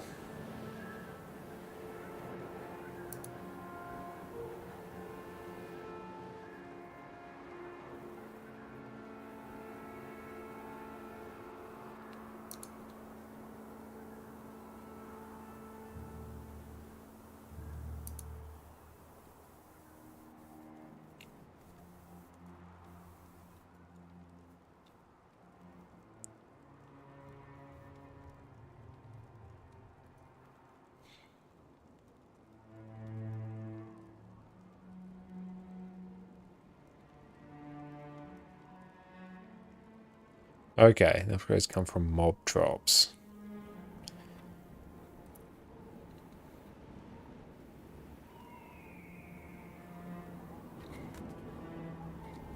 Oh, well, we'll continue down this way and we can deal with that after.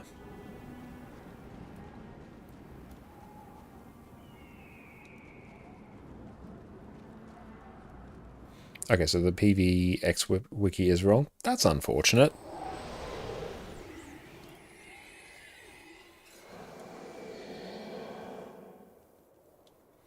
I have one 50% while enchanted if you want it. That would be massively appreciated.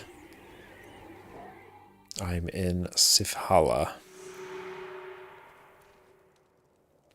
Okay.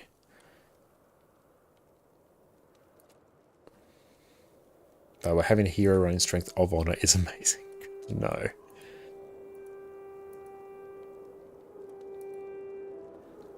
And we head south. And there. And there, I guess.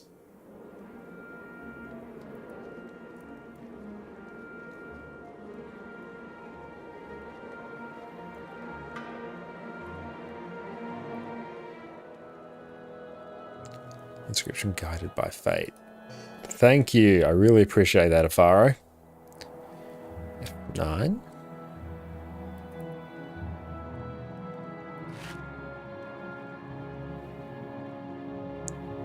Damage while enchanted. Cool, and that's going to be more while we have spirit strength up. Thank you very much for that. I really appreciate that. Okay, I'm starting to get the hang of gearing out characters now, though, so that's good. Feels good to empty out my storage. I'm more than happy to take things off your hands.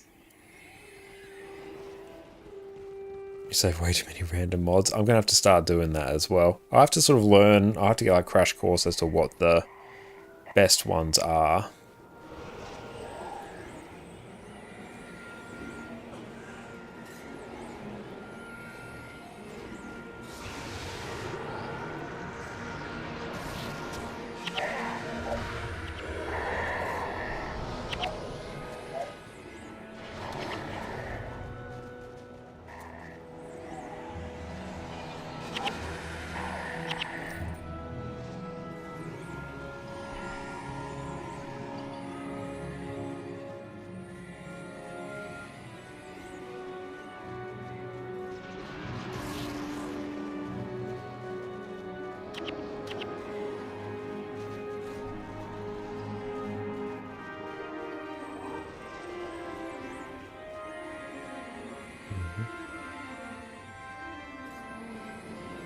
Okay, so we're looking for... Oh, this gives a ton of experience here. We also get you move like a dwarf.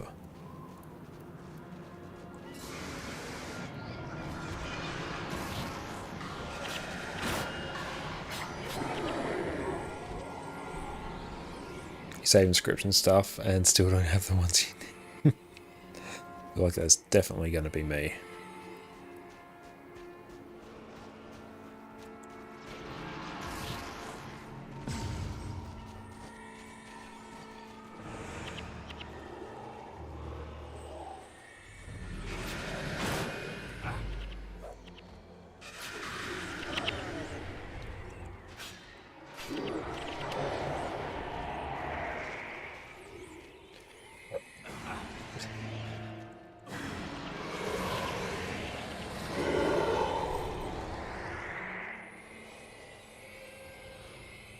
I presume we just want...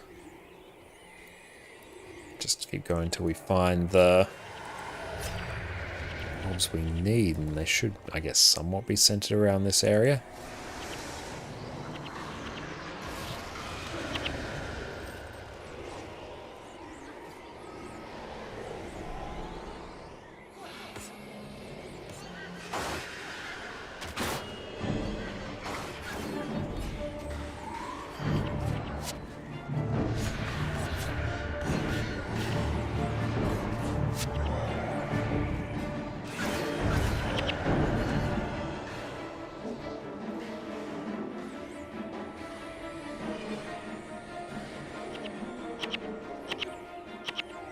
So what I'm looking for now does a massive lap around the lake. Good to know.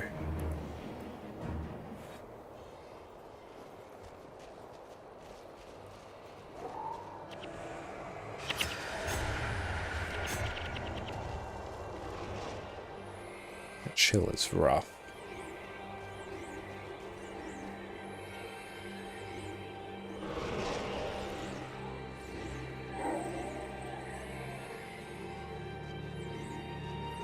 Okay.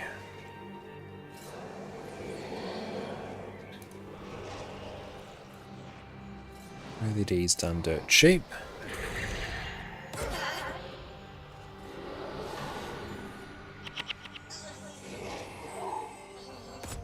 Follow trail of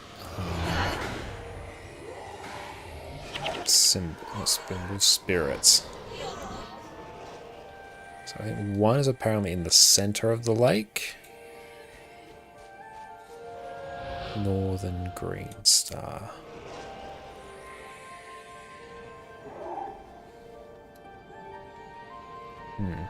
Hey, Awesome, thank you for the hydrate, mate. There's one.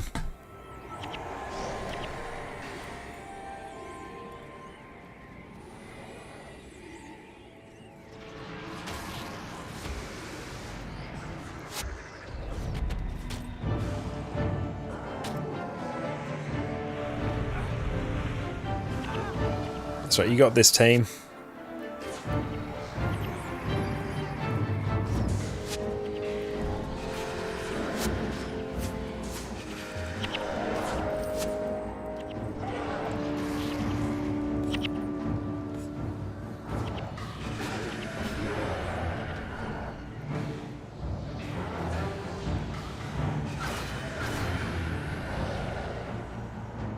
Cool, that one's done. Another one's meant to be up here.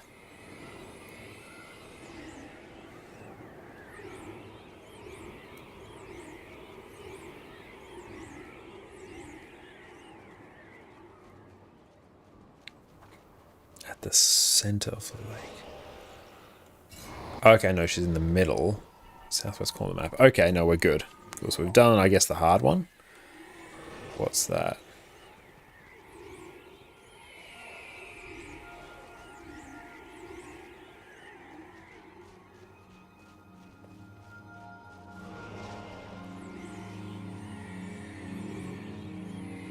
Mish, there we go. Okay.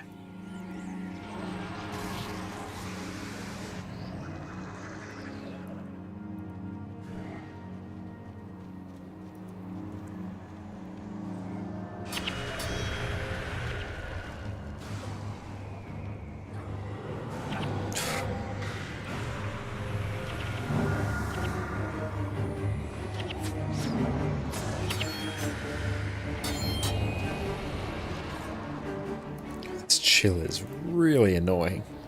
Oh, look, very nice. Yeah, we've got Drakkar there. That is really cool. Zero, thank you so much for the sub, mate. I really appreciate you. Guild Wars streams. Thank you very much. It doesn't matter to me, haha. I am glad. Thank you so much. It's a lot of chilling wisps.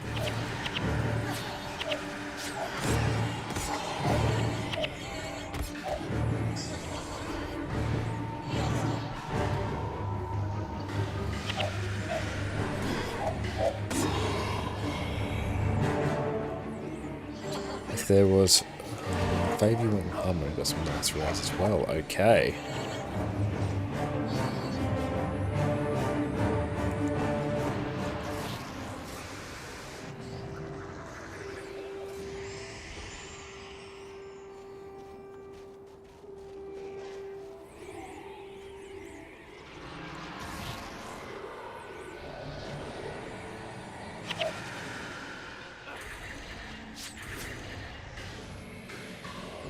Come on.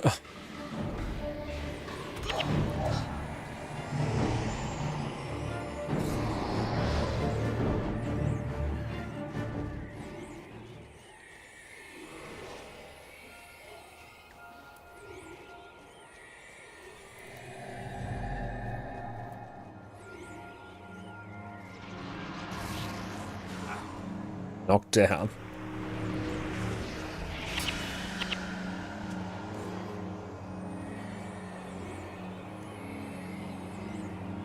So this one, yeah, is going to be sort of over this way.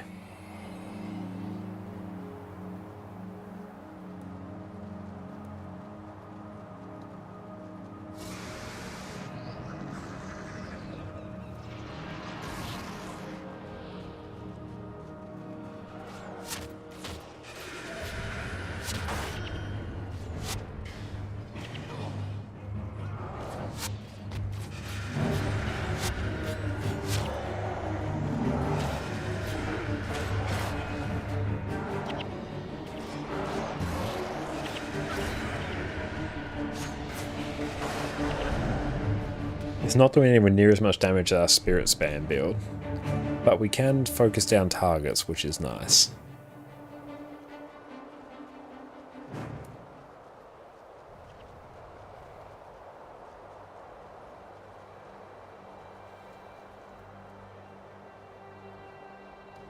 I feel like we have to go down here.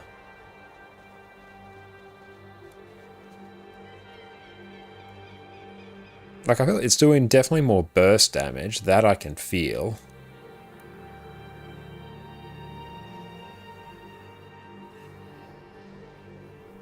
Oh, that's a nice area.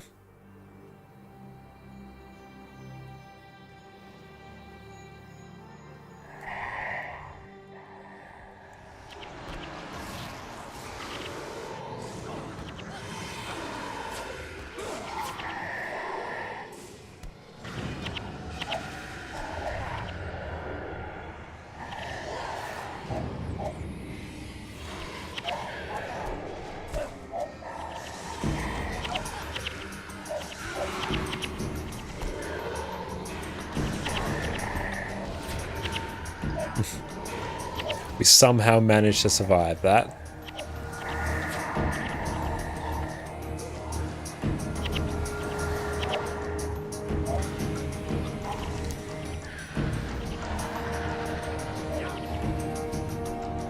Yeah, the area doesn't like me. Yeah, I do get that I need to... You're absolutely right, that I need to restart the combo.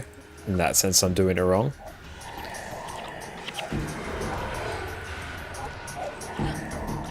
It's one thing I understand, but I just need to get it into the muscle memory.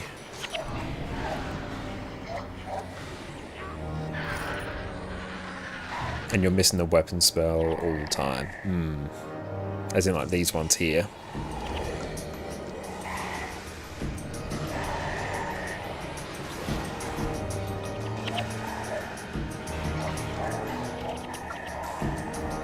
Oh, vital weapon, yeah. Where is it sitting? Okay. Ah, specifically vital weapon. So I just need to keep doing vital weapon.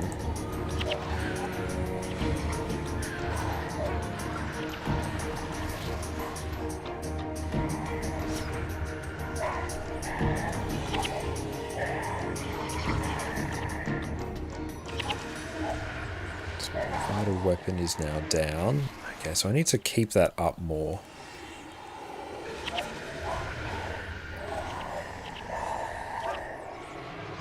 Yeah, we're forgetting that all the time. Oh, hand axe.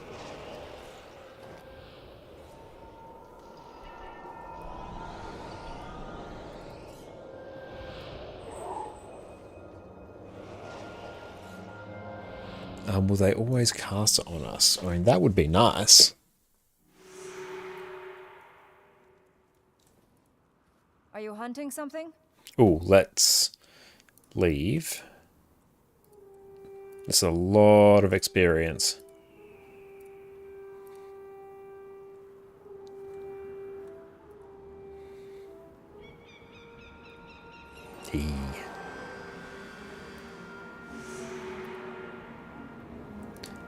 That's nice. I do love that feature.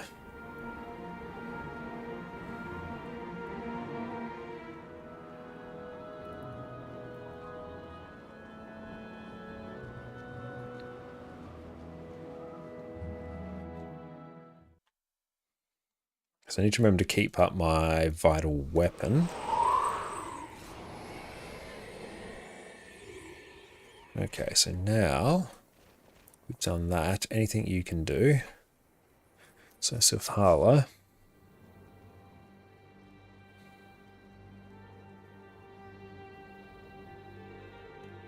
Ever the Fallen, Whiteout. So basically just head up north. Who sent you? Oh, do I have you move like a dwarf now? Where is LeBuild? That's just gone off somewhere. No, it's I'm Unstoppable that I want. I mean, I'll take that.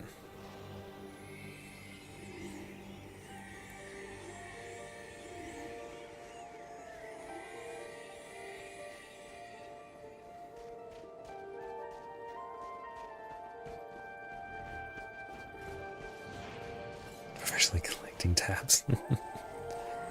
So we're getting a lot of things unlocked though, which is nice.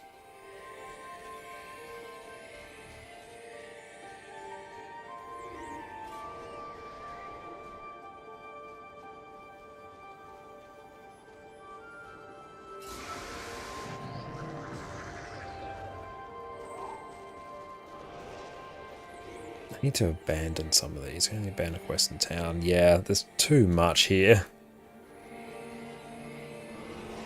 What's the go in terms of abandoning quests? Because this is feeling like too much and I don't like it.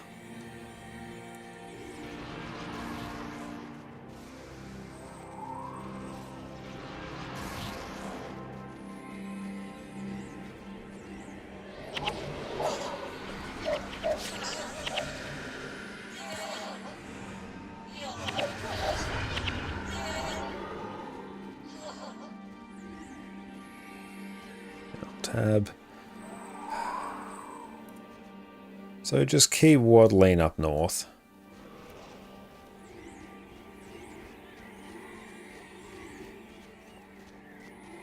Avalanche warning, we'll keep that in mind.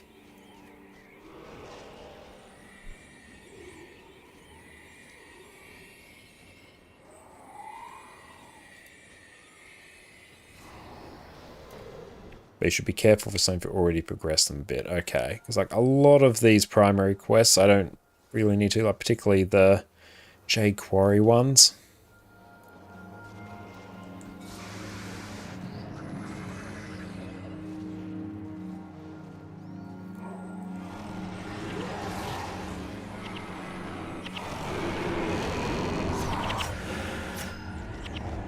Oh, they're just gone.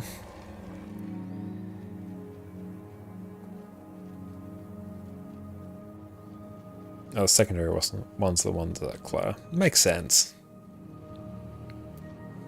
Yeah, you keep primary. Good to know. Yeah, we have many things there. I might even get rid of the polymorph ones.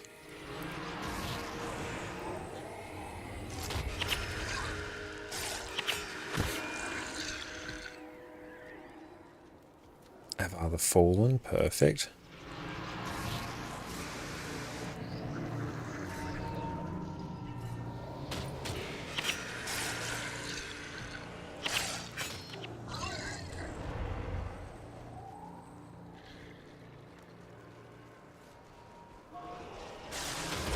Whoop, let's back it up, back it up, back it up.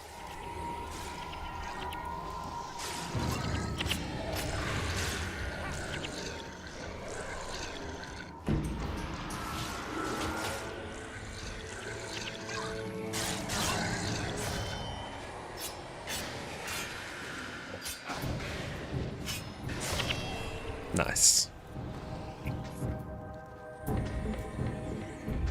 Everything dies so fast you don't get to enjoy it. I can see that being a problem.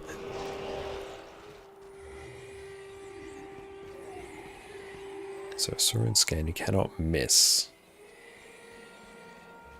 And you move like a dwarf. Well, actually that's going to be replaced by I am unstoppable.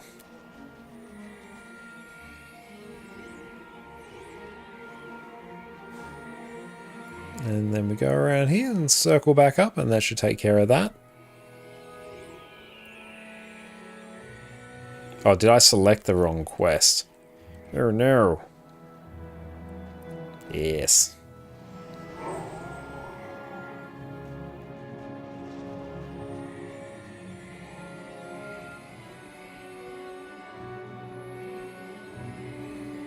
What do you prefer, Faro? The dagger spam or spirit spam?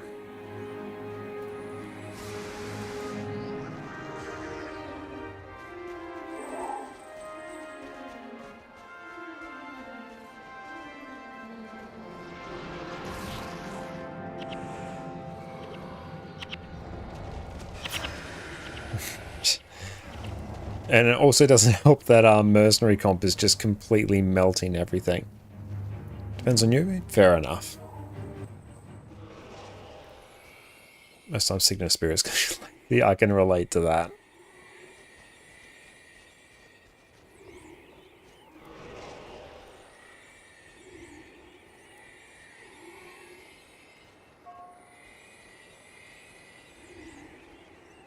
So we don't want to head that way.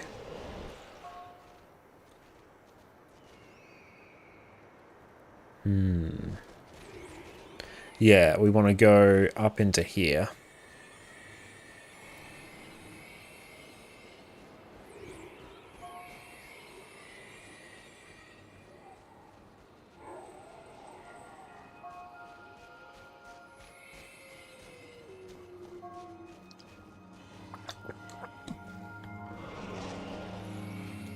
And it'll probably actually end up being tomorrow that we fix up our comp. Now we actually have not fix up our comp, but actually experiment with getting the heroes set up. And Divine, welcome in. Yes, we are indeed no life in Guild Wars 1. We're having a great time with it.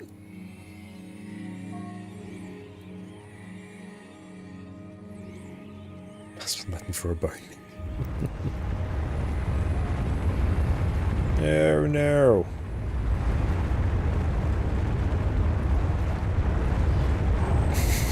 Sorry, accident.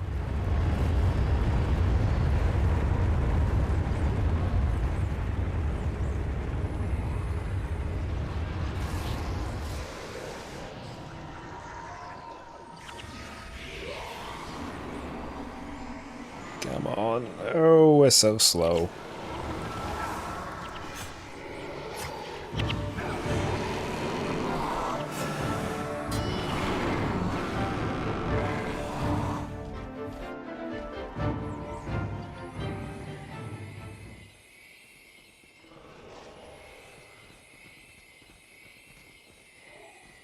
Loving the quest trail. It's very, very nice. That's good. It doesn't look like there's been any major issues with the stream today, which is very nice.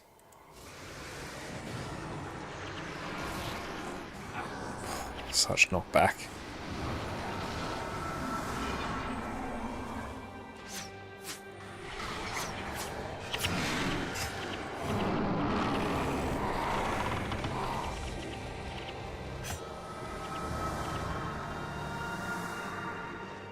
So it seemed to be, it was either our settings were tuned too high for the amount of streams that we have going, or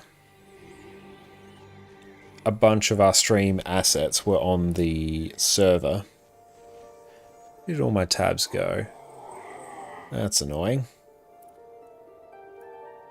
Okay, I've got to go bring up a whole bunch of them that actually need to manage things. I accidentally closed everything.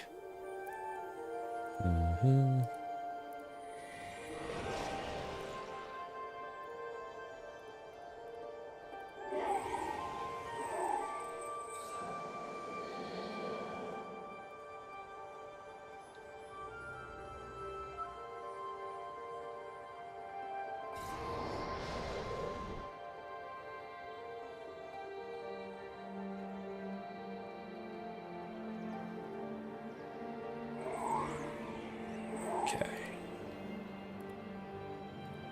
There we go. Back in business. Everything is back up where it should be. 15k XP and a platinum. Nice.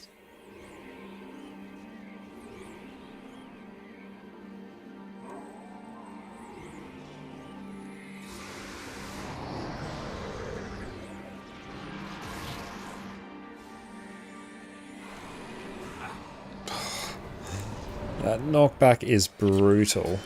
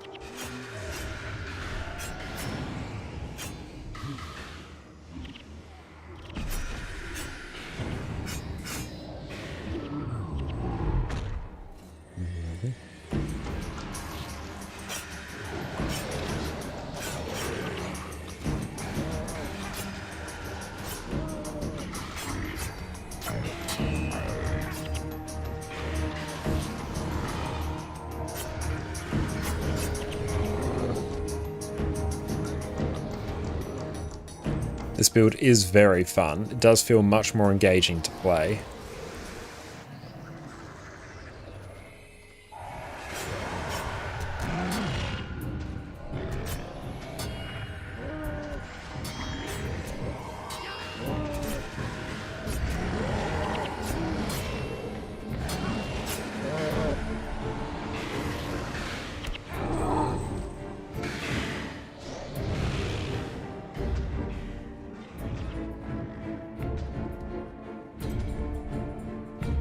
High damage numbers go brr. It is quite fun.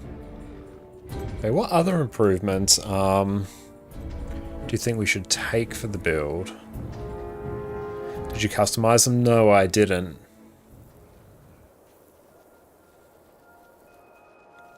So what's the benefit of me customizing them?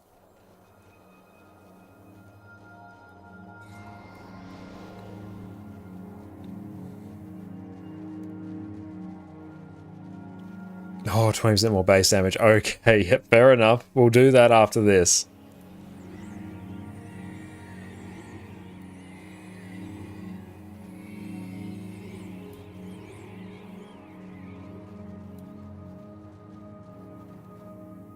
Oh, I could have just run back to Sifhala.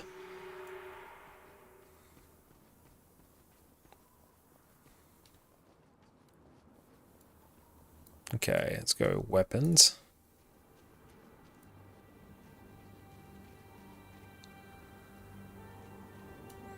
An Angry Phil, welcome in. It'll take you 55 weeks to get all the skirmish tickets for World vs. World armor. It's a long time. It doesn't sound that far off.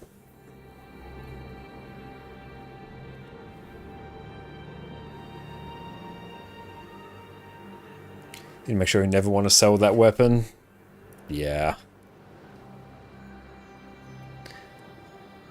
Damage for 20%. Okay. I don't quite know why it's a mechanic, but oh well. But yeah, that sounds like a good time.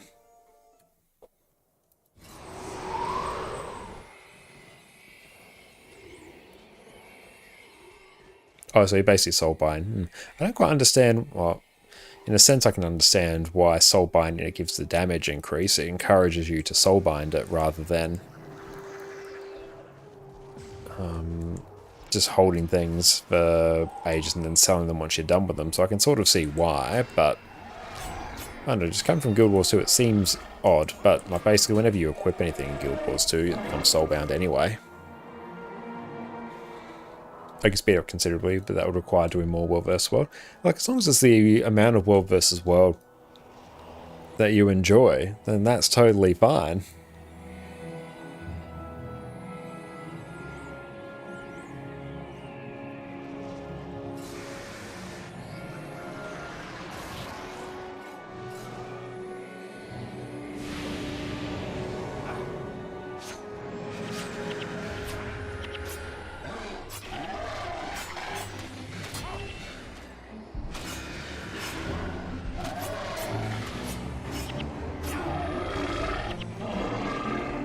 Nice. Damage is good. We're actually ahead of Afaro for damage. That never happens.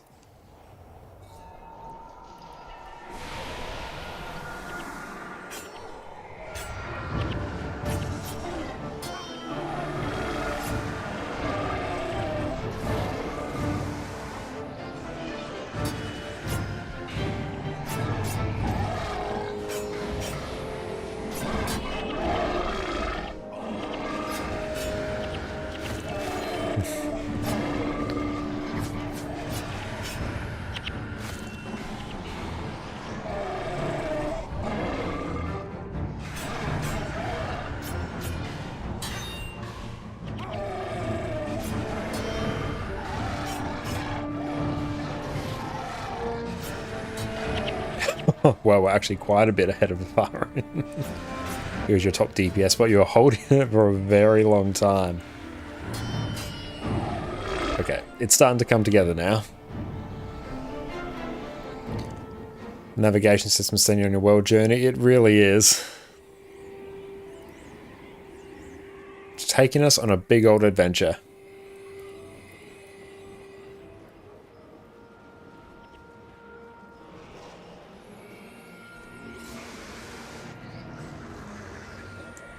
Feels nice when they stay alive for a bit longer. It really does.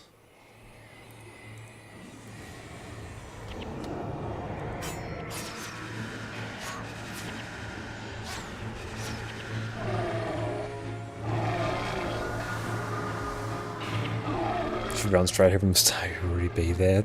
Nice. That's right, we will just mindlessly follow it.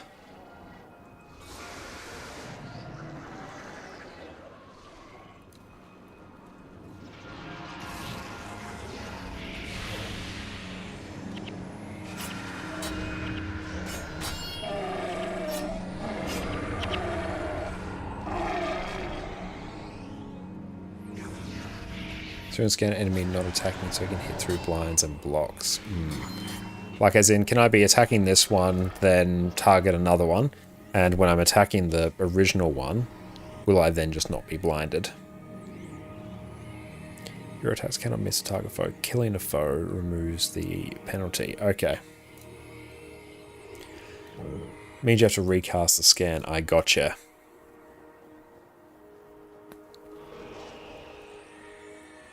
No description is wrong. Lovely. That's helpful. For a dagger that gives +5 crit strikes combined with zeal, you get 2 energy back instead of 1. That sounds good. If it's on any target, you won't miss anything.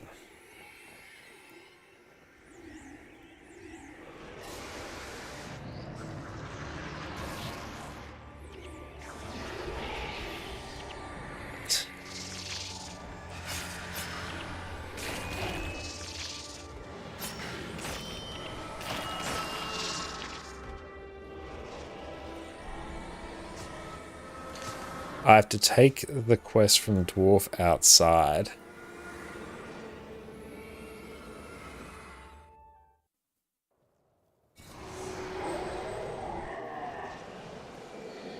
Where is Mouse? Are you hunting something?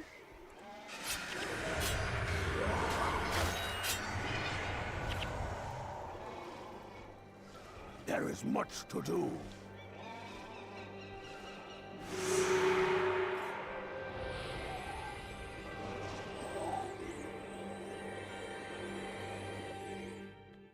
Sepulchre of Dragma. Proof of strength.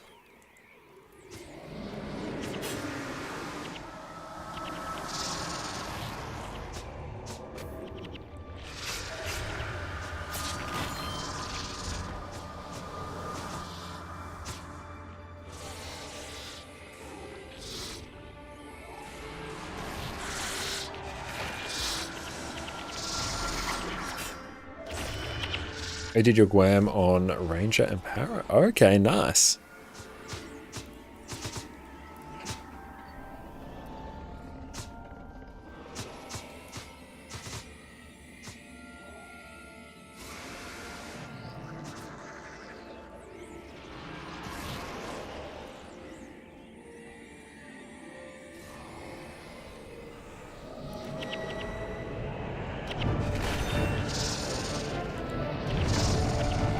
Big knockdown. Oh. You got this, team.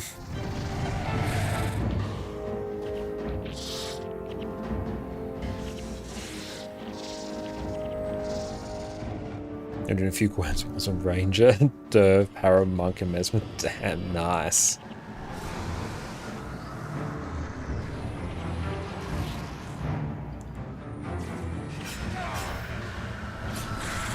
I don't think that's the right way. Excellent. Should I get the area map?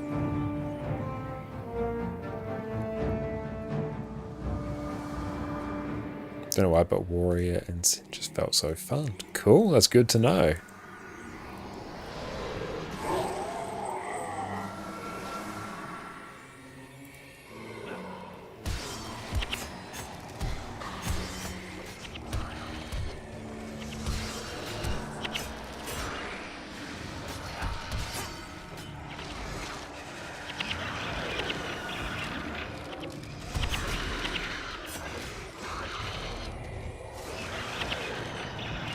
Target down this one. Definitely looking forward to when we can finally get the...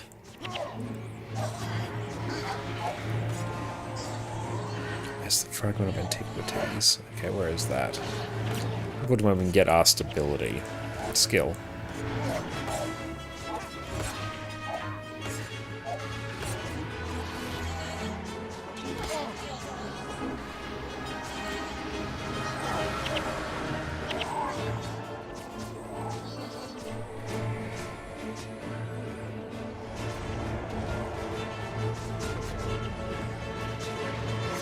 Anything you can do.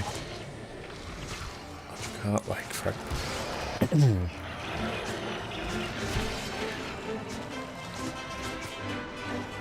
Okay.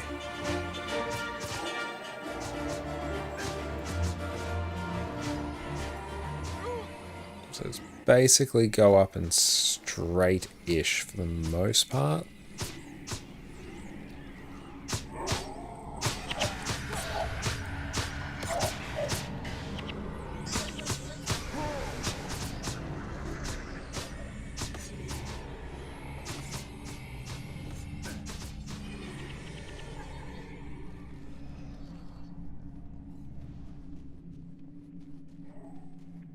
So we head through here. Should be out this way.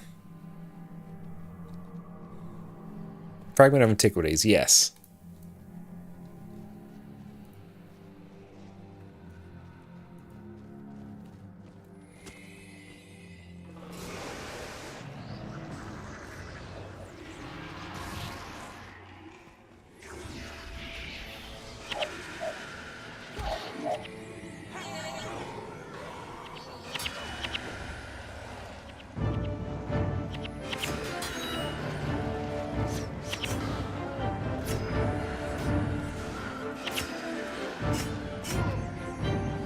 I want to target the fragment.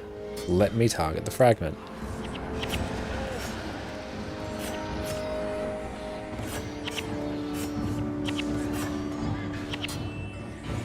Oh, so slow.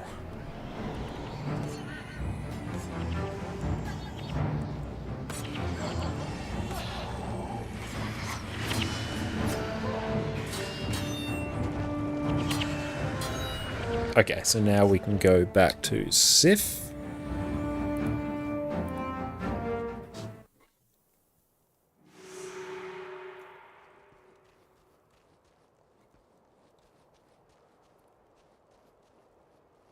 Why are you here? Oh, hang on. Leave. Add them all in.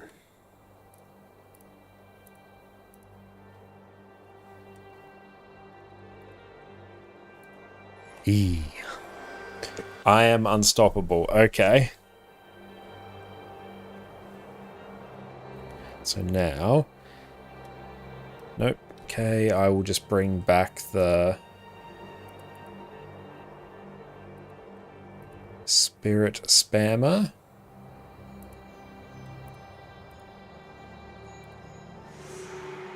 Who sent you? Speak to Sif when you replace Glacial Griffin. That's cold as ice. Who goes there?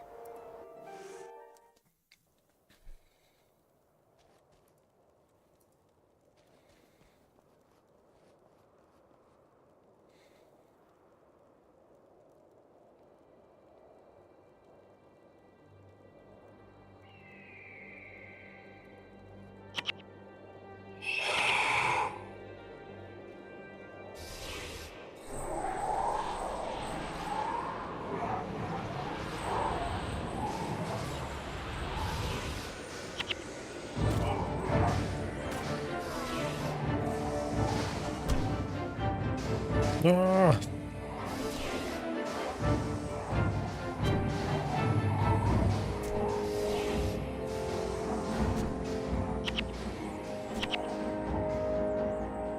Oh no.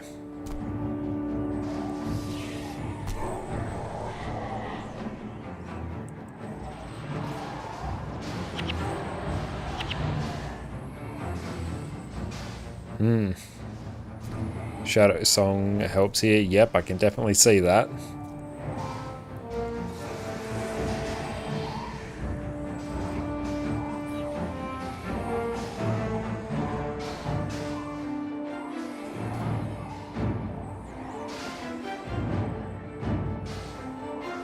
Number of things pretty good skill. It always is. Hang on, let's actually fix this.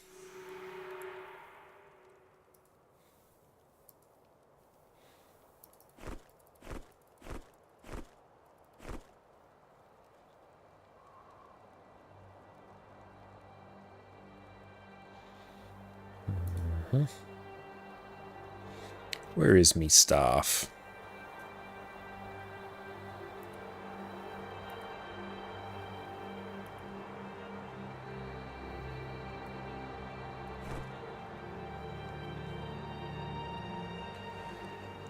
Okay. Sort by profession. Let's go add in armor of unfeeling. Do you have time to capture the elite here? After killing the griffin. I might struggle a bit. I mean, I can see. I might focus on just getting it done first.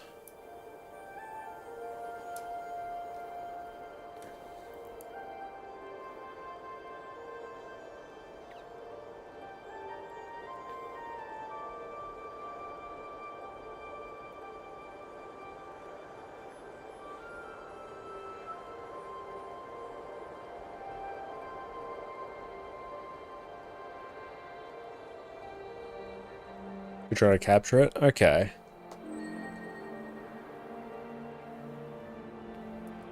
Oh, thank you for that.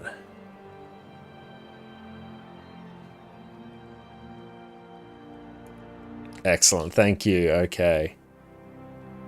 I can always come back and capture it later. Sickness, spirits, summon spirits. Creation. If it'll work, but once the quest is done, the quest is done. Alright. You know what? Let's try.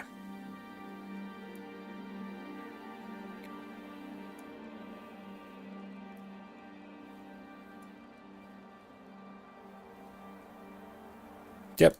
Let's try it.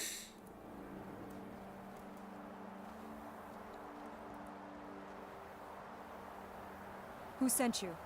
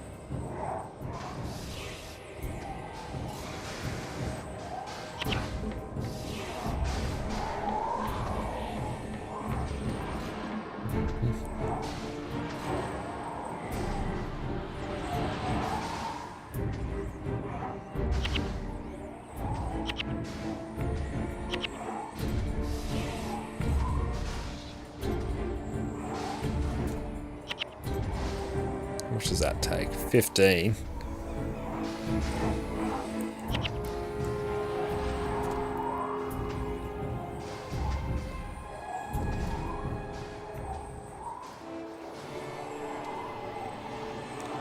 Ritual Lord. Yeah. Nice, that was much better. Thank you for that.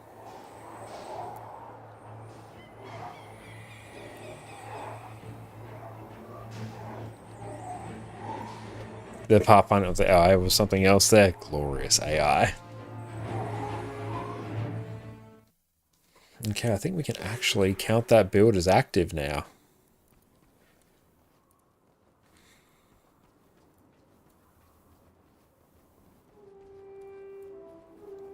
Never anger a I am unstoppable. So we get that now. So, see, let's go find our gear.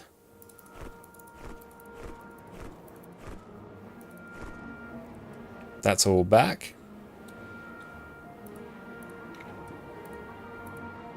There it is.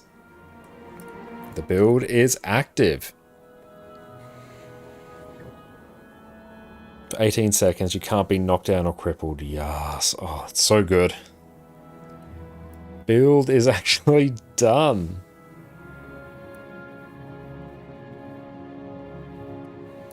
I'm just gonna abandon that.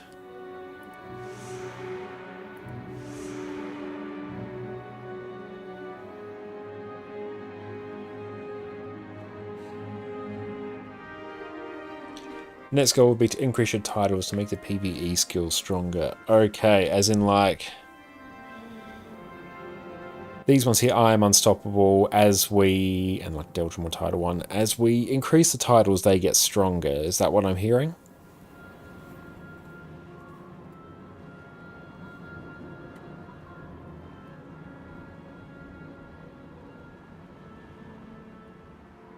Okay. I need to get your titles to rank 5, which is pretty fast. Okay, we might sort of focus on that. Depths of Tyria. Northern Allies.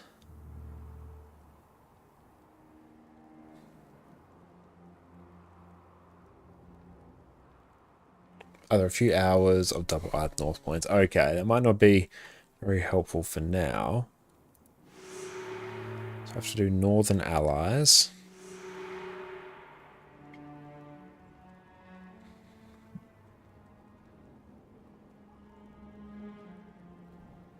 In Jaga Moraine. Help to regain her honor. Fast will be vanquished, but for that you need to finish the story first. Okay. And am I correct in saying basically the Eye of the North story is really the Against the Destroyers quest, and then everything under that is like a sub-quest that is contributing towards that?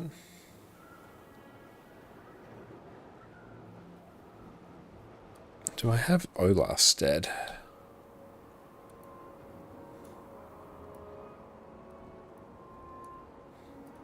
Okay.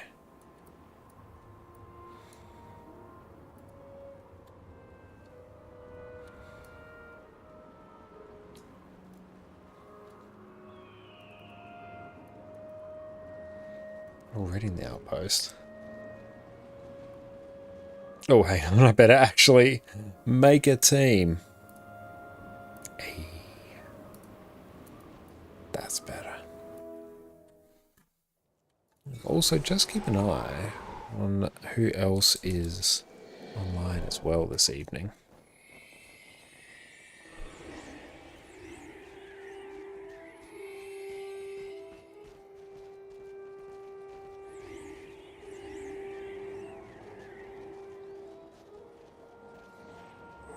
And Norna is so easy to max out during the bonus week. 3 to 4 runs of Kirsch Quest will get you what you need. Okay, nice. That's good to know.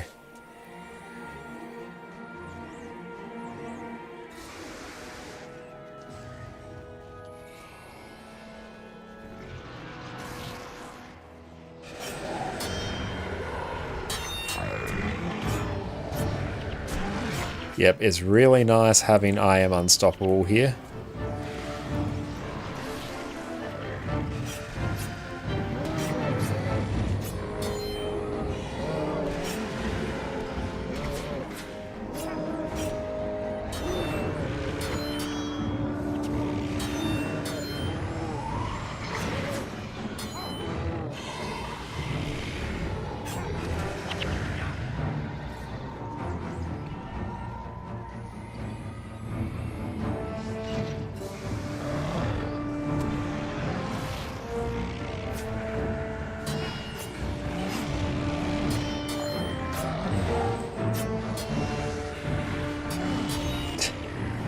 Making your DPS numbers prevent you. You're going to have to focus on your rotation, Afar. I don't know what to tell you.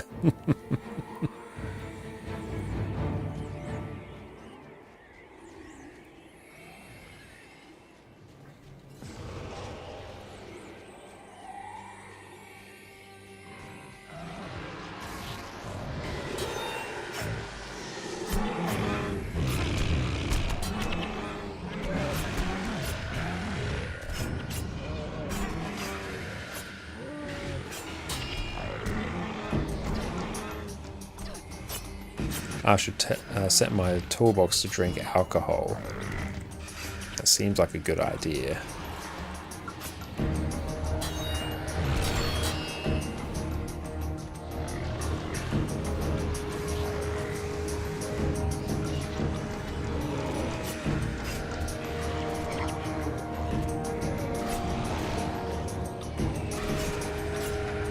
There we go, we're getting the hang of it.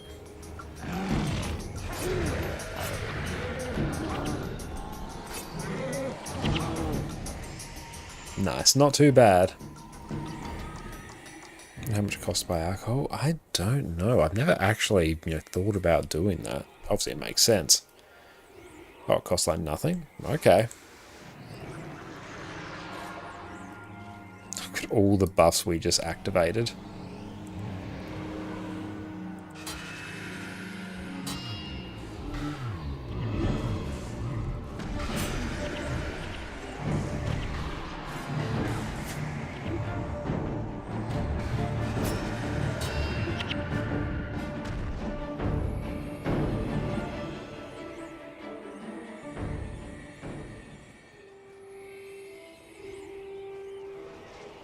The damage is good. Okay, I'm liking this.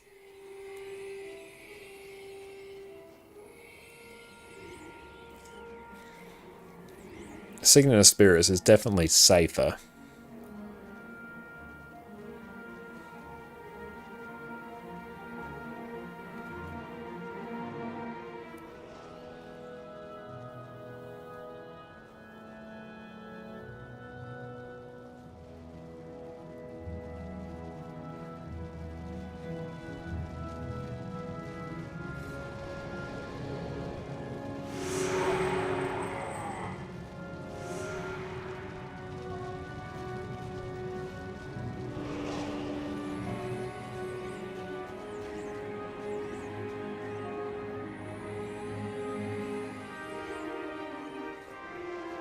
Music is just exceptional.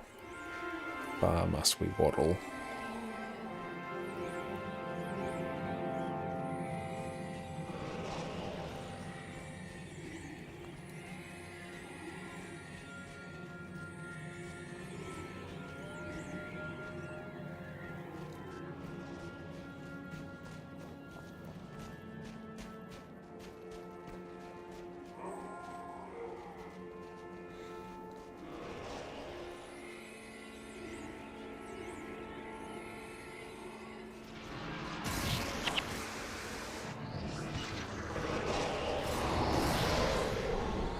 Okay, let's go target this one.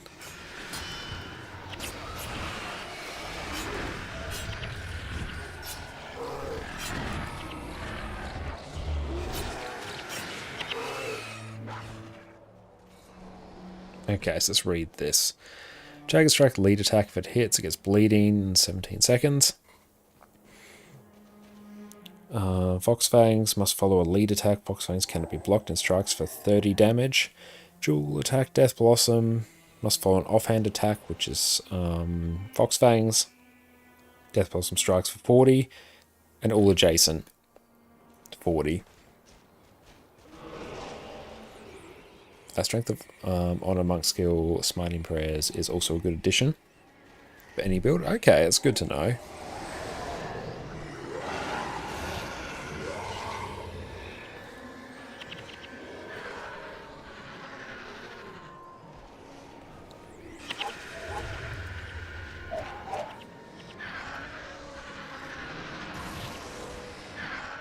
Everything's just dying. Karate, thank you for the follow.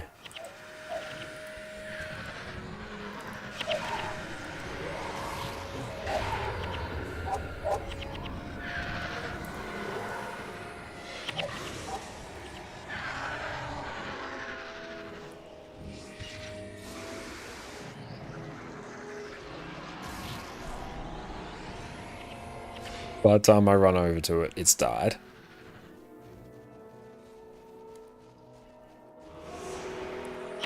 Just upping your charm unless you deal more melee damage. That sounds like a good one.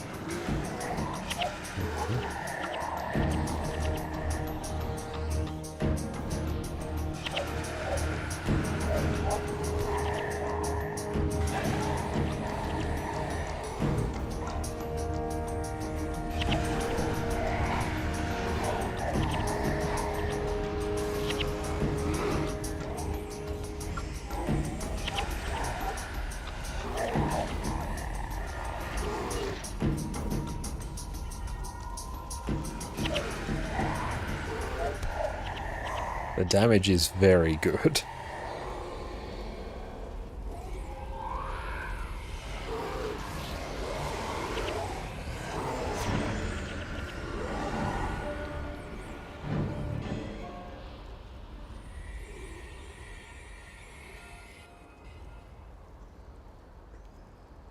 That's good. Things are coming together very, very nicely.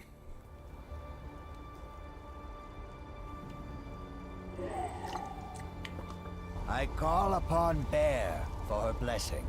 I call upon Bear for her power. I call upon Bear for her strength.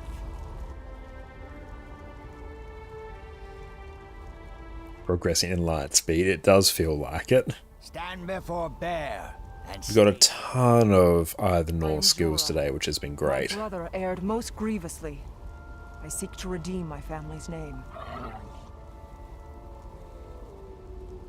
To rebuild your family's name, you must regain your family's homestead.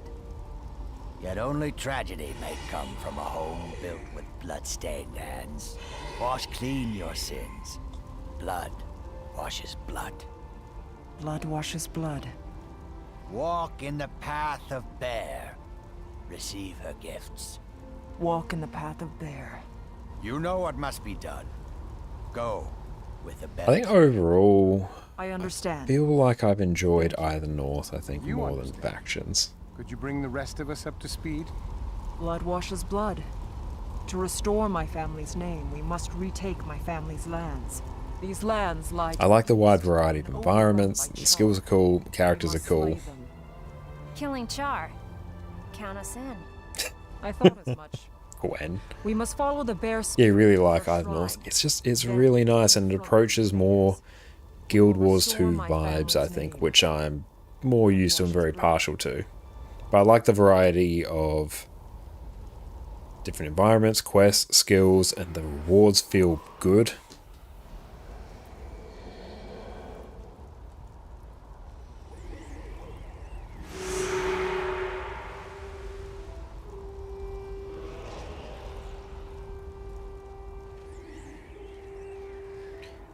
Okay, Bear Spirit.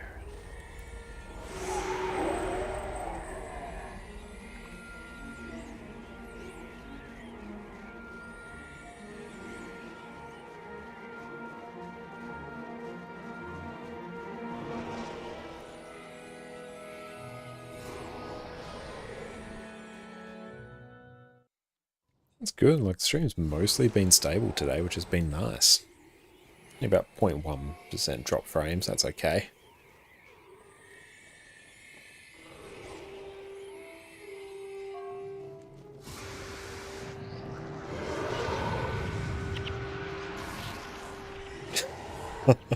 By the time I pre-buffed myself, my team just wiped everything.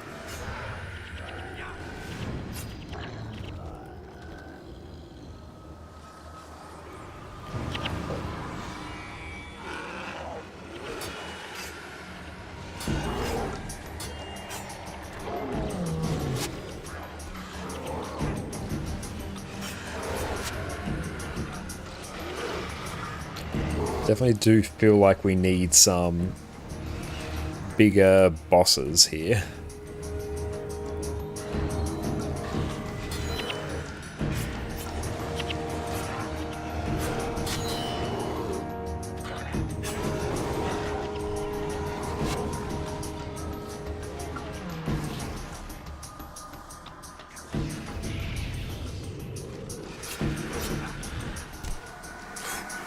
Okay, we're actually going to maybe die here. Almost.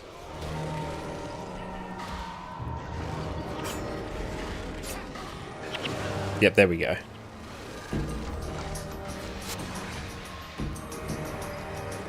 Back up.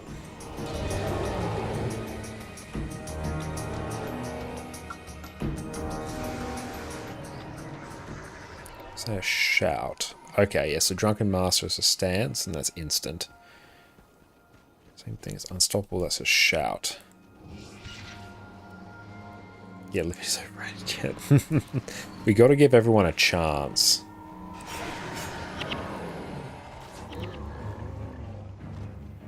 Or else it's just not fair.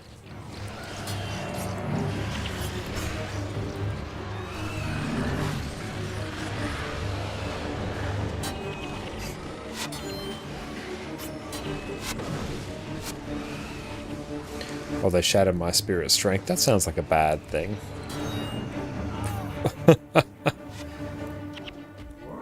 I might even have to remove some of that death penalty.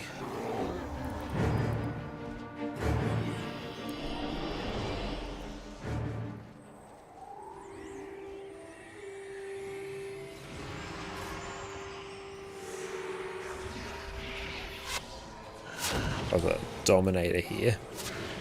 I think I did it again.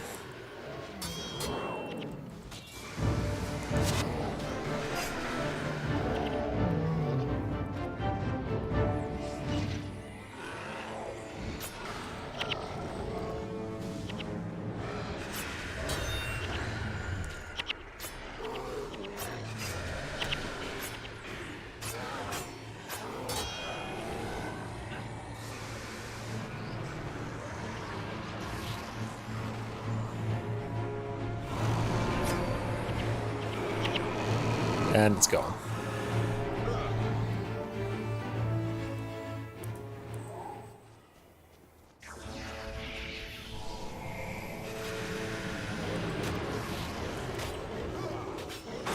Good damage.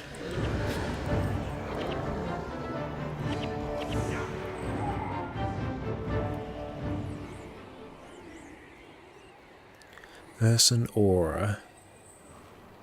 Been offered temporary skill. I guess I can equip that there.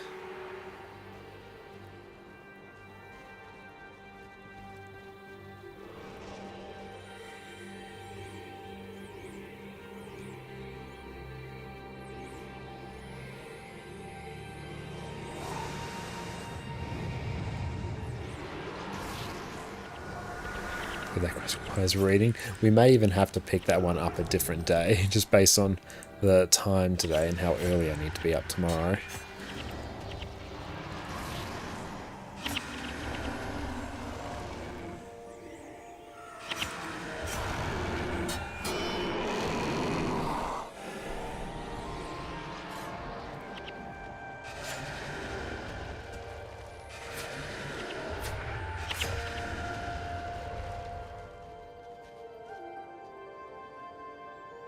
Okay, I think what we will do now, actually, is we will send everyone out for a raid. So today, we are going to head on out to Fireball Annie, a wonderful, wonderful friend of mine, an incredible Guild Wars 2 streamer who's blasting through some Guild Wars 2 right now. But yeah, it's been a very good evening. Made great progress in... Little burp there. Made a great progress in Eye of the North. We got a new build active Dagger Spam Ritualist Assassin, which has been awesome. Unfortunately, we weren't able to get the Rit Ranger spam going because we unfortunately trolled ourselves by buying the wrong bro. You know what? It just continues. Let's just roll with it. Stream tomorrow? Yeah, we're streaming tomorrow night as well because we didn't stream yesterday. We're doing a makeup stream tomorrow night. And I think we're going to do another Guild Wars 1 stream because that has been an absolute treat. I'm looking forward to continuing that. And yeah, I think tomorrow night I will try and make a real focus on actually getting our team of heroes up and going now. Because yeah, we've been carried very hard by mercenaries, but yeah, I would like some heroes and we can, I don't know, be a bit more, I guess, lore accurate. So I think that sounds like a good time. But let's go and tee up that raid. And yeah, I hope everyone has a fantastic rest of your day. Make sure you check out my YouTube channel as well. We just uploaded a Heal Scourge build guide for Guild Wars 2. So if you are looking to pick up Heal Scourge in Guild Wars 2, which I recommend you do, make sure you check that out. But we're going to go get ready for bed. Busy day lined up tomorrow, but looking forward to it. And yeah, thank you all so much everyone for hanging out with us. Thank you, Afara. Thank you, Joxa, Rima. Thank you for everyone who's helped us out, get this build sort of up and running and geared, and been patient as we have learnt the gearing system for Guild Wars 1. But it's been fantastic fun. Looking forward to seeing everyone tomorrow, and you all take care, and cheers. Learning how to play your class is going to make everything you do in Guild Wars 2 so much easier. But it's hard to know where to start. So today I'm going to walk you through exactly how I learn a new class and show you just how quickly you can become an absolute powerhouse in Guild Wars 2. I've put countless hours into Guild Wars 2.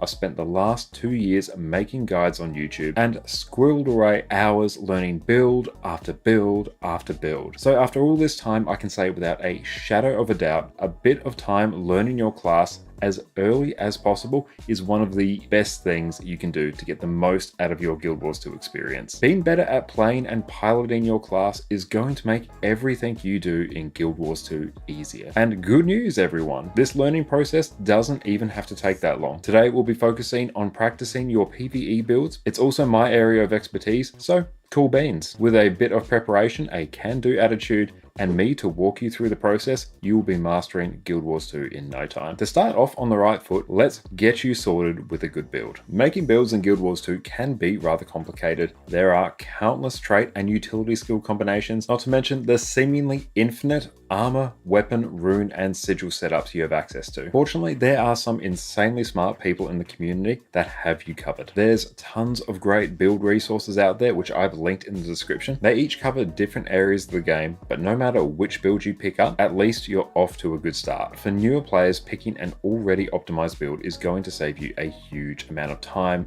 effort, and heartache. Not to mention these builds have been thoroughly tested and have things like DPS benchmarks and DPS logs, which you can use to check your progress. No matter what build you pick, take the time, it doesn't necessarily have to be all at once, to read your skill and trait tooltips. Know what your skills and traits do, how they work together, and any other bonuses you need to be mindful of, and this will already put you miles ahead of where you would be otherwise. Now, Guild Wars 2 doesn't do the best job of telling you exactly how you're performing. If you're in a group of 10 people and the boss dies 20 seconds faster than it did the last time, do you know how much better you did? There's no way for you to know just how much you've improved. That's where Arc DPS comes in. With Arc DPS, you can see your total damage per second along with a whole host of other useful information over the course of an entire fight. This